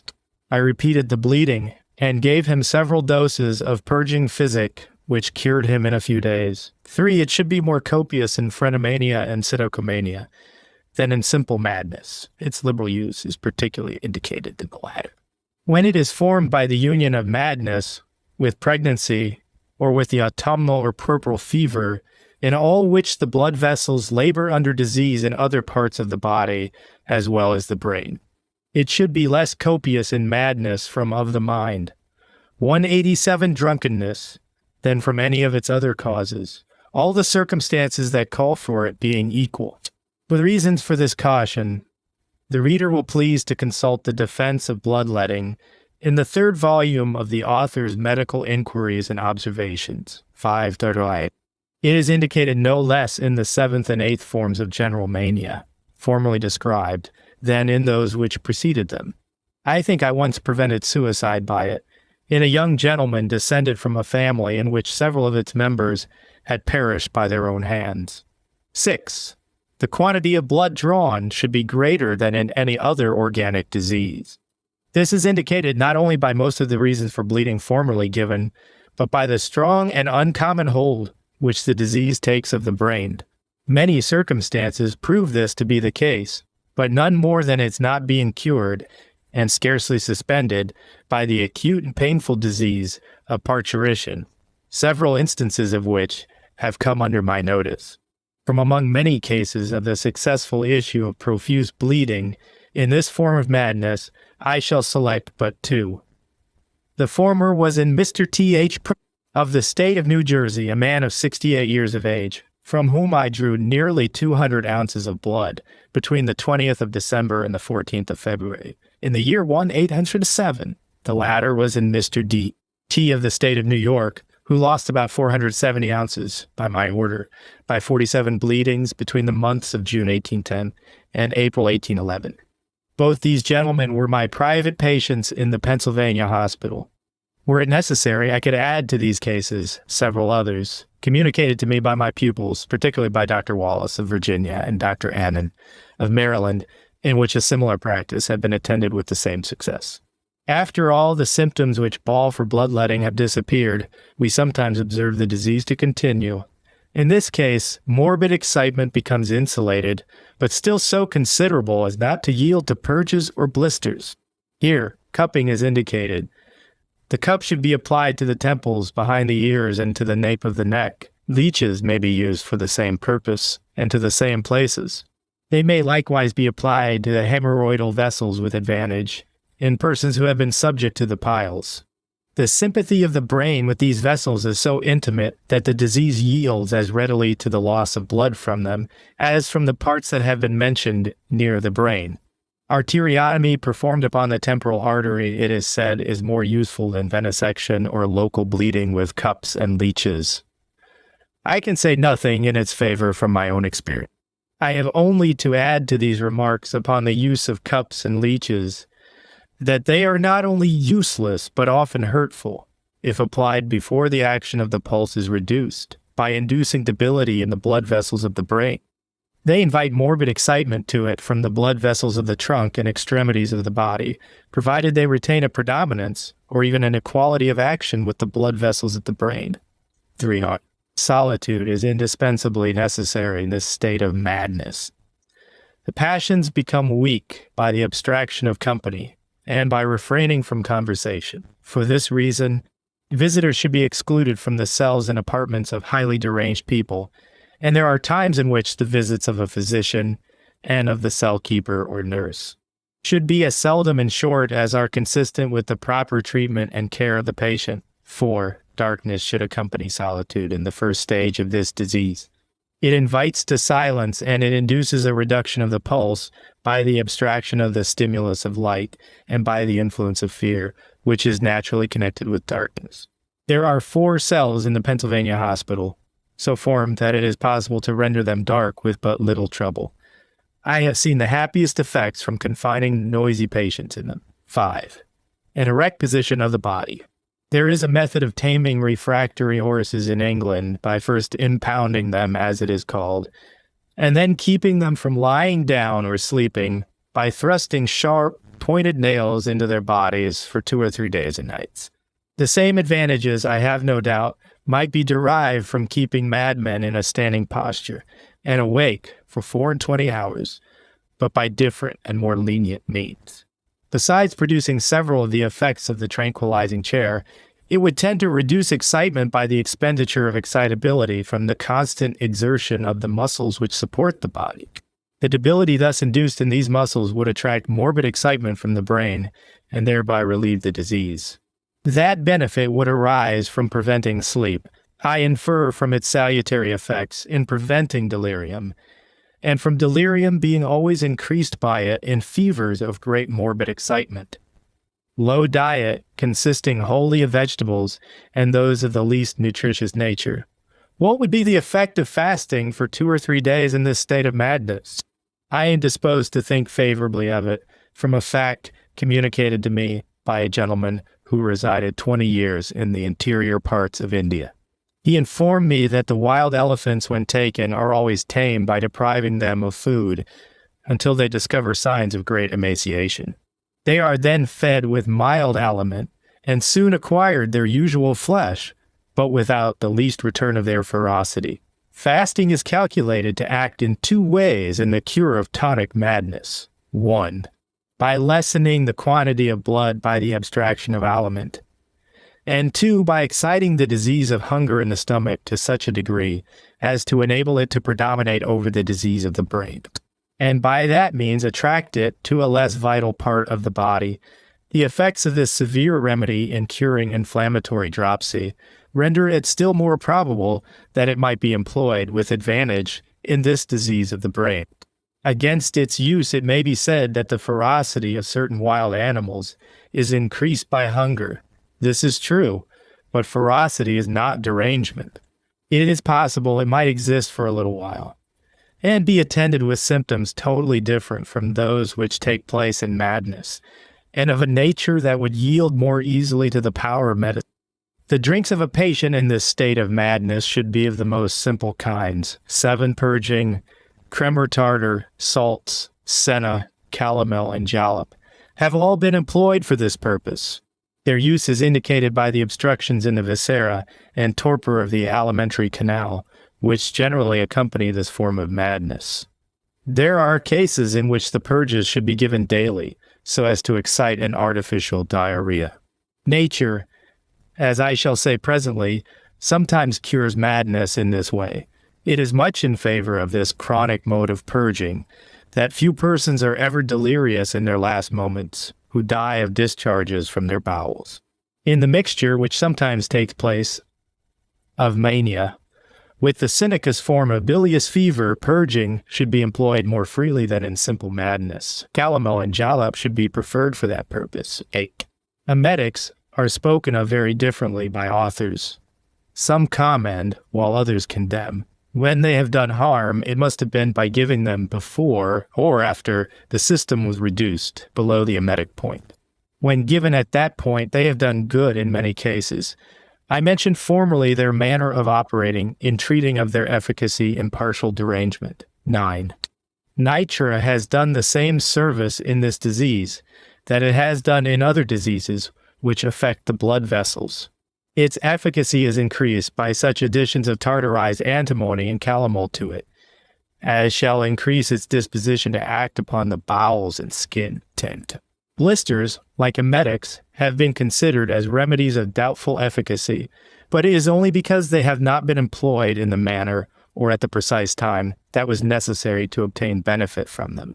In a letter which I received in the year 1794 from Dr. Willis, Senar, he informed me that he always applied them to the ankles in this disease, instead of the head or neck. He gave no reason for this practice, but it immediately suggested a principle to me, from which I have derived great advantages, not only in the treatment of madness, but of several other diseases. In the first stage of tonic or violent madness, the disease is entrenched, as it were, in the brain. It must be loosened or weakened by depleting remedies before it can be dislodged or translated to another part of the body. When this has been effected, blisters easily attract it to the lower limbs, and thus often convey it at once out of the body. The same reasoning applies with equal force, and the same practice with equal success, to all the violent diseases of the breast and bowels. The blisters do the same service when applied to the wrists, and still more when applied at the same time, or alternately, to both extremities. After the complete reduction of the pulse, they may be applied with advantage to the neck and head. 11. Cold. In the form of air, water, and ice. The cold air should be applied both partially and generally. To favor its partial action, the hair should be cut off and shaved from every part of the head. Dr. Moreau, a French physician, has related a cure of madness performed by this simple remedy alone. How far the hair, by its sympathy with the brain, which it discovers by preternatural dryness in the forming state of many diseases, and by the alteration in its figure, color, off the mind. From the influence of certain emotions and passions of the mind may increase this disease we know not, but we are certain by cutting off, we not only expose the head to a greater degree of cold, but we favor by it at the same time.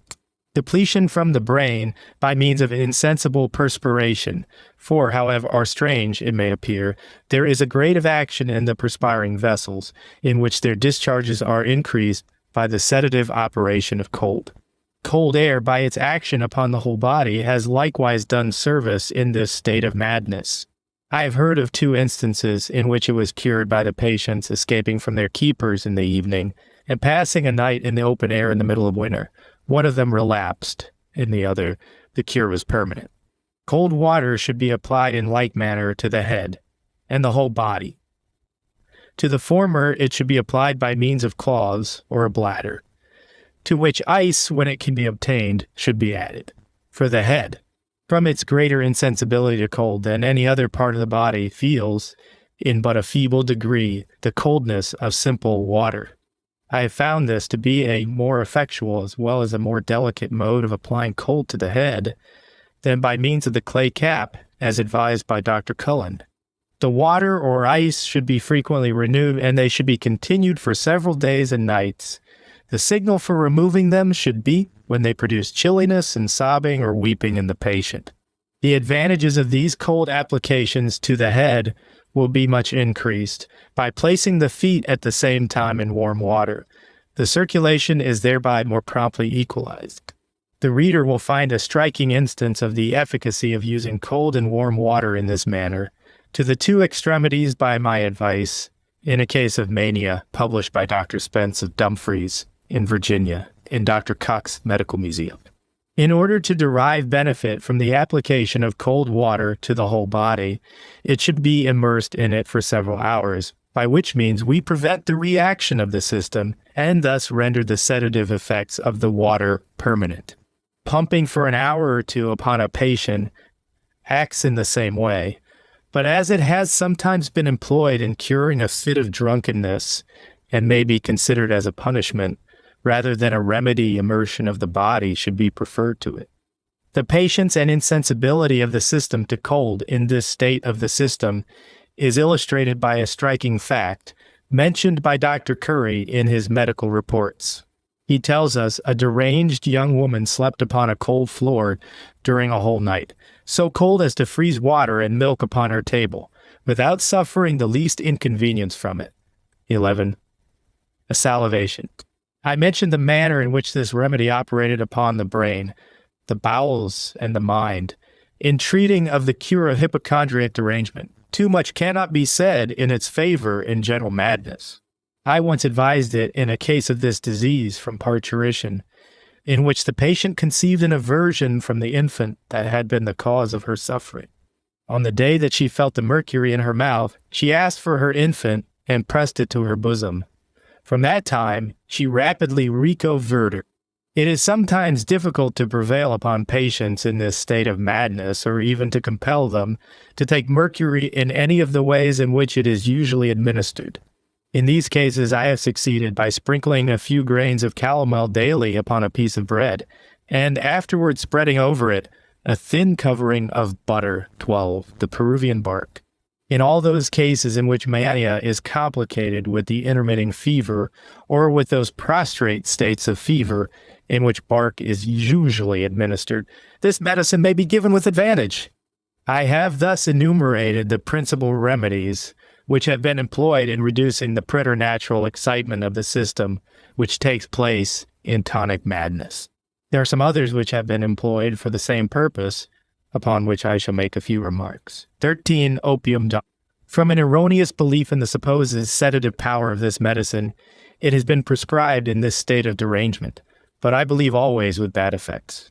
When given in small doses so as to prevent sleep, and by that means gradually to waste the excitability, or what Dr. Darwin calls the sensorial power of the system, it may be useful. 14. Digitalis.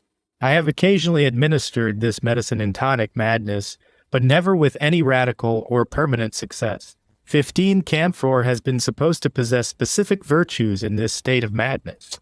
I have often prescribed it when a young practitioner, but without any obvious advantage. I should feel some hesitation in bearing a testimony against this, and the preceding medicine, had I not lately discovered that my experience of their inefficacy in this disease accords with that of the ingenious Dr. Ferry. They have both derived their credit in madness from their lessening the frequency of the pulse, in which disease has very improperly been supposed to consist. But the frequency of a pulse may be lessened without a reduction of its force, and even both may be affected by these medicines upon the pulse on the wrist, and yet irregular action in the blood vessels of the brain, which constitutes the disease, still continue, and until this be removed, they are calculated to do harm. By inducing obstruction in the brain and thereby perpetuating the disease, when madness arises from drunkenness, those medicines are safer and more useful than when it arises from those causes, which require copious bloodletting. In addition to them, volatile salts, bitters, and small quantities of ardent spirits may be given with advantage, provided the system be first moderately reduced by the use of depleting remedies.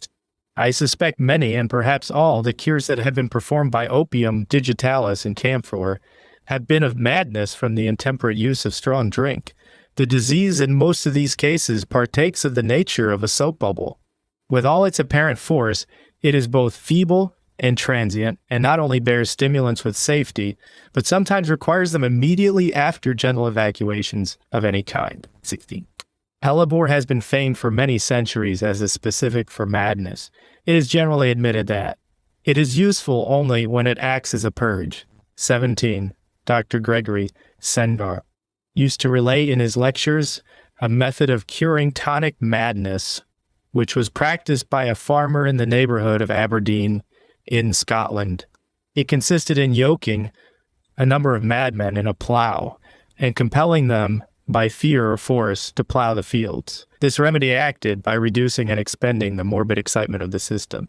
Refractory domestic animals are sometimes subdued in the same way, but experience has taught us that they may be tamed by more gentle means. Experience has proved in like manner that the system in tonic madness may be reduced by remedies that offer less violence to humanity and that do not add to the affliction of the disease by degrading the patient to a level with our domestic animals. 18.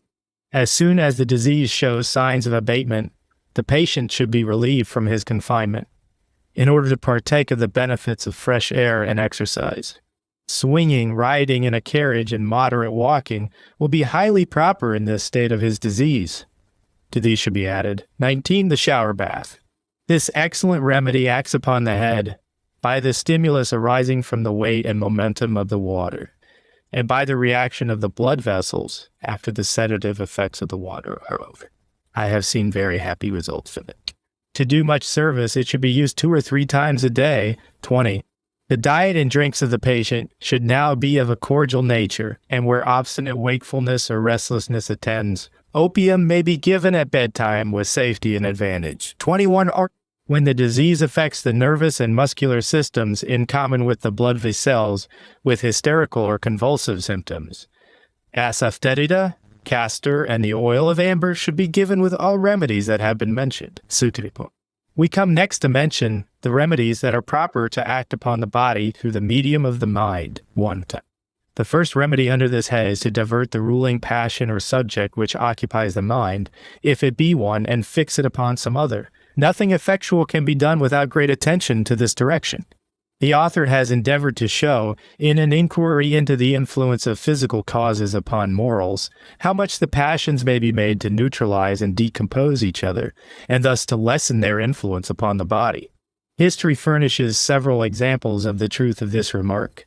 I mentioned formerly the effects of opposing the fear of shame to a false opinion in religion in preventing suicide in the virgins of Miletus. Achilles was diverted by his mother Thetis from gratifying his revenge upon the body of Hector by supplanting that baneful passion by the passion of love. Anger and even rage have often been opposed with success by terror and fear, and deliberate malice by a delicate stroke of wit. Where the mind is deranged upon all subjects, we should endeavor to fix it upon but one. In order to do this, it will be necessary to find out the favorite studies and amusements of our patients. The late Dr. Ashe, Dr. Priestley informed me, was cured of derangement upon a variety of subjects by seducing him to the study of mathematics, of which he had been fond in early life. The distracted mind of the poet Cowper was composed while he was employed in the single business of translating Homer, and I have heard of a woman who was cured of madness by keeping her constantly employed for several days in playing cards, to which it was known she had always had a strong attachment. There are few persons so much deranged as not to exhibit, for half an hour or more, marks of correctness of mind when drawn into conversation upon some subject not connected with their derangement. I admit that this diversion of the passions and understanding cannot be effected where the whole mind and all the passions are under the influence of madness. Thus the virgins of Miletus could not have been cured by an appeal to the female sense of shame, Had their moral faculties partaken of the disease of their other passions, nor could Dr. Ashe have been cured of his intellectual derangement by the study of mathematics, had he lost all his recollection of quantity and numbers.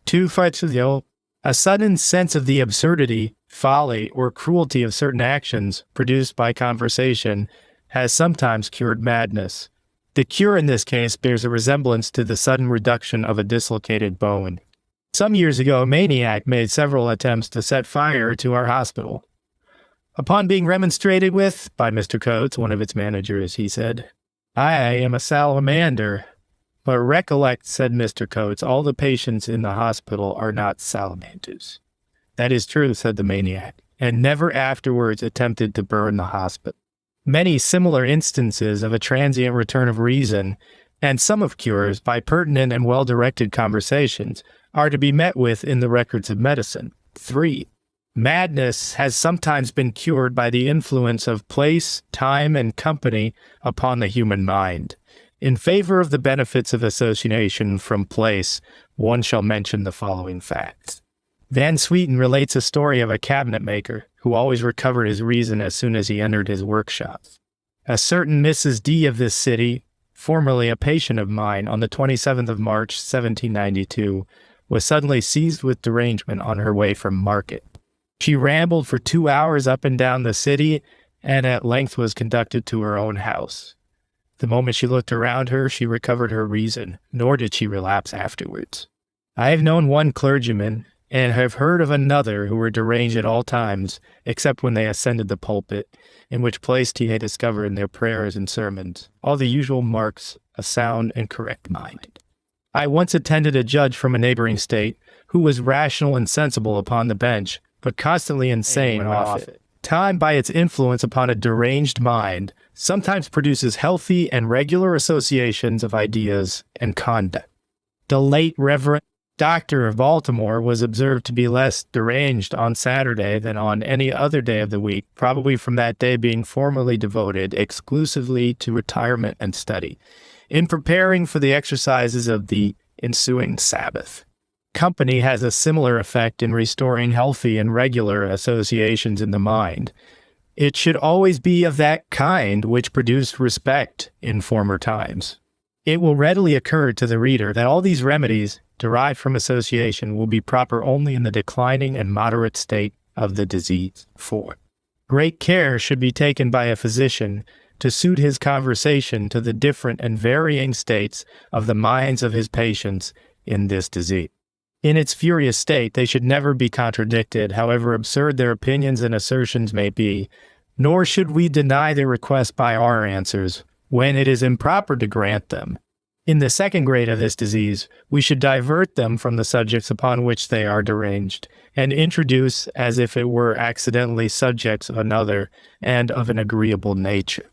When they are upon the recovery, we may oppose their opinions and incoherent tales by reasoning, contradiction, and even ridicule. I attended a lady some years ago in our hospital, in whom this practice succeeded to my wishes. In the first and raving state of her disease, she said the spirit of General Washington visited and conversed with her every night. I took no notice of this assertion, but prescribed only for the excited state of her pulse. After this was reduced, I entered into conversation with her, and instantly obtruded a subject foreign to the nightly visits of the spirit of General Washington, whenever she mentioned it. One day, when she appeared rational upon all the subjects upon which we conversed, she lifted up the skirt of her silk gown and said, "See what a present General Washington made me last night." "Oh, fie!" said I, "Madam, I thought you had more understanding than to suppose General Washington would leave his present abode to bring a silk gown to any lady upon the face of the earth." She laughed at this rebuke, and never mentioned the name of General Washington to me afterwards, nor discovered any other mark of the remains of her disease. From the history of this case, we see there are the same acquiescing, diverting, and opposing points in this gray of madness that were mentioned in treating upon the cure of tristomania and menomania, all of which should be carefully attended to in conversing with persons who are affected with it.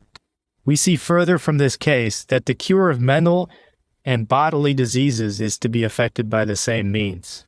We first reduce the system, then create revulsive actions, and finally remove subsequent ability or feeble morbid actions by stimulating remedies.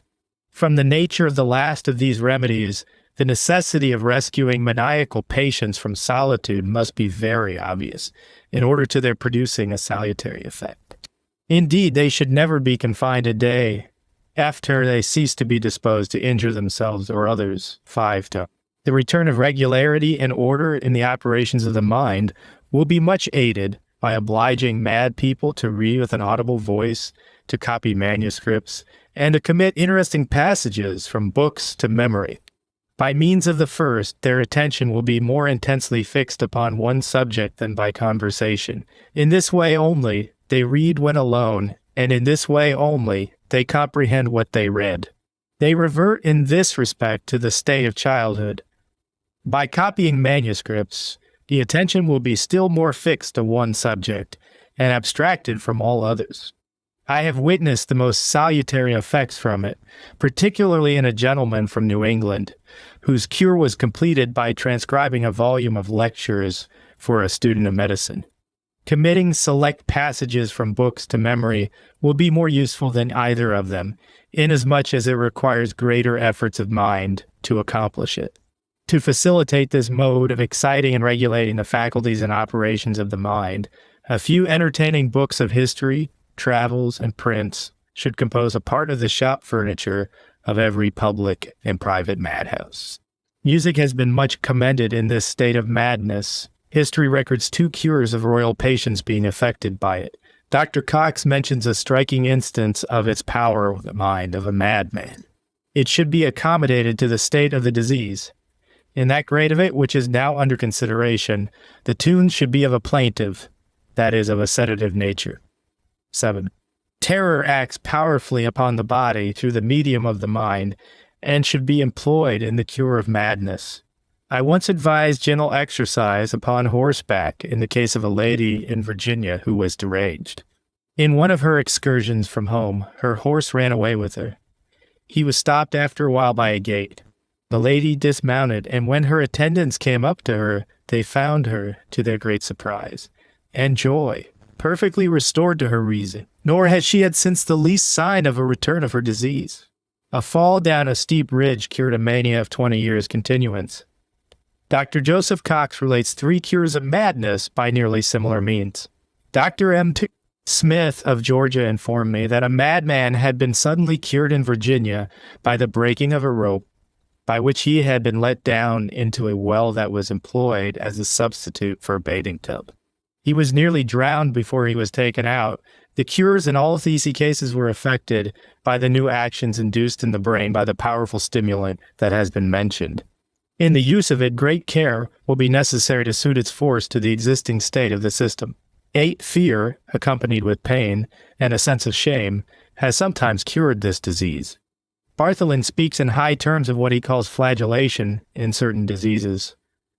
I have heard of several instances of its efficacy in tonic madness. 2 soldiers were cured by it in the American Army during the Revolutionary War. A madman who escaped from his keepers in Maryland ran to one of his neighbors with an intention to kill him. His neighbor met him with a heavy whip and beat him until he fell upon his knees and implored him to spare his life. He rose from his knees in a sound state of mind and had no symptom of his disease afterwards. In mentioning the cures performed by the whip, let it not be supposed that I am recommending it in this state of madness. Fear, pain, and a sense of shame may be excited in many other ways, that shall not leave upon the memory of the patient the distressing recollection that he owes his recovery to such a degrading remedy. How far artificial grief might be employed with advantage in this disease, I shall not determine, but I have heard of its having been suspended for several days in a clergyman now in the Pennsylvania hospital by the death of one of his children, and of mania 5 years standing descending to menalgia in a lady in New York. By hearing of the death of her husband, it caused her to weep for several weeks. The disease in this case, which had been diffused through all her passions, was suddenly concentrated in but one of them, and in her understanding, from whence it gradually passed out of her system. If these facts should not be deemed a sufficient warrant to create artificial grief, they will show that relief may be expected from communicating To persons affected with this grade of madness, the intelligence of the death of their relations and friends. 10. Convalescence from derangement should be defended from the terrifying or distressing noises of patients in the raving state of this disease by removing the latter to small lodges, remote from the hospital, or private madhouses, or by confining them in cells that are made with double walls, doors, and windows, so as to obstruct the passage of sound.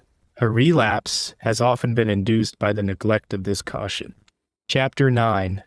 Medical Inquiries and Observations upon the Diseases of the Mind. Chapter 7-7. Of Manicula. This second grade of general madness, which I have called manicula, differs from mania, as chronic rheumatism differs from that which is acute, that is, in being accompanied with a more moderate degree of the same symptoms. The pulse is usually synocula, typhoid, or typhus. It is in this case of madness that we discover that peculiar sensibility to cold, which is generally absent in its highest and lowest grades. Shakespeare, who saw this disease in common life, and out of the restraints and conveniences of a hospital, has very happily illustrated this symptom in the character of Edgar, whom he often makes to exclaim, in counterfeiting madness, "Poor Tom's a cold." From the operations of fresh, exciting causes, manicula now and then rises into mania, in which state it is sometimes cured, but it oftener descends in a few days or weeks to its chronic or habitual form. It is now and then combined with typhus fever, in which state it has been called by Dr. Cullen typhomania. We see it occasionally in the last stage of the puerperal, the jail, and autumnal fever. The remedies for this grade of madness should be the same in its inflammatory state as for mania, but of less force.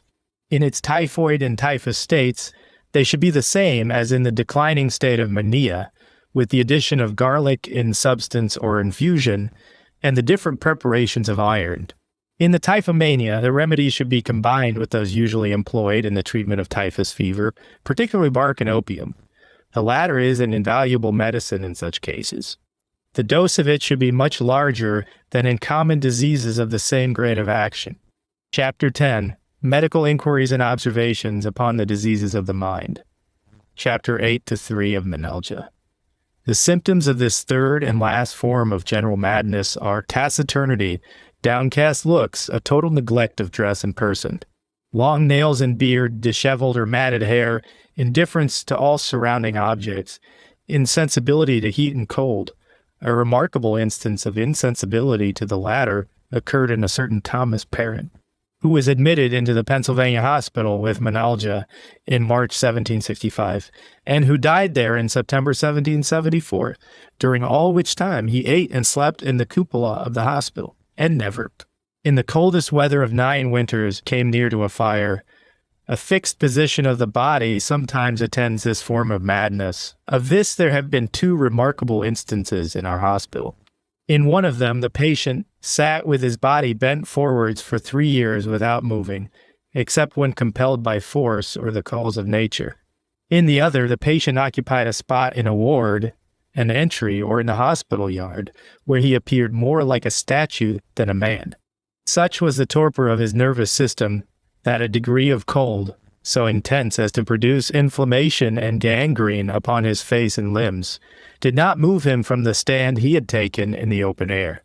The cause of this young man's insanity was as singular as its nature. Was induced by his father's selling a pleasant farm upon the Delaware in the neighborhood of Philadelphia, on which he was born, and had passed his youth, and which he expected to inherit after the death of his father. The skin in menalgia is dry, cold, pale, yellow, brown, livid, and dark-colored, and now then see-overed here and there with black spots. The eyes, when originally dark, acquire a light color in this disease. I took notice formerly of the prevalence of this color in the deranged patients in the Pennsylvania hospital. It probably arises from the tendency of the system to dissolution, for we frequently see it in the last stage of pulmonary consumption, and it rarely fails to take place in old age. The appetite in menalgia is inordinate or weak, the bowels are costive, the urine is scanty in quantity, and there is sometimes a discharge or slabbering of saliva.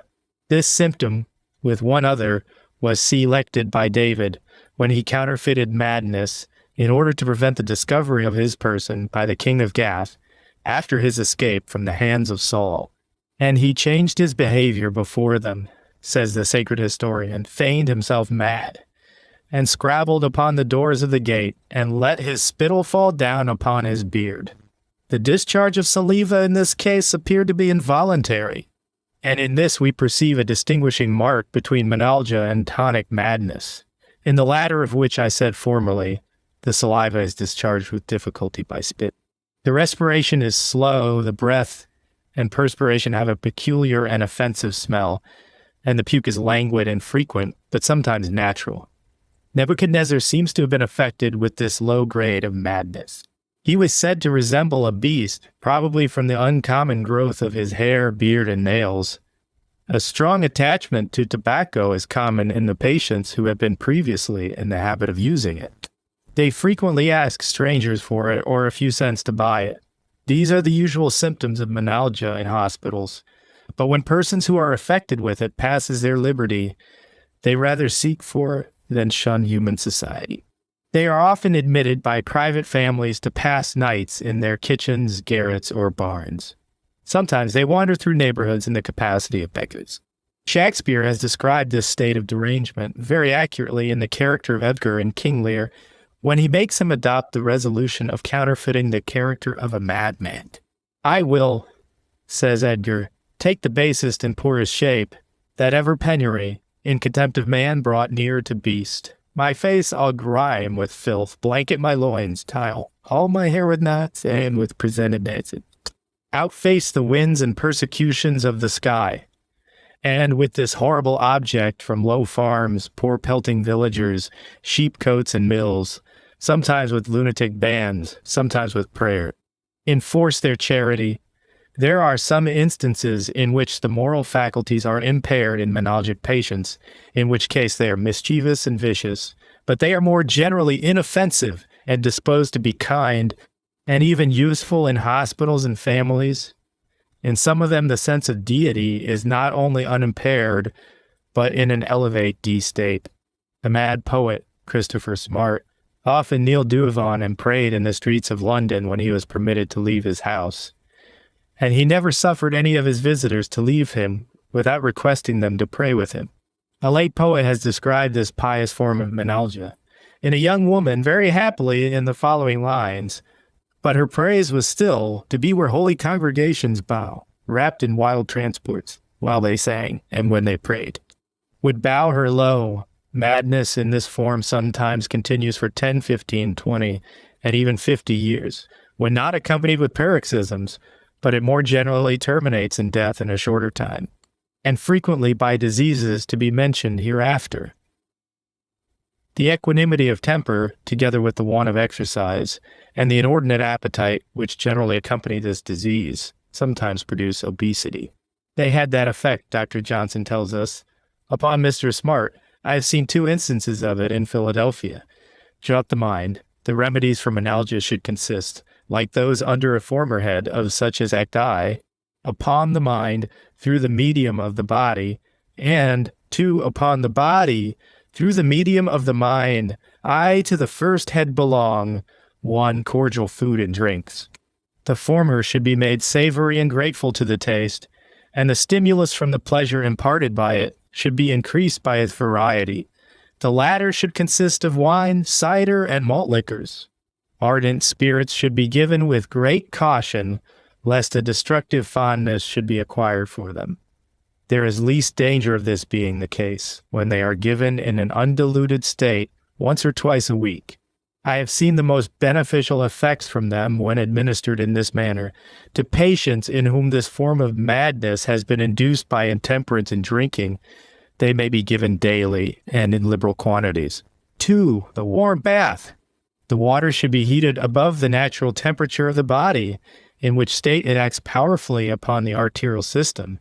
I have once known it induce 150 strokes in the pulse in a minute, and excite the brain into delirium in an experiment made upon himself by a student of medicine in the University of Pennsylvania. From the occasional effects of fevers, which act in a similar way upon the blood vessels, I have been led to think highly of the remedy. And an epidemic fever many years ago pervaded the cells of our hospital, which restored the greater part of the maniacs to their reason. These accidental cures struck the late Dr. Bond so forcibly that he attempted to exorcise a fever in several of his patients in Melalja afterwards, by sending them to the swamps of Gloucester County, near to the city, in the state of New Jersey. With what success I have never heard. 3. The cold shower bath. The impulse imparted to the head by the descent of the water upon it adds very much to its efficacy and gives it great advantage over the plunging baths. The cold shower bath in succession to the warm bath.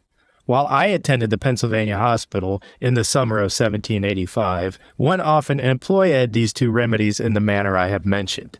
I kept my torpid patient in the warm bath for an hour or two, and then led him, smoking with vapor, to the shower bath, which gave a most powerful shock to his system. It extorted cries and groans from persons that had been dumb for years. In one case, it relieved, and in another, it restored reason to my patient. That from his being confined in a damp cell, he died sometime after his recovery from his madness of a pulmonary consumption. 5. Exciting and artificial diarrhea. In the tonic state of madness, purging, I said formerly, acted as a depleting remedy. In Melalja, it does good by exciting a revulsive action or disease in a less delicate part of the body than the brain. Nature, I said formerly, sometimes cures Melalja in this way. An instance of a cure from this cause occurred in our hospital some years ago in a woman who had been deranged 9 years. An acute dysentery cured in a woman in Chester County after it had continued 2 years. It may be excited by a laxative diet or any gently opening medicine. 6. A caustic applied to the back of the neck or between the shoulders and kept open for months or years. This remedy acts by the permanent discharge it induces from the neighborhood of the brain. 4 patients have been cured of Melalja in our hospital by abscesses in different parts of the body. One of them had passed a third of his life in the hospital. Dr. Johnson tells us in his Lives of the Poets that Dean Swift had a temporary return of his reason during the continuance of an abscess in his eye. I know it is difficult to excite this disease in the throat and mouth in Melalja, but the mercury, if given ineffectually for this purpose, will be useful as a general stimulant and tonic. It will moreover serve to remove visceral obstructions, which so generally succeed madness. Where it excites a salivation, it seems to resuscitate the mind. I have seen 2 instances in our hospital in which a taciturnity of a year's continuance was removed by it. Speech was excited in one of them on the very day on which the mercury affected the mouth, and the use of reason followed in a few days afterwards. 8. Exercise. This should consist of swinging, seesaw, and an exercise discovered by Dr. Cox, which promises more than either of them, and that is, subjecting the patient to a rotary emotion so as to give a centrifugal direction of the blood towards the brain. He tells us he has cured 8 persons of torpid madness by this mode of exercise. I have contrived a machine for this purpose in our hospital, which produces the same effects upon the body which are mentioned by Dr. Cox. These are vertigo and nausea and a general perspiration. I've called it gyriter. It would be more perfect did it permit the head to be placed at a greater distance from its center of motion. It produces great changes in the pulse. In one experiment made with it, it increased the pulse from 84 to 88 strokes in 1 minute and 120 in 2 minutes. It increased its fullness at the same time. In a second experiment made upon a Melalgic patient, it increased the frequency of the pulse from 104 in 2 minutes to 150. In a third experiment, it reduced the pulse from 108 in 3 minutes to 100 and lessened its force. In this patient, the pulse was preternaturally active before he entered the gyriter. From the strong impression this mode of exercise makes upon the brain, there is reason to believe it will be a useful remedy in Melalja. A cheap contrivance to answer all its purposes might easily be made by placing a patient upon a board moved at its center upon a pivot, with his 224 the disease's head towards one of its extremities, and then giving it a rotary motion.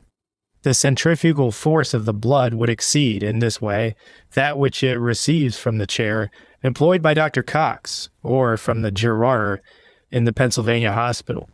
In addition to these exercises, pleasant amusements should be contrived for this class of mad people. If they aren't happy, these amusements will suspend their misery.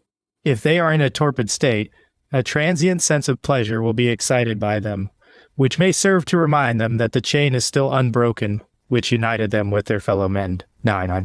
Labor has several advantages over exercise, in being not only more stimulating, but more durable in its effects, whereby it is more calculated to arrest wrong habits of action and to restore such as are regular and natural.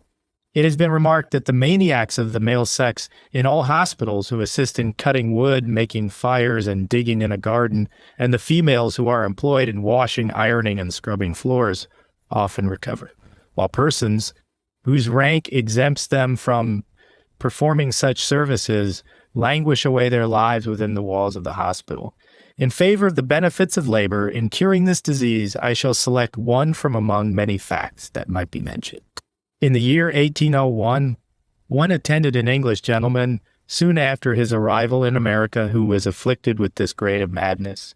My prescriptions relieved but did not cure him. He returned to his family in Maryland, where in the time of hay harvest he was allured into a meadow and prevailed upon to take a rake into his hands and to assist in making hay. He worked for some time and brought on thereby a profuse sweat, which soon carried off his disease. This account of his remedy and cure I received from himself in a very sensible letter written a few weeks after his recovery. I have often wished and lately advised that the mad people in our hospitals should be provided with the tools of a number of mechanical arts. Some of them should be laborious and employed the body chiefly. Others ingenious and of a nature to exercise and divert the mind more than the body. None of them should be carried on by instruments with which it would be easy for the maniacs to hurt themselves or others.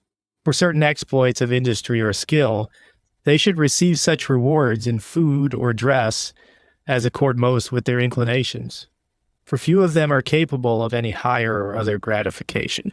The advantages of thus producing a current of new actions, both corporeal and mental, which should continue for weeks and months, and perhaps years, could not fail of being accompanied with great advantages. Some emolument might likewise be derived from their labor to their friends, or to the institution that supported them. What a different view would a number of mad people exhibit, all thus imitating the habits of rational industry. Compared with the antic gestures, the rapid or sauntering walks, the listless attitudes, and the vociferous or muttering conversations they hold with themselves, with which they excite pity or horror in all who see them. In both the exercises and labors of mad people, they should be as much separated from each other as possible. We are naturally imitative animals, and our minds are formed in a degree by ambient circumstances, for which reason mad people should associate and work only with persons of sound and healthy mind. 10. Music should not be omitted as a remedy in this state of madness. The tunes employed for this purpose should be of the most invigorating nature. 11. Great pain.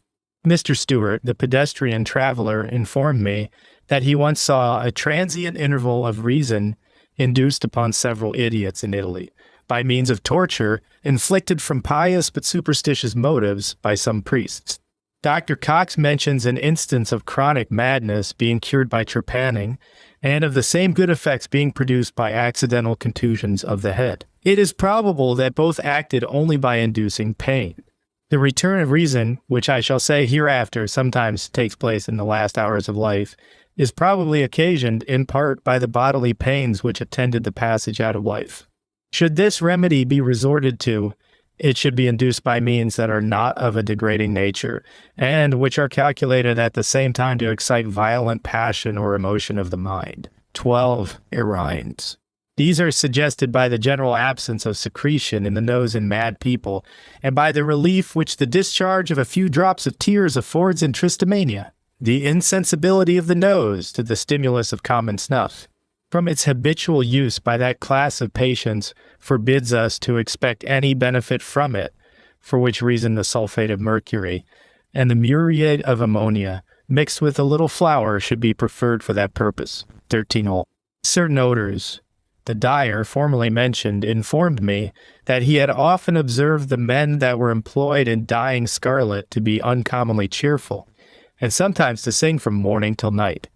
The odor which produces this effect is derived from a mixture of cochineal with a solution of tin in the nitric acid.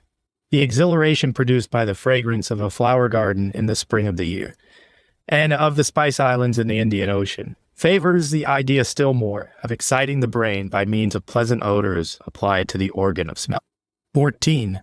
What would be the effect of loud and uncommon sounds acting through the ears upon the brain and mind in this disease?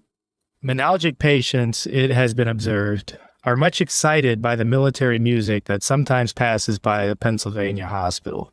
It is still more in favor of loud sounds or noises in menalgia, that in the lowest stage of typhus fever, they have recalled departing life, and in asphyxia, restored it from its apparent extinction in death. 15. Exciting certain stimulating passions and emotions, also the domestic affections.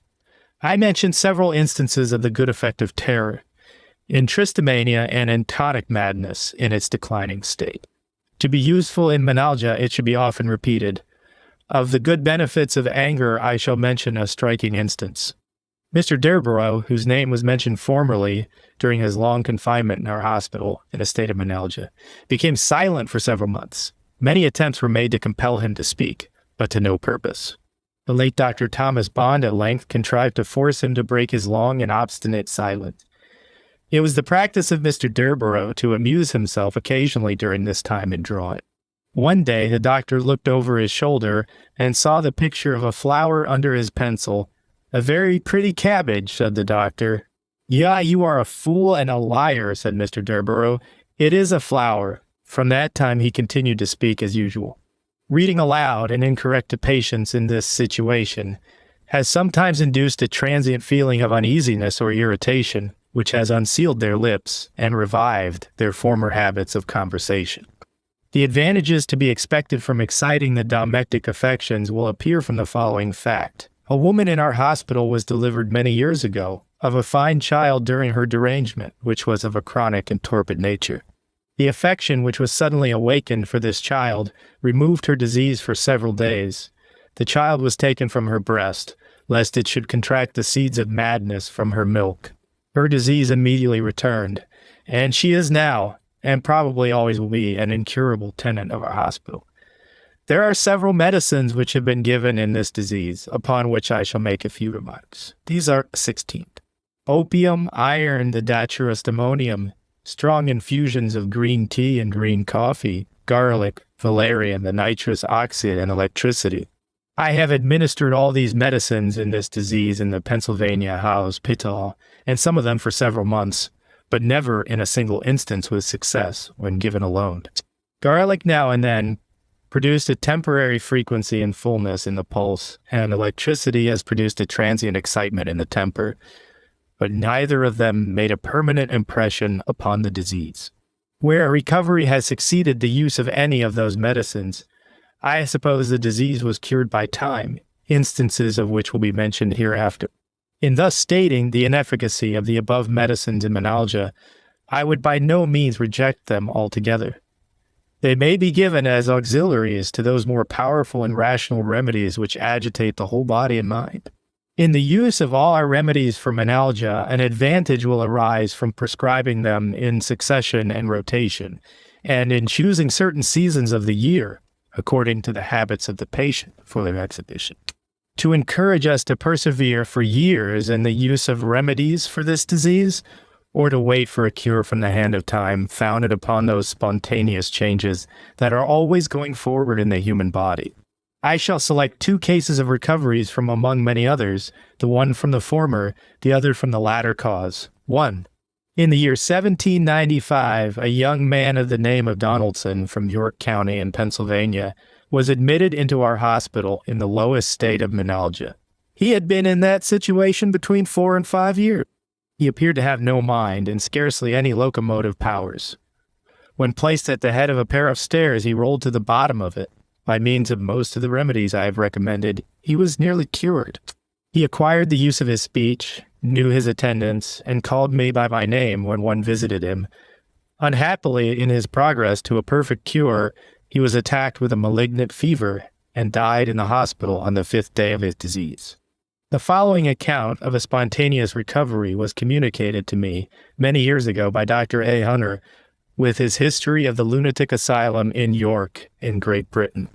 On the 25th of October, 1778, a seafaring person about 40 years of age was recommended to the lunatic asylum for cure. About 2 years before that time, he had sustained considerable loss by sea, which operated so violently upon his mind as to deprive him almost instantly of all his reasoning faculties. In that state of insensibility, he was received into the asylum. During his abode there, he was never observed to express any desire for nourishment, and so great was his inattention to this particular that for the first 6 weeks it was necessary to feed him in the manner of an infant. Food and medicines were equally indifferent to him. A servant undressed him at night and dressed him in the morning, after which he was conducted to his seat in the common parlor, where he remained all day with his body bent and his eyes fixed upon the ground. From all the circumstances of his behavior, he did not appear to be capable of reflection. Everything was indifferent to him, and from the fairest judgment that could be formed, he was considered by all about him as an animal converted nearly into a vegetable. In this state of insensibility he remained till the morning of Tuesday, the 14th of May, 1783, when, upon entering the parlor, he saluted the recovering patients with a good morrow to you all. He then thanked the servants of the house in the most affectionate manner for their tenderness to him, of which, he said, he began to be sensible some weeks before, but had not till then the resolution to express his gratitude. A few days after this unexpected return to reason, he was permitted to write a letter to his wife, in which he expressed himself with decency and propriety. At this time he seemed to have a peculiar pleasure in the enjoyment of the open air, and in his walks conversed with freedom and serenity, talking with him on what he felt during the suspension of reason. He said that his mind was totally lost, but that about 2 months before his return to himself, he began to have thoughts and sensations. These, however, only served to convey to him fears and apprehensions, especially in the night time. With regard to his medical treatment, I shall only observe that the medicines usually prescribed for melancholic persons were in his case studiously avoided, and instead of evacuants, cordials and a generous diet were constantly recommended. Had the natural powers been weakened, I am satisfied that the mind never would have regained her empire. During the remainder of his stay in the asylum, he continued to behave himself with steadiness and propriety. He ate and drank moderately, and upon all occasions showed a gentle and benevolent disposition. Finding his mind sufficiently strong, he returned to his family on the 28th of May, 1783. Soon after this, he was appointed to the command of a ship employed in the Baltic trade, in which service he is at this time engaged. I shall dismiss the history of all the different forms of madness and of their respective remedies by remarking that they do not always occur in the order in which they have been described. Partial and general madness sometimes precede and sometimes succeed each other. Manicula sometimes exists without mania, and both without being succeeded by menalgia. There are instances in which menalgia has preceded mania and manicula. And lastly, we now and then see them all combine and alternate with each other. From this view of the successive and alternate changes of the different forms of madness into each other, we derive fresh proofs of the unity of its cause, and the necessity of renouncing all prescriptions for its name, and of constantly and closely watching the disease in order to vary our remedies with its varying forms. I shall now make a few remarks which are alike applicable to all the forms of general madness. Great regard should be had to cleanliness in the persons and apartments of mad people. This is indispensably necessary, not only for their comfort, but their cure. A deranged man with a ragged dress, a dirty skin, long nails and beard, and uncombed hair, or with his dress and person in neat order, in a filthy room, loses his consciousness of his personal identity, and until this be restored, it is in vain to expect a return of the natural habits of his mind. A close stool with a pan half filled with water, in order to suffocate the foider of his evacuations, should be fixed in his room, with a cover which should fall down of itself upon the stool after it is used.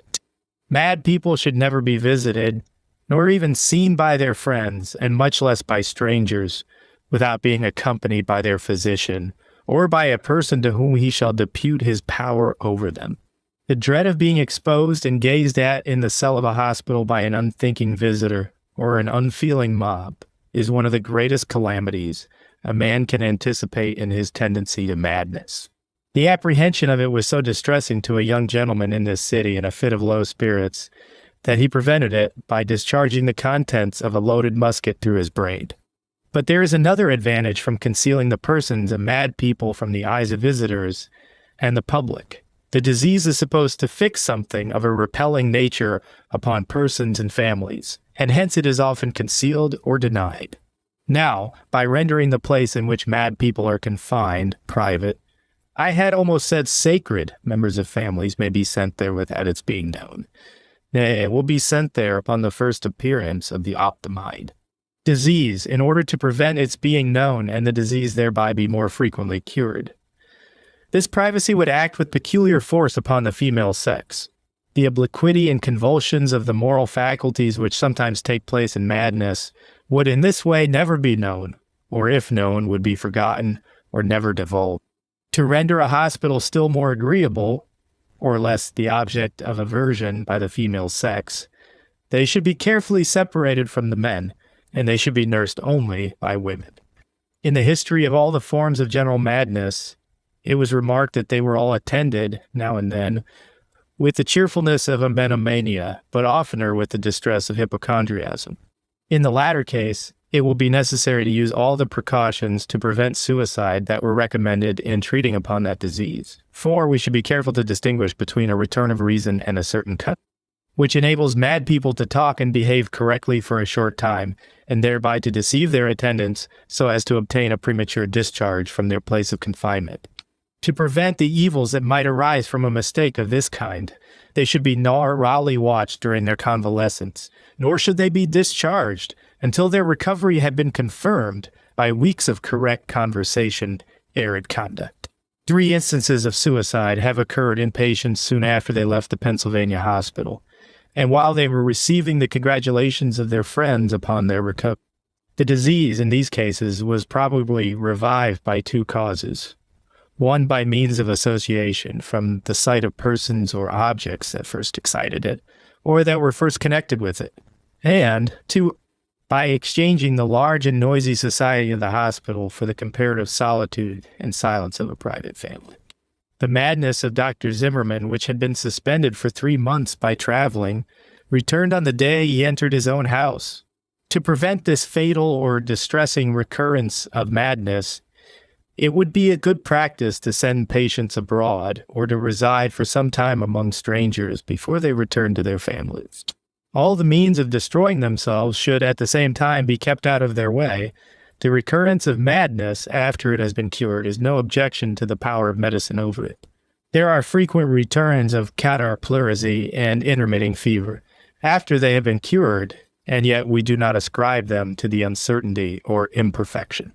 Of 25 persons that were cured of madness by Mr. Pennell, but 2 relapsed in the course of 5 years, which is probably much less than the relapses which occur from the other diseases that were mentioned. I cannot conclude this part of the subject of these inquiries without lamenting the want of some person of prudence and intelligence in all public receptacles of mad people, who should live constantly with them, and have the exclusive direction of their minds.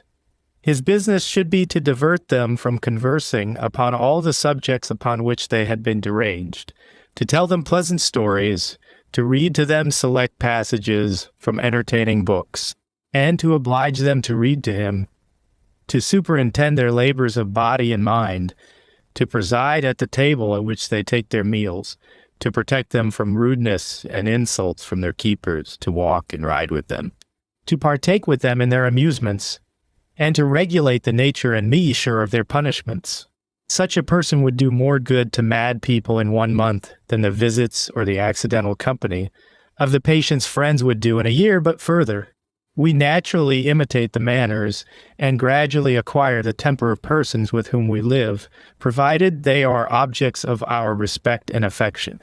This has been observed in husbands and wives who have lived long and happily together, and even in servants who are strongly attached to their masters and mistresses. Similar effects might be expected from the constant presence of a person, such as has been described with mad people, independently of his performing for them any of the services that have been mentioned. We render a limb that has been broken and bent straight only by keeping it in one place by the pressure of splints and bandages, in like manner by keeping the eyes and ears of mad people under the constant impressions, gestures, and conversation of a man of a sound understanding and correct conduct. We should create a pressure nearly as mechanical upon their minds that could not fail of having a powerful influence, in conjunction with other remedies, in bringing their shattered and crooked thoughts into their original and natural order of the mind. 24.1. In reviewing the slender and inadequate means that have been employed for ameliorating the condition of mad people, we are led further to lament the slower progress of humanity in its efforts to relieve them than any other class of the afflicted children of men. For many centuries, they have been treated like criminals or shunned like beasts of prey, or if visited, it has been only for the purposes of inhuman curiosity and amusement. Even the ties of consanguinity have been dissolved by the walls of a madhouse, and sons and brothers have sometimes languished or sauntered away their lives within them, without once hearing the accents of a kindred voice. Happily, these times of cruelty to this class of our fellow creatures and insensibility to their sufferings are now passing away. In Great Britain, a humane revolution, dictated by modern improvements in the science of the mind, as well as of medicine, has taken place in the receptacles of mad people, more especially in those that are of a private nature. A similar change has taken place in the Pennsylvania hospital under the direction of its present managers in the condition of the deranged subjects of their care.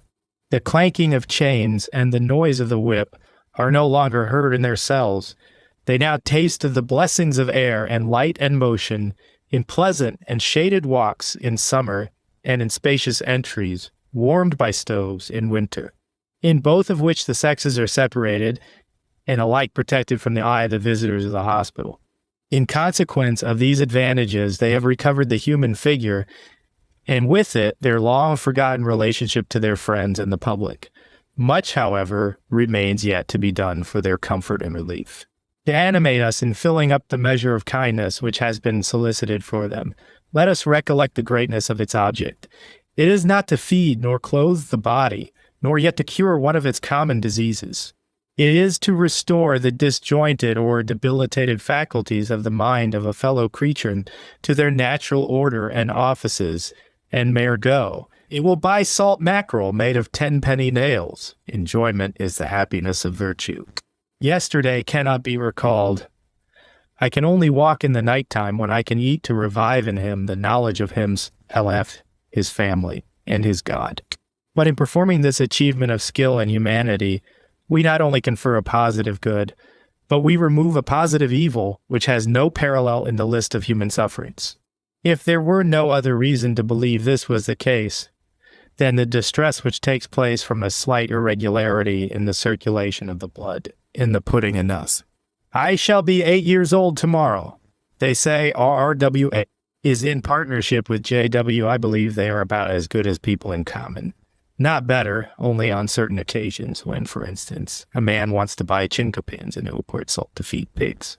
Tanned leather was imported first by lawyers. Morality with virtue is like vice not corrected. LB came into your house and stole a cough-po in the 24th year of His Majesty's reign. Plum pudding and Irish potatoes make a very good dinner. Nothing in man is comprehensible to it. Born in Philadelphia, our forefathers were better to us than our children, because they were chosen for their honesty, truth, virtue, and innocence. The Queen's Broad R originated from a British 42-pounder, which makes too large a report for me. I have no more to say. I am thankful I had no worse this season, and that I am sound in mind and memory, and could steer a ship to sea, but am afraid of the thiller. When hash gone QF Mary Queen of Scots, born in Philadelphia, King of Macedonia. Reign in a great majority of our dreams, it would be sufficient to render their assertion probable. But we have many proofs of its being strictly true. The tearing of clothes, so common in this disease, was one of the instituted signs of deep distress among the Jews, and it was so probably from its being one of its natural signs among the nations of the East. The hallooing, stamping with the feet, and the rattling of chains, so generally practiced by mad people, are all resorted to in order to excite such counter-impressions upon their ears, as shall suspend or overcome, by their force, the anguish of their minds. They wound and mangle their bodies for the same purpose. Even in those solitary cases of general madness which are accompanied with singing and laughter, there is good reason to believe the heart is depressed with sadness. Nor are the silence and seeming apathy of Menalgia always signs of the absence of misery. The willow weeps, says the poet, but cannot feel. The torpid maniac feels, but cannot weep. In maintaining the general existence of misery in all the forms of derangement, I am supported not only by the acts that have been mentioned, but by the authority of Shakespeare, in the following view of the images and feelings that usually harrow up the imaginations of mad people.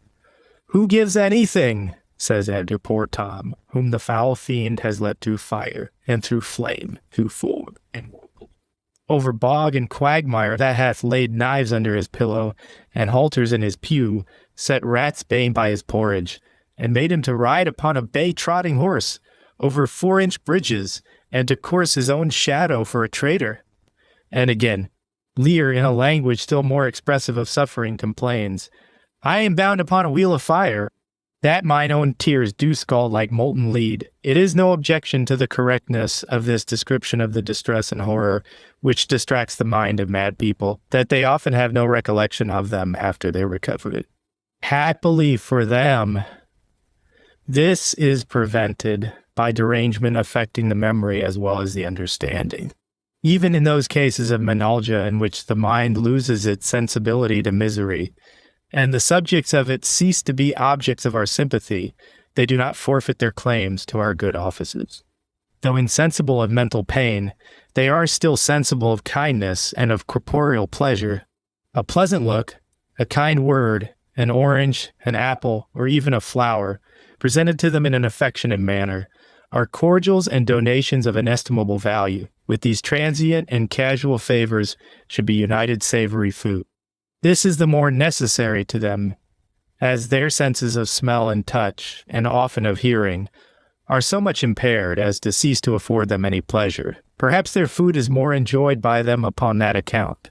I shall now mention the signs of a favorable and unfavorable issue of madness, in all the forms of it which have been described.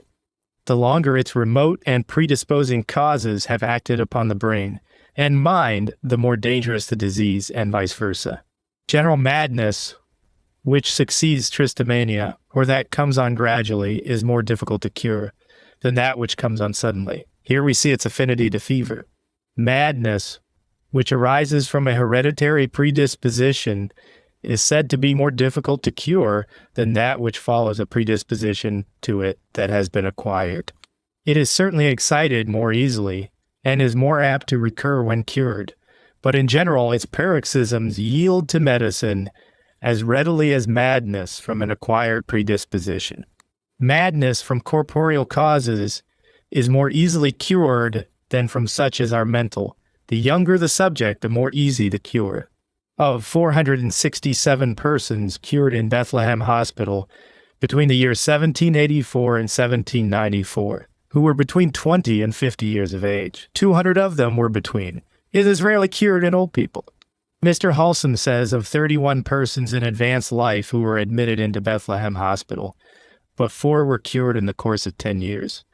Persons who have children are more difficult to cure than those who are childless. It is more easily cured in women than in men. Mania yields more readily to medicine than manicula or menalgia. 100 patients in mania in its furious state, and the same number in its chronic state, were selected in the Bethlehem Hospital in order to determine their relative danger and obstinacy. Of the former, 62 were cured, and of the latter, but 27 opposite diseases, a paroxysm of mania succeeding manicula or menalgia is favorable. A fever succeeding bleeding is favorable. It shows a suffocated disease to be changed into a diffused one. A malignant fever, I remarked formerly, once cured a number of maniacs in our hospital. Remissions and intermissions of violent mental excitement are always favorable. Lucid intervals in manicula and menalgia are likewise favorable. They show that torpor has not completely taken possession of the brain. Abscesses in any part of the body are favorable. I formerly mentioned instances of recoveries which succeeded them. A running from or moisture in the nose after it has been long dry is favorable. Warm and moist hands after they have been long cold and dry are favorable. A cessation of burning in the feet is favorable. General anasarca is favorable, provided it has been preceded by bleeding. It was followed by a recovery in 2 cases in the Pennsylvania hospital in the year 1811. The continuance of hysterical symptoms or their revival after being long absent is always favorable. The latter shows the disease to be passing from its seat in the blood vessels to the nerves. A moderate degree of obesity occurring during a remission of the disease is favorable. A greater degree of it is unfavorable. A return of 1 regular stool daily at an habitual hour is favorable. A diarrhea, when moderate, is favorable. Madness from the common causes of fever, from parturition, and from strong drink generally yield to the power of medicine. Madness from lesions of the brain is seldom cured. Madness, which succeeds epilepsy, or that is alternated with it, is, I believe, always incurable. Madness, which succeeds headache, palsy, and fatuity, is generally incurable.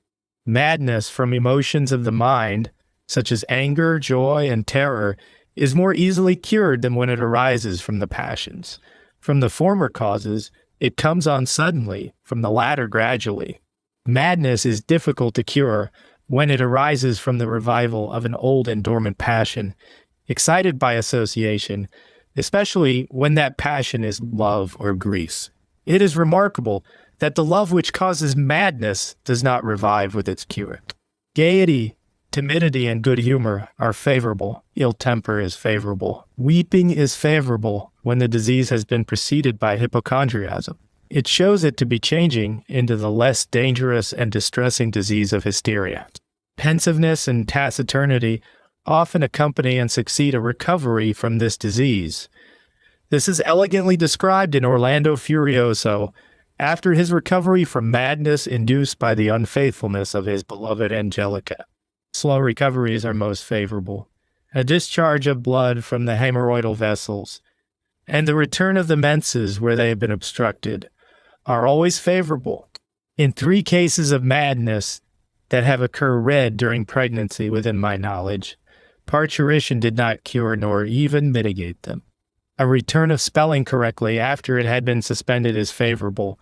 So is a return of delicacy, more especially in the female sex.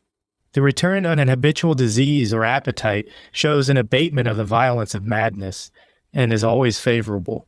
The return of an habitual employment or of any of the habits of the understanding or the affections that had been suspended is still more favorable.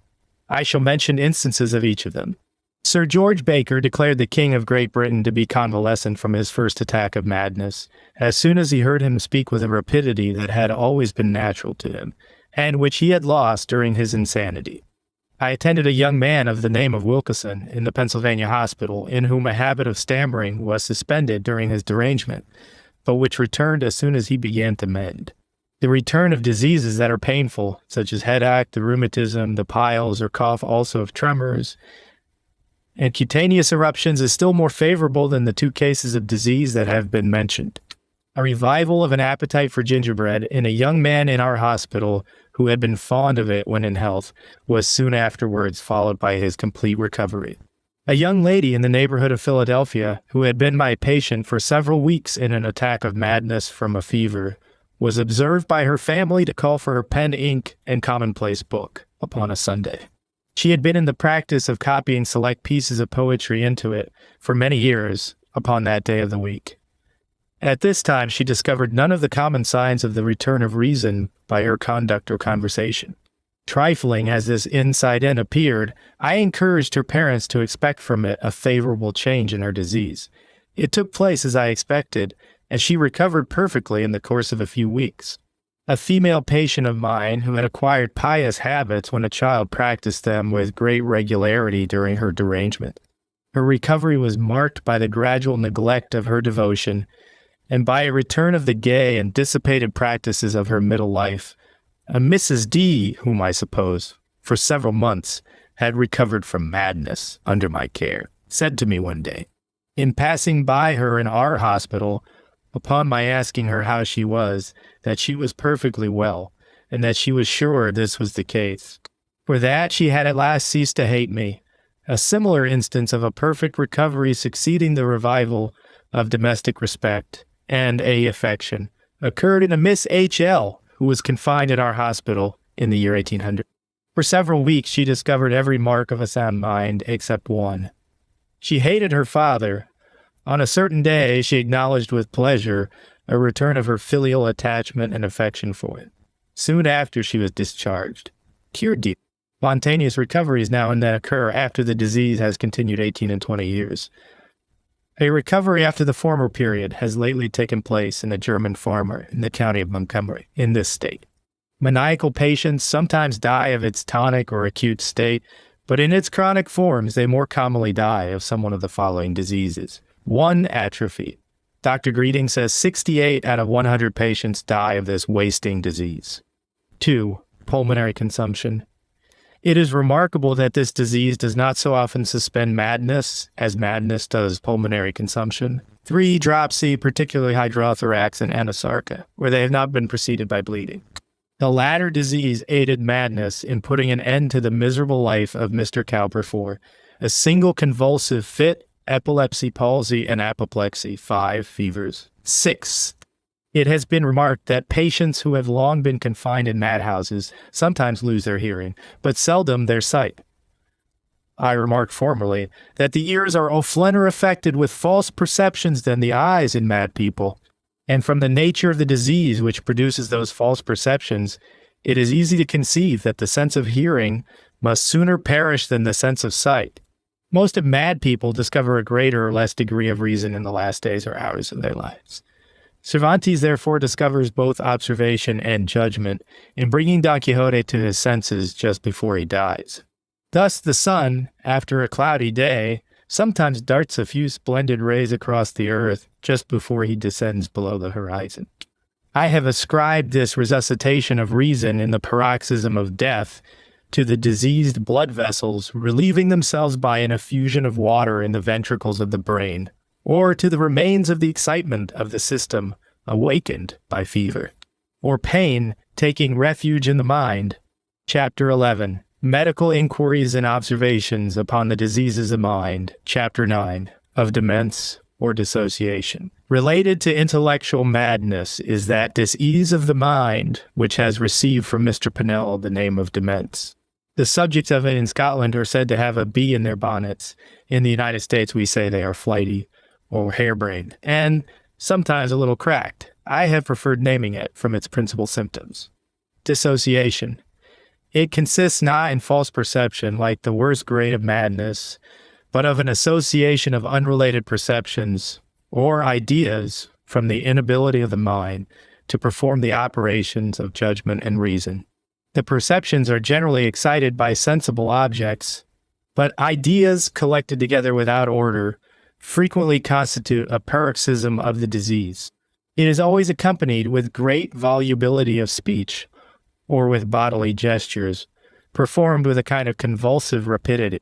We rarely meet with this disease in hospitals, but there is scarcely a city, a village, or a country place that does not furnish one or more instances of it. Persons who are afflicted with it are good-tempered and quarrelsome, malicious and kind, generous and miserly, all in the course of the same day.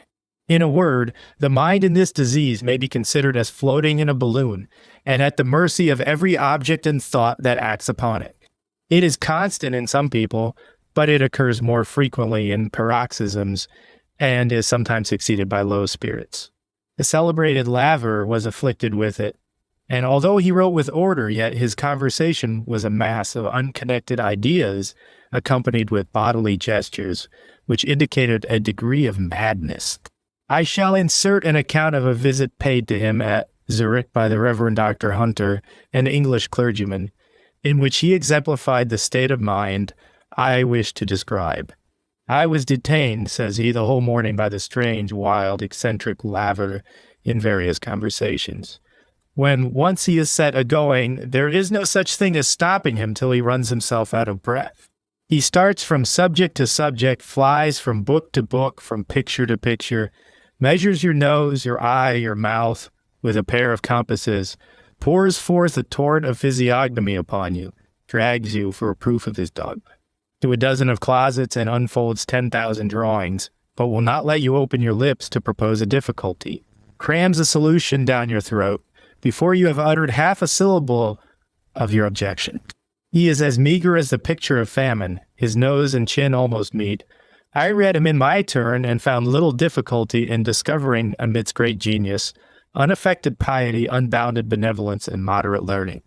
Much caprice and unsteadiness, a mind at once aspiring by nature and groveling through necessity, an endless turn to speculation and project. In a word, a clever, flighty, good-natured, necessitous man. I said formerly that hysteria consisted in mobility of the nervous and muscular system. Dissociation seems to be occasioned by a similar mobility of that part of the brain, which is the seat the remedies for it when it is attended with great excitement. As it generally is, should be bleeding, low diet, purges, and all the other remedies for reducing morbid excitement in the brain recommended formerly for the cure of intellectual madness. When the disease is periodical, barked, and other tonics should be given in its intervals. Chapter 12. Medical Inquiries and Observations upon the Diseases of the Mind. Chapter 10. On derangement in the will. Two opinions have divided philosophers and divines upon the subject of the operations of the will. It has been supposed by one sect of each of them to act freely, and by the others to act from necessity, and only in consequence of the stimulus of motives upon it. Both these opinions are supported by an equal weight of arguments, and however incomprehensible the union of two such opposite qualities may appear in the same function, both opinions appear to be alike true. The will is affected by disease in two ways. When it acts without a motive, by a kind of involuntary power. Exactly the same thing takes place in this disease of the will. That occurs when the arm or foot is moved convulsively without an act of the will, and even in spite of it. The understanding in this convulsed state of the will is in a sound state, and all its operations are performed in a regular manner. When the will becomes the involuntary vehicle of vicious actions through the instrumentality of the passions, I've called it moral derangement. For a more particular account of this moral disease in the will, the reader is again referred to a printed lecture delivered by the author in the University of Pennsylvania in November 1810 upon the study of medical jurisprudence, in which the morbid operations of the will are confined to two acts, viz. Murder and theft. I selected those two symptoms of this disease, for they are not vices, from its other morbid effect, in order to rescue persons offend from the arm of the law, and to render them the subjects of the kind and lenient hand of medicine. But there are several other ways in which this disease in the will discovers itself that are not cognizable by law. I shall describe but two of them. These are lying and drinking. 1. There are many instances of persons of sound understandings, and some of uncommon talents, who are affected with this lying disease in the will. It differs from exculpative, fraudulent, and malicious lying, in being influenced by none of the motives of any of them. Persons thus diseased cannot speak the truth upon any subject, nor tell the same story twice in the same way, nor describe anything as it has appeared to other people. Their falsehoods are seldom calculated to injure any body but themselves, being for the most part of a hyperbolical or boasting nature. But now and then they are of a mischievous nature and injurious to the characters and property of others. That it is a corporeal disease I infer from its sometimes appearing in mad people, who are remarkable for veracity in the healthy states of their minds, several instances of which I have known in the Pennsylvania hospital. Persons affected with this disease are often amiable in their tempers and manners, and sometimes benevolent and charitable in their dispositions. Lying as a vice is said to be incurable. The same thing may be said of it as a disease when it appears in adult life. It is generally the result of a defective education. It is voluntary in childhood and becomes involuntary like certain muscular actions from habit. Its only remedy is bodily pain, inflicted by the rod or confinement or abstinence from food. For children are incapable of being permanently influenced by appeals to reason, natural affection, gratitude, or even a sense of shame. 2. The use of strong jarring affers the effect of free agency. From habit, it takes place from necessity. That this is the case, I infer from persons who are inordinately devoted to the use of ardent spirits being irreclaimable. By all the considerations which domestic obligations, friendships, reputation, property, and sometimes even by those which religion and the love of life can suggest to them. An instance of insensibility to last in an habitual drunkard occurred some years ago in Philadelphia. When strongly urged by one of his friends to leave off drinking, he said, "We're a keg of rum in one corner of a room, and were a cannon constantly discharging balls between me and it, I could not refrain from passing before that cannon in order to get at the rum. The remedies for this disease have hitherto been religious and moral, and they have sometimes cured it. They would probably have been more successful had they been combined with such as are of a physical nature. For an account of several of them, the reader is referred to the first volume of the author's Medical Inquiries and Observations. To that account of physical remedies, I shall add one more, and that is the establishment of a hospital in every city and town in the United States for the exclusive reception of hard drinkers. They are as much objects of public humanity and charity as mad people. They are indeed more hurtful to society than most of the deranged patients of a common hospital would be if they were set at liberty. Who can calculate the extensive influence of a drunken husband or wife upon the property and morals of their families, and of the waste of the former and corruption of the latter upon the order and happiness of society? Let it not be said that confining such persons in a hospital would be an infringement upon personal liberty, incompatible with the freedom of our governments. We do not use this argument when we confine a thief in a jail, and yet, taking the aggregate evil of the greater number of drunkards and thieves into consideration, and the greater evils which the influence of their immoral example and conduct introduce into society than stealing, it must be obvious that the safety and prosperity of a community will be more promoted by confining them than a common thief. To prevent injustice or oppression, no person should be sent to the contemplated hospital or sober house without being examined and committed by a court consisting of a physician and 2 or 3 magistrates or commissioners appointed for that purpose. If the patient possess property, it should be put into the hands of trustees to take care of it. Within this house, the patient should be debarred the use of ardent spirits and drink only, for a while, such substitutes for them as a physician should direct. Tobacco, one of the provocatives of intemperance in drinking, should likewise be gradually abstracted from them. Their food should be simple, but for a while moderately cordial, for their own or for the public benefit.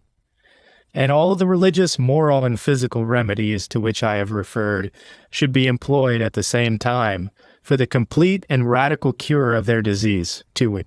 Besides the disease in the will, which has been described, it is subject to such a degree of debility and torpor as to lose all sensibility to the stimulus of motives, and to become incapable of acting either freely or from necessity. In this respect, it resembles a paralytic limb. We sometimes say of persons who are governed by their friends or a favorite that they have no will of their own. This is strictly true. If left to themselves, they would neither buy nor sell nor transact any kind of business. They will and prefer nothing, and they do nothing but what is closely connected with their animal existence. It is from the habitual want of exercise in the will in slaves that it is so apt to acquire this paralytic state, and it is because we are deprived of its cooperation with our medicines in the desire of life that we are less successful in curing their diseases under equal circumstances than the diseases of freemen. Animal magnetism, Mr. Brissett informed me, performed many cures of light diseases upon the white people in the West Indies, but not a single slave was benefited by it, and probably from the cause that has been mentioned. I have never been consulted in this disease of the will, but I have no doubt stimulating and tonic remedies preceded by depletion would be useful in it. Persons afflicted with this disorder of the mind should be placed in situations in which they will be compelled to use their wills in order to escape some great and pressing evil. A palsy of the limbs has been cured by the cry of fire and a dread of being burned. Why should not a palsy of the will be cured in a similar way? Chapter 13. Medical Inquiries and Observations upon the Diseases of the Mind. Chapter 40 of Derangement. In the Principle of Faith, or the Believing Faculty. As this faculty has not yet found its way into our systems of physiology, I shall briefly remark that I mean by it that principle in the mind, by which we believe in the evidence of the senses, of reason and human testimony. It is as much a native faculty as memory or imagination. The objects of human testimony are extensive and important. St. Paul alludes to them in the following passage of the 11th chapter of his epistle to the Hebrews.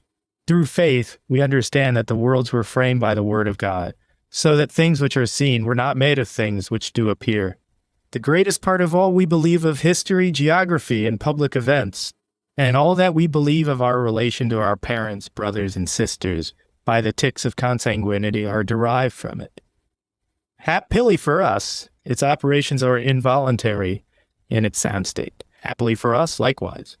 A source of knowledge, so necessary to individual comfort and social existence, has not been made dependent upon our senses, nor left to the slow inductions of reason. The world could not exist in its present circumstances without it. It is no objection to its necessity and usefulness that we are sometimes deceived by it. The same objection applies with equal force to our senses and reason as sources of knowledge. Persons affected with this disease in the principle of faith, as far as relates to human testimony, believe and report everything they hear. They are incapable of comparing dates and circumstances, and tell stories of the most improbable and incongruous nature. Sometimes they propagate stories that are probable but false, and thus deceive their friends and the public. There is scarcely a village or city that does not contain one or more persons affected with this disease. Horace describes a man of that character in Rome of the name of Apella. The predisposition of such persons to believe what is neither true nor probable is often sported with by their acquaintances, by which means their stories often gain a currency through whole communities. It is probable the confinement of persons afflicted with this malady, immediately after they hear anything new, might cure them. Perhaps ridicule might assist this remedy? I think I once saw it effectual in an old quidnunc during the Revolutionary War. This faculty of the mind is subject to disorder as well as to disease, that is, to an inability to believe things that are supported by all the evidence that usually enforces belief.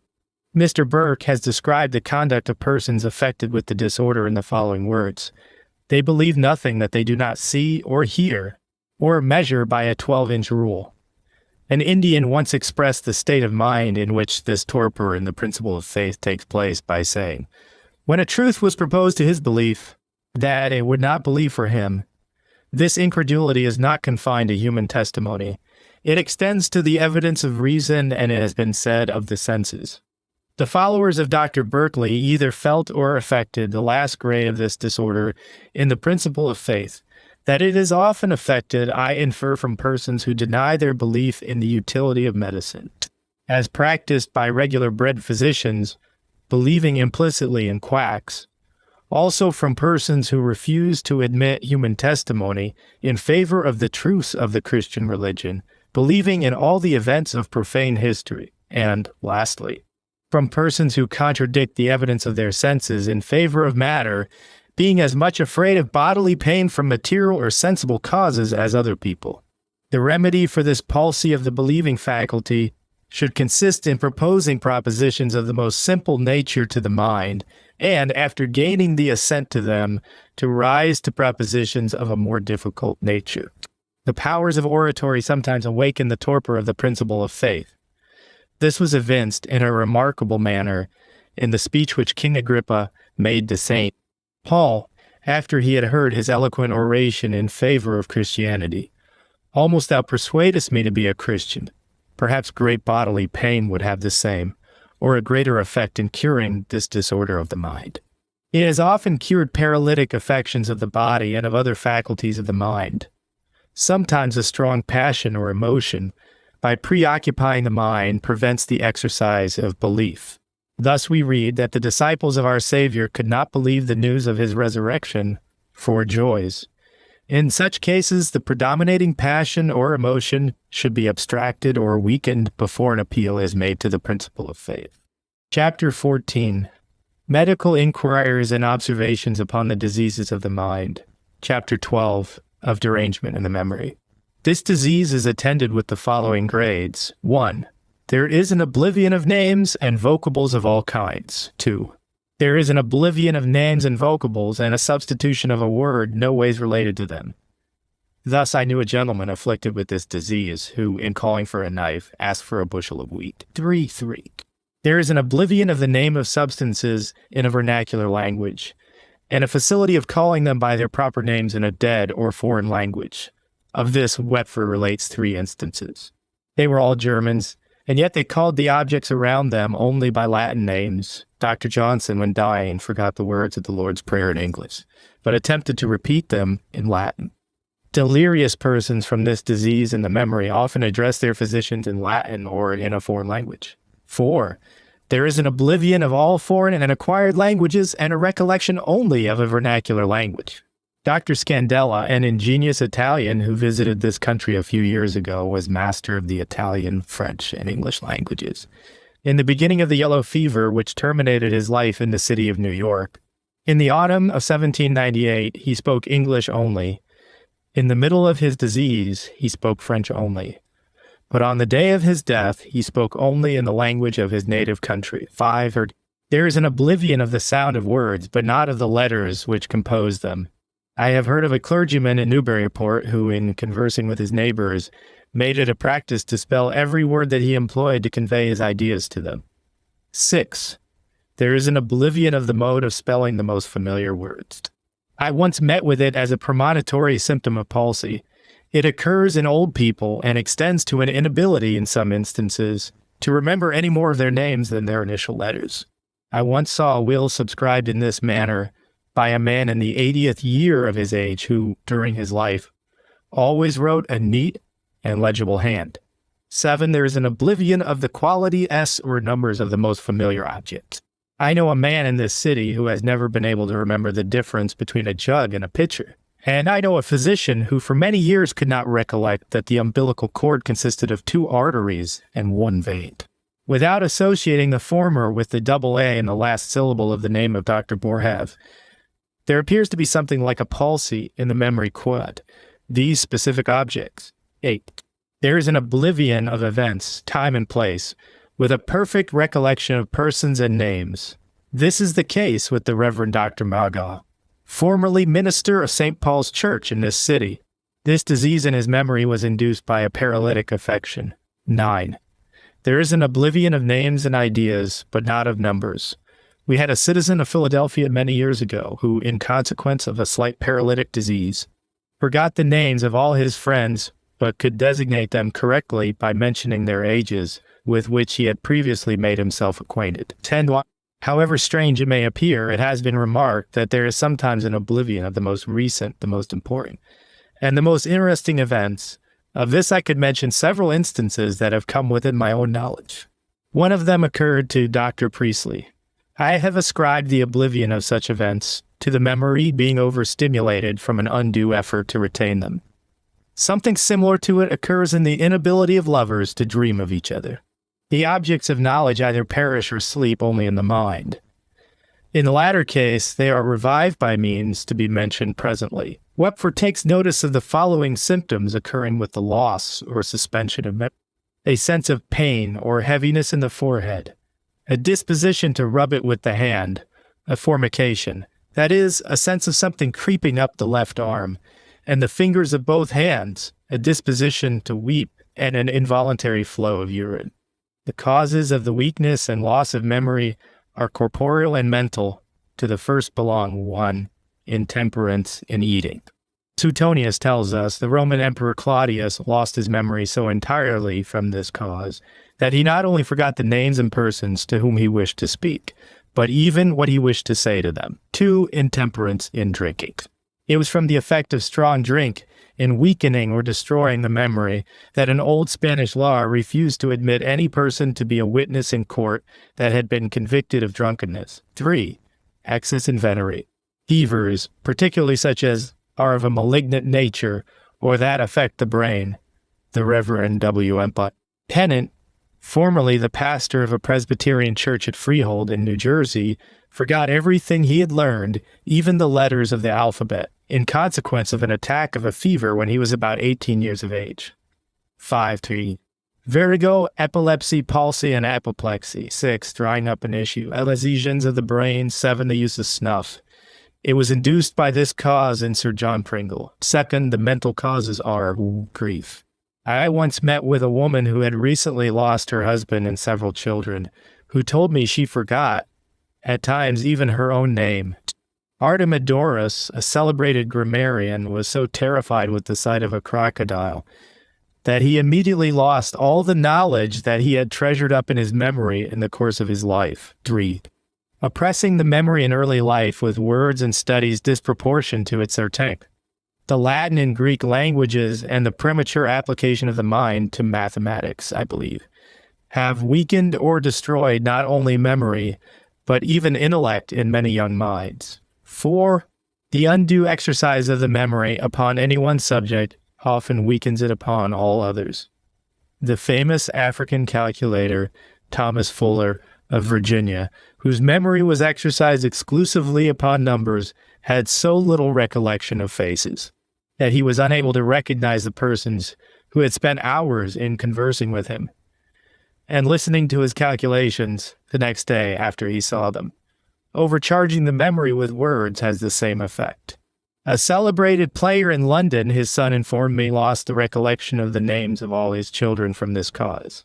5. Neglecting to exercise the memory. 6. Cessation from study. Sir Isaac Newton forgot the contents of his Principia by ceasing to exercise his mind in study. The famous Mr. Hewett had spent several years in close application to conic sections. Leibniz, in returning from his travels, called to see him and expected to have been highly entertained by conversing with him upon the subject of his studies. "Here," said Mr. Hewett, sighing, "look over this manuscript. I have forgotten everything in it since I became burgomaster of Amsterdam. The remedies for this disease are corporeal and mental. To the first or corporeal remedies belong 1. Abstracting all its exciting cause." Sir John Pringle's memory was restored in a great degree by leaving off the use of snuff. 2. Depleting remedies, if plethora attend, and the pulse be tense or oppressed. These should be bleeding, purges, and low diet. After the reduction of the system, the remedies should be 3 blisters. Wepfer speaks in high terms of their efficacy when applied to the elbows and calves of the legs in this disease. 4. Issues in the arms. 5. 6. Certain aromatic medicines, Etmuller says, when a young man, he greatly improved his memory by swallowing 3 or 4 cubebs every day.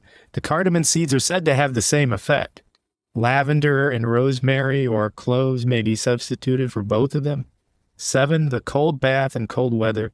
Milton's memory was always improved by the latter. 8. Exercise. Mr. Pope commends a trotting horse above all things in order to excite dormant ideas. It is from the motion excited in the brain by means of a fever that persons in that disease often recollect events and speak languages, which appear to have perished in their memories. The late Mr. Frederick Abe. Muhlerberg informed me that his father, who was for many years minister of the Lutheran Church in Philadelphia, in visiting the old Swedes, who inhabited the southern district of the city upon their deathbeds, was much struck in hearing some of them pray in the Swedish language, who he was sure had not spoken it for 50 or 60 years before, and who had probably entirely forgotten it. It was revived by the stimulus of the fever in their brains which attended the close of their lives. The Reverend Dr. Muhlenberg of Lancaster has furnished me with a fact from his own observation, similar to that which was communicated to me by his brother in the following extract of a letter which I lately received from him. That people generally pray in their last hours in their native language is a fact which I have found true in innumerable cases amongst my German hearers. Although hardly one word of German was spoken by them in common life, and in days of health, Dr. Hutchinson, in his Biographia Medica, relates an anecdote of a physician of the name of Connor, who had renounced the principles of the Church of Rome in early life, who, in the delirium of a fever which preceded his death, prayed only in the forms of that church. His fever had excited those forms, while those of the Protestant religion, which he had embraced, were obliterated by the same fever from his mind. In some cases, time performs a cure of the loss of memory. This oftenest occurs when it has been induced by a fever. I have known one instance of it and have heard of several others. One of the latter was in the Reverend Mr. Tennant, whose name was just now mentioned, who, standing one day at the feet of his master, suddenly threw down his grammar and called for one of the Latin classics, which he had begun to read previously to the attack of his fever. At that instant, all that he had ever learned before revived in his mind. The fever which deprived him of his memory was attended with apparent death for 2 or 3 days. To feed the mental remedies for the loss or decay of memory should be 1. Frequently repeating what we wish to remember. The benefits of repetition are strikingly illustrated in the history of a printer in London, who, after working 7 years in composing the Bible, was able to repeat every chapter and verse in it by memory. We see the advantages of this mode of strengthening the memory in persons who repeat questions or whole sentences that are proposed to them before they can answer them. The door of the mind in such people requires 2 knocks before it can be opened, one by the person who asks, the other by the person who answers the questions. Or to speak more simply, the mind requires a double impression from words before it is able to convert them into thoughts, to calling in the aid of 2 or more of the senses, to assist in the retention of knowledge. We seldom forget what we have handled or tasted, as well as seen or heard.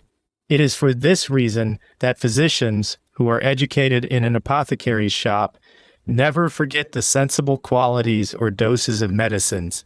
The eyes assist the ears, and the ears the eyes.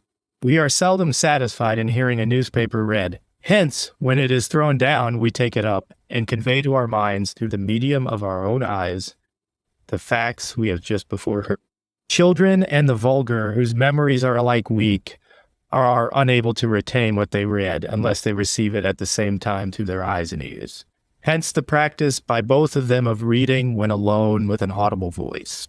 In some cases, they are unable to remember even their own thoughts without rendering them audible, hence we so often hear them talking to themselves. We observe the same thing in the low and chronic state of madness, and in part from the same cause. Where the eyes and ears cannot both be employed in acquiring knowledge, the use of the ears should be preferred. Julius Caesar says the reason why the ancient Druids did not commit their instructions to writing was that their pupils might, by receiving them through their ears, more easily acquire and more durably retain them in their memories. The ear is less apt to be distracted than the eye by the obtrusion of surrounding objects, the one being more constant than the other. The mind, moreover, is more concentrated in hearing than in seeing. The truth of all these remarks is confirmed by few of the sayings or songs learned by the ear only, and in the nursery, being ever forgotten. 3. The memory is restored and strengthened by means of association. The principal circumstances which influence this operation of the mind are time, place, pleasure, pain, sounds, words, letters, habit, and interest. 4. Filling the mind with that kind of knowledge only which is supposed or admitted to be true.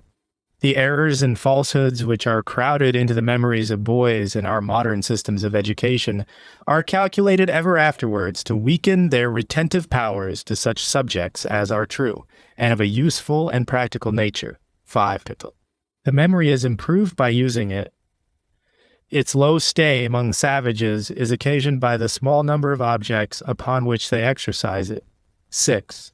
The memory is aided in hearing, and after reading by shutting the eyes. In this way, Mr. Woodfall received and retained the speeches of the members of the British Parliament until he committed them to paper, after which he published and forgot them. 7. Ideas and even words that have been forgotten are often recalled by conversation upon subjects that are related to them. This is affected by some incidental word or idea, awakening by association, the word or idea we wish to revive in our minds. 8.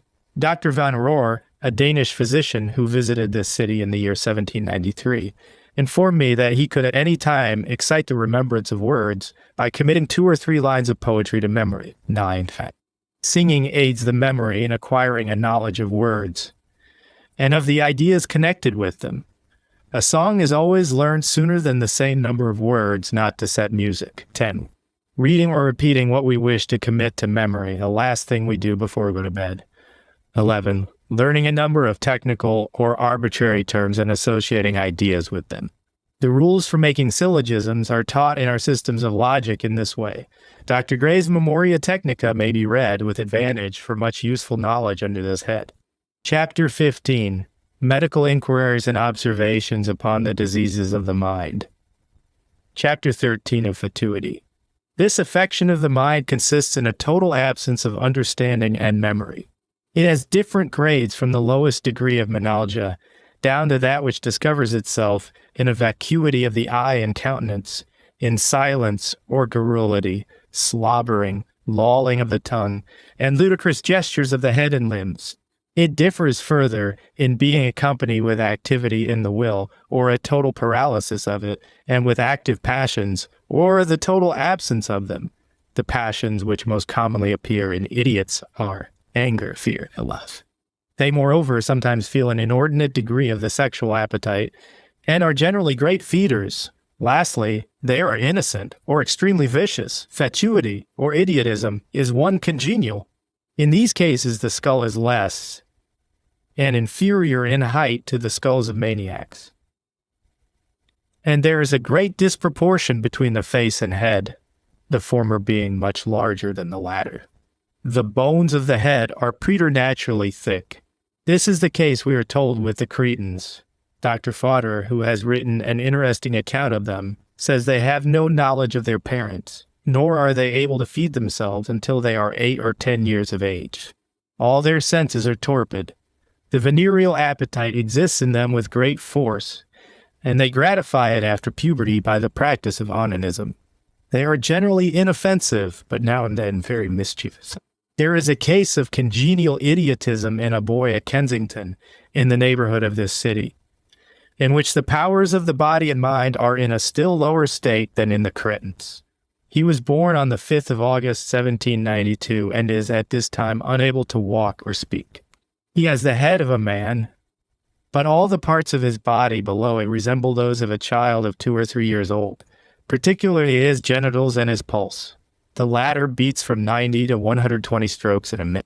He has shed his teeth twice, and now exhibits a third set in 3 distinct rows in his upper jaw. With all this furniture for mastication, he is unable to chew his food, and all that he takes of a solid nature is first chewed for him by his sister. His ears are very large. He cries when hungry and in pain, but oftener laughs for hours, and sometimes for whole nights together, and so loud as to disturb the sleep of his family. He discovers mind in but 3 things, viz., in an affection for his mother and sister, and in a love for a dog and for money. His father sometimes comes home from his work in a state of intoxication, at which time he abuses his mother and sister. During this time he appears pensive and refuses to eat anything. He discovers distress when his dog is out of his sight, or his place in the family occupied by the dog of any of the neighbors. Of his love of money, the following is a striking proof. I threw a piece of silver into his lap. He instantly laughed and showed other signs of pleasure. I found upon inquiry that he was fond of gingerbread, and that he had just memory enough to associate the pleasure of eating it with the sight of the means of procuring it. Fatuity is induced by all the causes which bring on mania, particularly by chronic fevers. It sometimes succeeds protracted menalgia.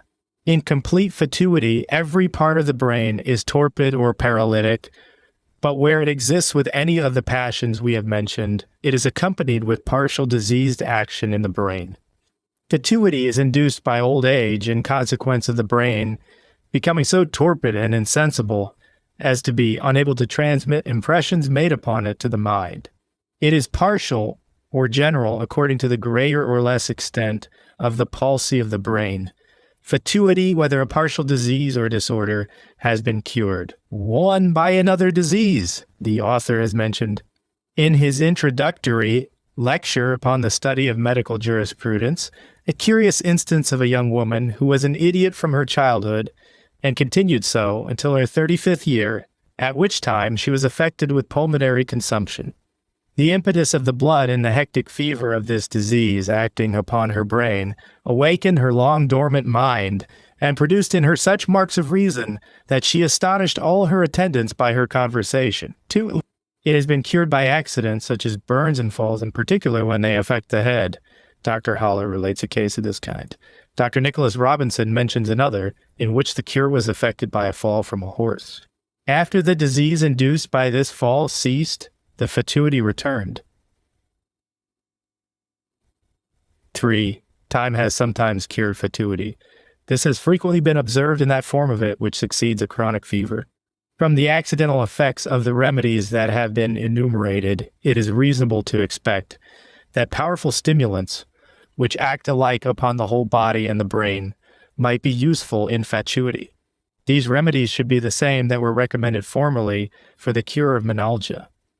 That form of fatuity, which sometimes follows a fever, generally yields to the most lenient of these remedies. In order to assist all the remedies that have been mentioned, it will be useful, as soon as our patientees begin to discover any marks of the revival of mind, to oblige them to apply their eye to some simple and entertaining book. They will much sooner acquire ideas in this way than by our conversing with them, in consequence of the longer impressions of words upon the eyes than upon the ears, when they are pronounced in the ordinary rapid manner of common conversation. Dull boys are sometimes by this means made scholars, and on the contrary, boys of active minds are sometimes made dull by it. The forcible impressions of words in the latter case overstimulates the mind. Such boys learn more easily and rapidly by oral instruction. Fatuity from old age cannot be cured, but it may be prevented by employing the mind constantly in reading and conversation in the evening of life. Dr. Johnson ascribes the fatuity of Dean Swift to 2 causes. 1, to a resolution he made in his youth, that he would never wear spectacles, from the want of which he was unable to read in the decline of life. And 2, to his avarice, which led him to abscond from visitors or deny himself to company, by which means he deprived himself of the only 2 methods by which new ideas are acquired, or old ones renovated. His mind from these causes languished from the want of exercise, and gradually collapsed into idiotism, in which state he spent the close of his life in a hospital, founded by himself for persons afflicted with the same disorder, of which he finally died. Country people who have no relish for books, when they lose the ability to work, or of going abroad from age or weakness, are very apt to become fatuitous, especially as they are too often deserted in their old age by the younger branches of their families, in consequence of which their minds become torpid from the want society and conversation. Fatuity is more rare in cities than in country places, only because society and conversation can be had in them upon more easy terms. And it is less common among women than men, only because they seldom survive their ability to work, and because their employments are of such a nature as to admit of their being carried on by their firesides, and in a sedentary posture. The illustrious Dr. Franklin exhibited a striking instance of the influence of reading, writing, and conversation in prolonging a sound and active state of alhi faculties of his mind. In his 84th year, he discovered no one mark, in any of them, of the weakness or decay usually observed in the minds of persons at that advanced period of life. I cannot dismiss this subject without remarking that the moral faculties, when properly regulated and directed, never partake of the decay of the intellectual faculties in old age, even in persons of uncultivated minds. It would seem as if they were thus placed beyond the influence, not only of time, but often of diseases and accidents, from their exercises being so indispensably necessary to our happiness, more especially in the evening of life.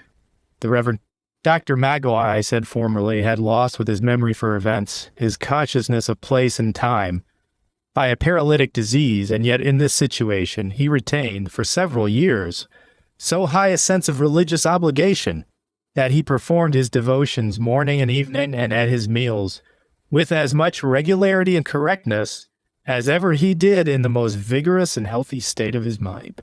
There is a state of fatuity related to that which has been described, in which there exists, with great feebleness of mind, a species of low wit and cunning, accompanied at times with mimicry. Shakespeare has described this grade of idiotism in his character of the fool in the tragedy of King Lear.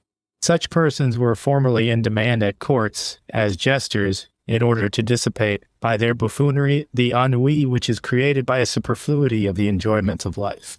It is possible this mental disease might be relieved by the same remedies that have been recommended for common fatuity. Chapter 16. Medical Inquiries and Observations upon the Diseases of the Mind. Chapter 14. Of Dreaming, Incubus, or Nightmare, and Somnambulism, to enumerate all the phenomena of dreams, and to attempt an explanation of their proximate cause, would require a previous account of the theory of sleep, and this would render it necessary to introduce several physiological principles, all of which would be foreign to the practical objects of this work, for which reason I shall barely remark that dreaming is the effect of unsound or imperfect sleep. That this is the case is obvious from its being uncommon among persons who labor and sleep soundly afterwards, and from its causes to be mentioned presently. It is always influenced by morbid or irregular action in the blood vessels of the brain, and hence it is accompanied with the same erroneous train or the same incoherence of thought which takes place in delirium. This is so much the case that a dream may be considered as a transient paroxysm of delirium, and delirium as a permanent dream. It differs from madness in not being attended with muscular action. As dreams are generally accompanied with distress, and are often the premonitory signs of acute diseases, their cure is an important object of the science of medicine. Their remote causes are an increase or diminution of stimuli upon the brain. The increased stimuli are corporeal and mental. 1. The corporeal stimuli are an excessive quantity of aliments or drinks, or of both, of an offensive quality to the stomach, a position of the head not habitual to the patient, cold, heat, noises, a tight collar or wristbands, a fever, opium, a full bladder, inclination to go to stool, and lastly, light. It is from the stimulus of the last cause that we dream, most after daybreak in the morning. 2. The mental stimuli are all disquieting passions, difficult studies begun at bedtime, and an undue weight of business. 2. Dreams are induced by the diminution of habitual stimuli such as customary food, drinks, exercise, labor, studies, and business.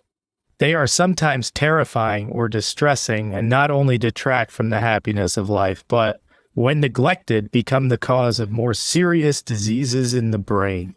The remedies for them when they are induced by an increase of stimuli, whether corporeal or mental, should be 1. Bleeding or gentle purges, and low diet. The famous pedestrian traveler, Mr. Stewart, informed me that he never dreamed when he lived exclusively on vegetable food. 2.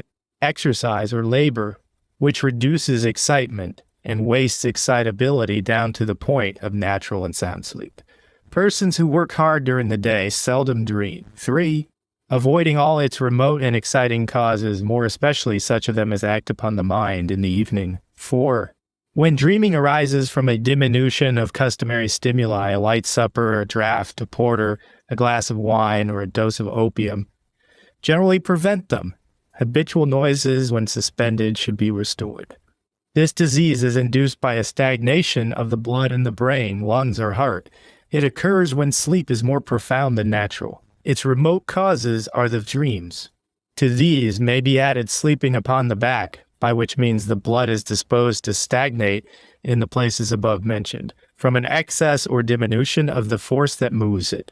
Persons who go to bed in good health and are found dead in their beds in the morning, it is supposed, generally die of this disease. Its remedy should be the same as for dreams, with the additional one of sleeping alternately on each side. Of somnambulism, I shall introduce my remarks upon this disease by copying Dr. Hartley's correct and perspicuous account of its cause. In his observations upon man, those who walk and talk in their sleep, says the doctor, have evidently the nerves of the muscles concerned so free as that vibrations or nervous influence can descend from the internal parts of the brain, the peculiar residence of ideas into them. At the same time, the brain itself is so oppressed that they have scarce any memory. Persons who read inattentively, that is, see and speak almost without remembering. Also, those who labor under such a morbid loss of memory as that, though they see, hear, speak, and act, pro neva from moment to moment, yet forget all immediately, somewhat resemble the persons who walk and talk in their sleep. Dream, I have said, is a transient paroxysm of delirium. Somnambulism is nothing but a higher grade of the same disease. It is a transient paroxysm of madness. Like madness, it is accompanied with muscular action, with incoherent or coherent conduct, and with that complete oblivion of both, which takes place in the worst grade of madness. Coherence of conduct discovers itself in persons who are affected with it undertaking or resuming certain habitual exercises or employments. Thus we read of the scholar resuming his studies, the poet his pen, and the artisan his labors, while under its influence with their usual industry, taste, and correctness. It extended still further in the late Dr. Blacklock of Edinburgh, who rose from his bed to which he had retired at an early hour, came into the room where his family was assembled, conversed with them, and afterwards entertained them with a pleasant song, without any of them suspecting he was asleep, and without his retaining, after he awoke, the least recollection of what he had done. Persons who are affected with this disease sometimes appear pale and covered with profuse sweats. Its remedies should be the same as for dreaming, when it arises from an increase of corporeal or mental stimuli. I have read an account of 2 cures being performed by placing a tub of water in the bedroom of the persons who were afflicted with it. Chapter 17. Medical Inquiries and Observations upon the Diseases of the Mind. Chapter 15. Of Illusions. By this term, I mean that disease in which false perceptions take place in the ears and eyes in the waking state, from a morbid affection of the brain or of the essence, which is the seat of the illusion. It may be considered as a waking dream. Persons affected with it fancy they hear voices or see objects that do not exist. These false perceptions are said by superstitious people to be premonitions of death. They sometimes indicate either the forming state or the actual existence of disease, which, being seated most commonly in a highly vital part of the body, that is, the brain, now and then, and ends in death, and thus administers support to superstition. They depend, like false perception and madness, upon motion being excited in a part of the ear or the eye, which does not vibrate with the impression made upon it, but communicates it to a part upon which the impression of the noise heard, or of the person seen, was formerly made, and hence the one becomes audible, and the other visible. The deception when made upon the ears consists most commonly in hearing our own names, and for this obvious reason. We are accustomed to hear them pronounced more frequently than any other words, and hence the part of the ear, which vibrates with the sound of our names, moves more promptly from habit than any other part of it. For the same reason, the deception, when made upon the eyes, consists in seeing our own persons, or the persons of our intimate friends, whether living or dead, oftener than any other people. The part upon the retina from which those images are reflected moves more promptly from habit than any other of that part of the organ of vision. The voice which is supposed to be heard and the objects which are supposed to be seen are never heard nor seen by 2 persons, even when they are close to each other. This proves them both to be the effect of disease in the single person who hears or sees the supposed voice or object. I am aware that this explanation of illusions may be applied to invalidate the accounts that are given in the Old and New Testaments of the supernatural voices and objects that were heard or seen by individuals, particularly by Daniel, Elisha, and St. Paul, but they should no more have that effect than the cures of diseases that are performed by natural means should invalidate the accounts that are given in those books, of the same diseases being cured in a miraculous manner. But, admitting the voices or objects that were heard or seen by the prophets and apostle above mentioned to have been produced by a change in the natural actions of the brain or of the organs of hearing or seeing. That change, considering its design, was no less supernatural than if the voices or objects supposed to have been heard or seen had been real. It is remarkable that in all those cases where miracles were necessary to establish a divine commission or a new doctrine, every circumstance connected with them was distinctly heard or seen, not by an individual only, but by 2 or 3, and sometimes by several hundred witnesses, in all of whom it is scarcely possible for an illusion to have existed at the same time from natural causes. The remedies for illusions should be bleeding, purges, and low diet, when the pulse indicates undue excitement in the arterial system. A certain Mr. Nicolai, a member of the Academy of Sciences in Berlin, was much relieved of this disease by the application of leeches to the hemorrhoidal vessels. In a reduced state of the system, the remedies should be cordial diet and tonic medicines. Mr. Nicolai heard the voices of his friends only when he was alone and in a state of inaction. This fact suggests the advantages of company and exercise as additional remedies in this disease.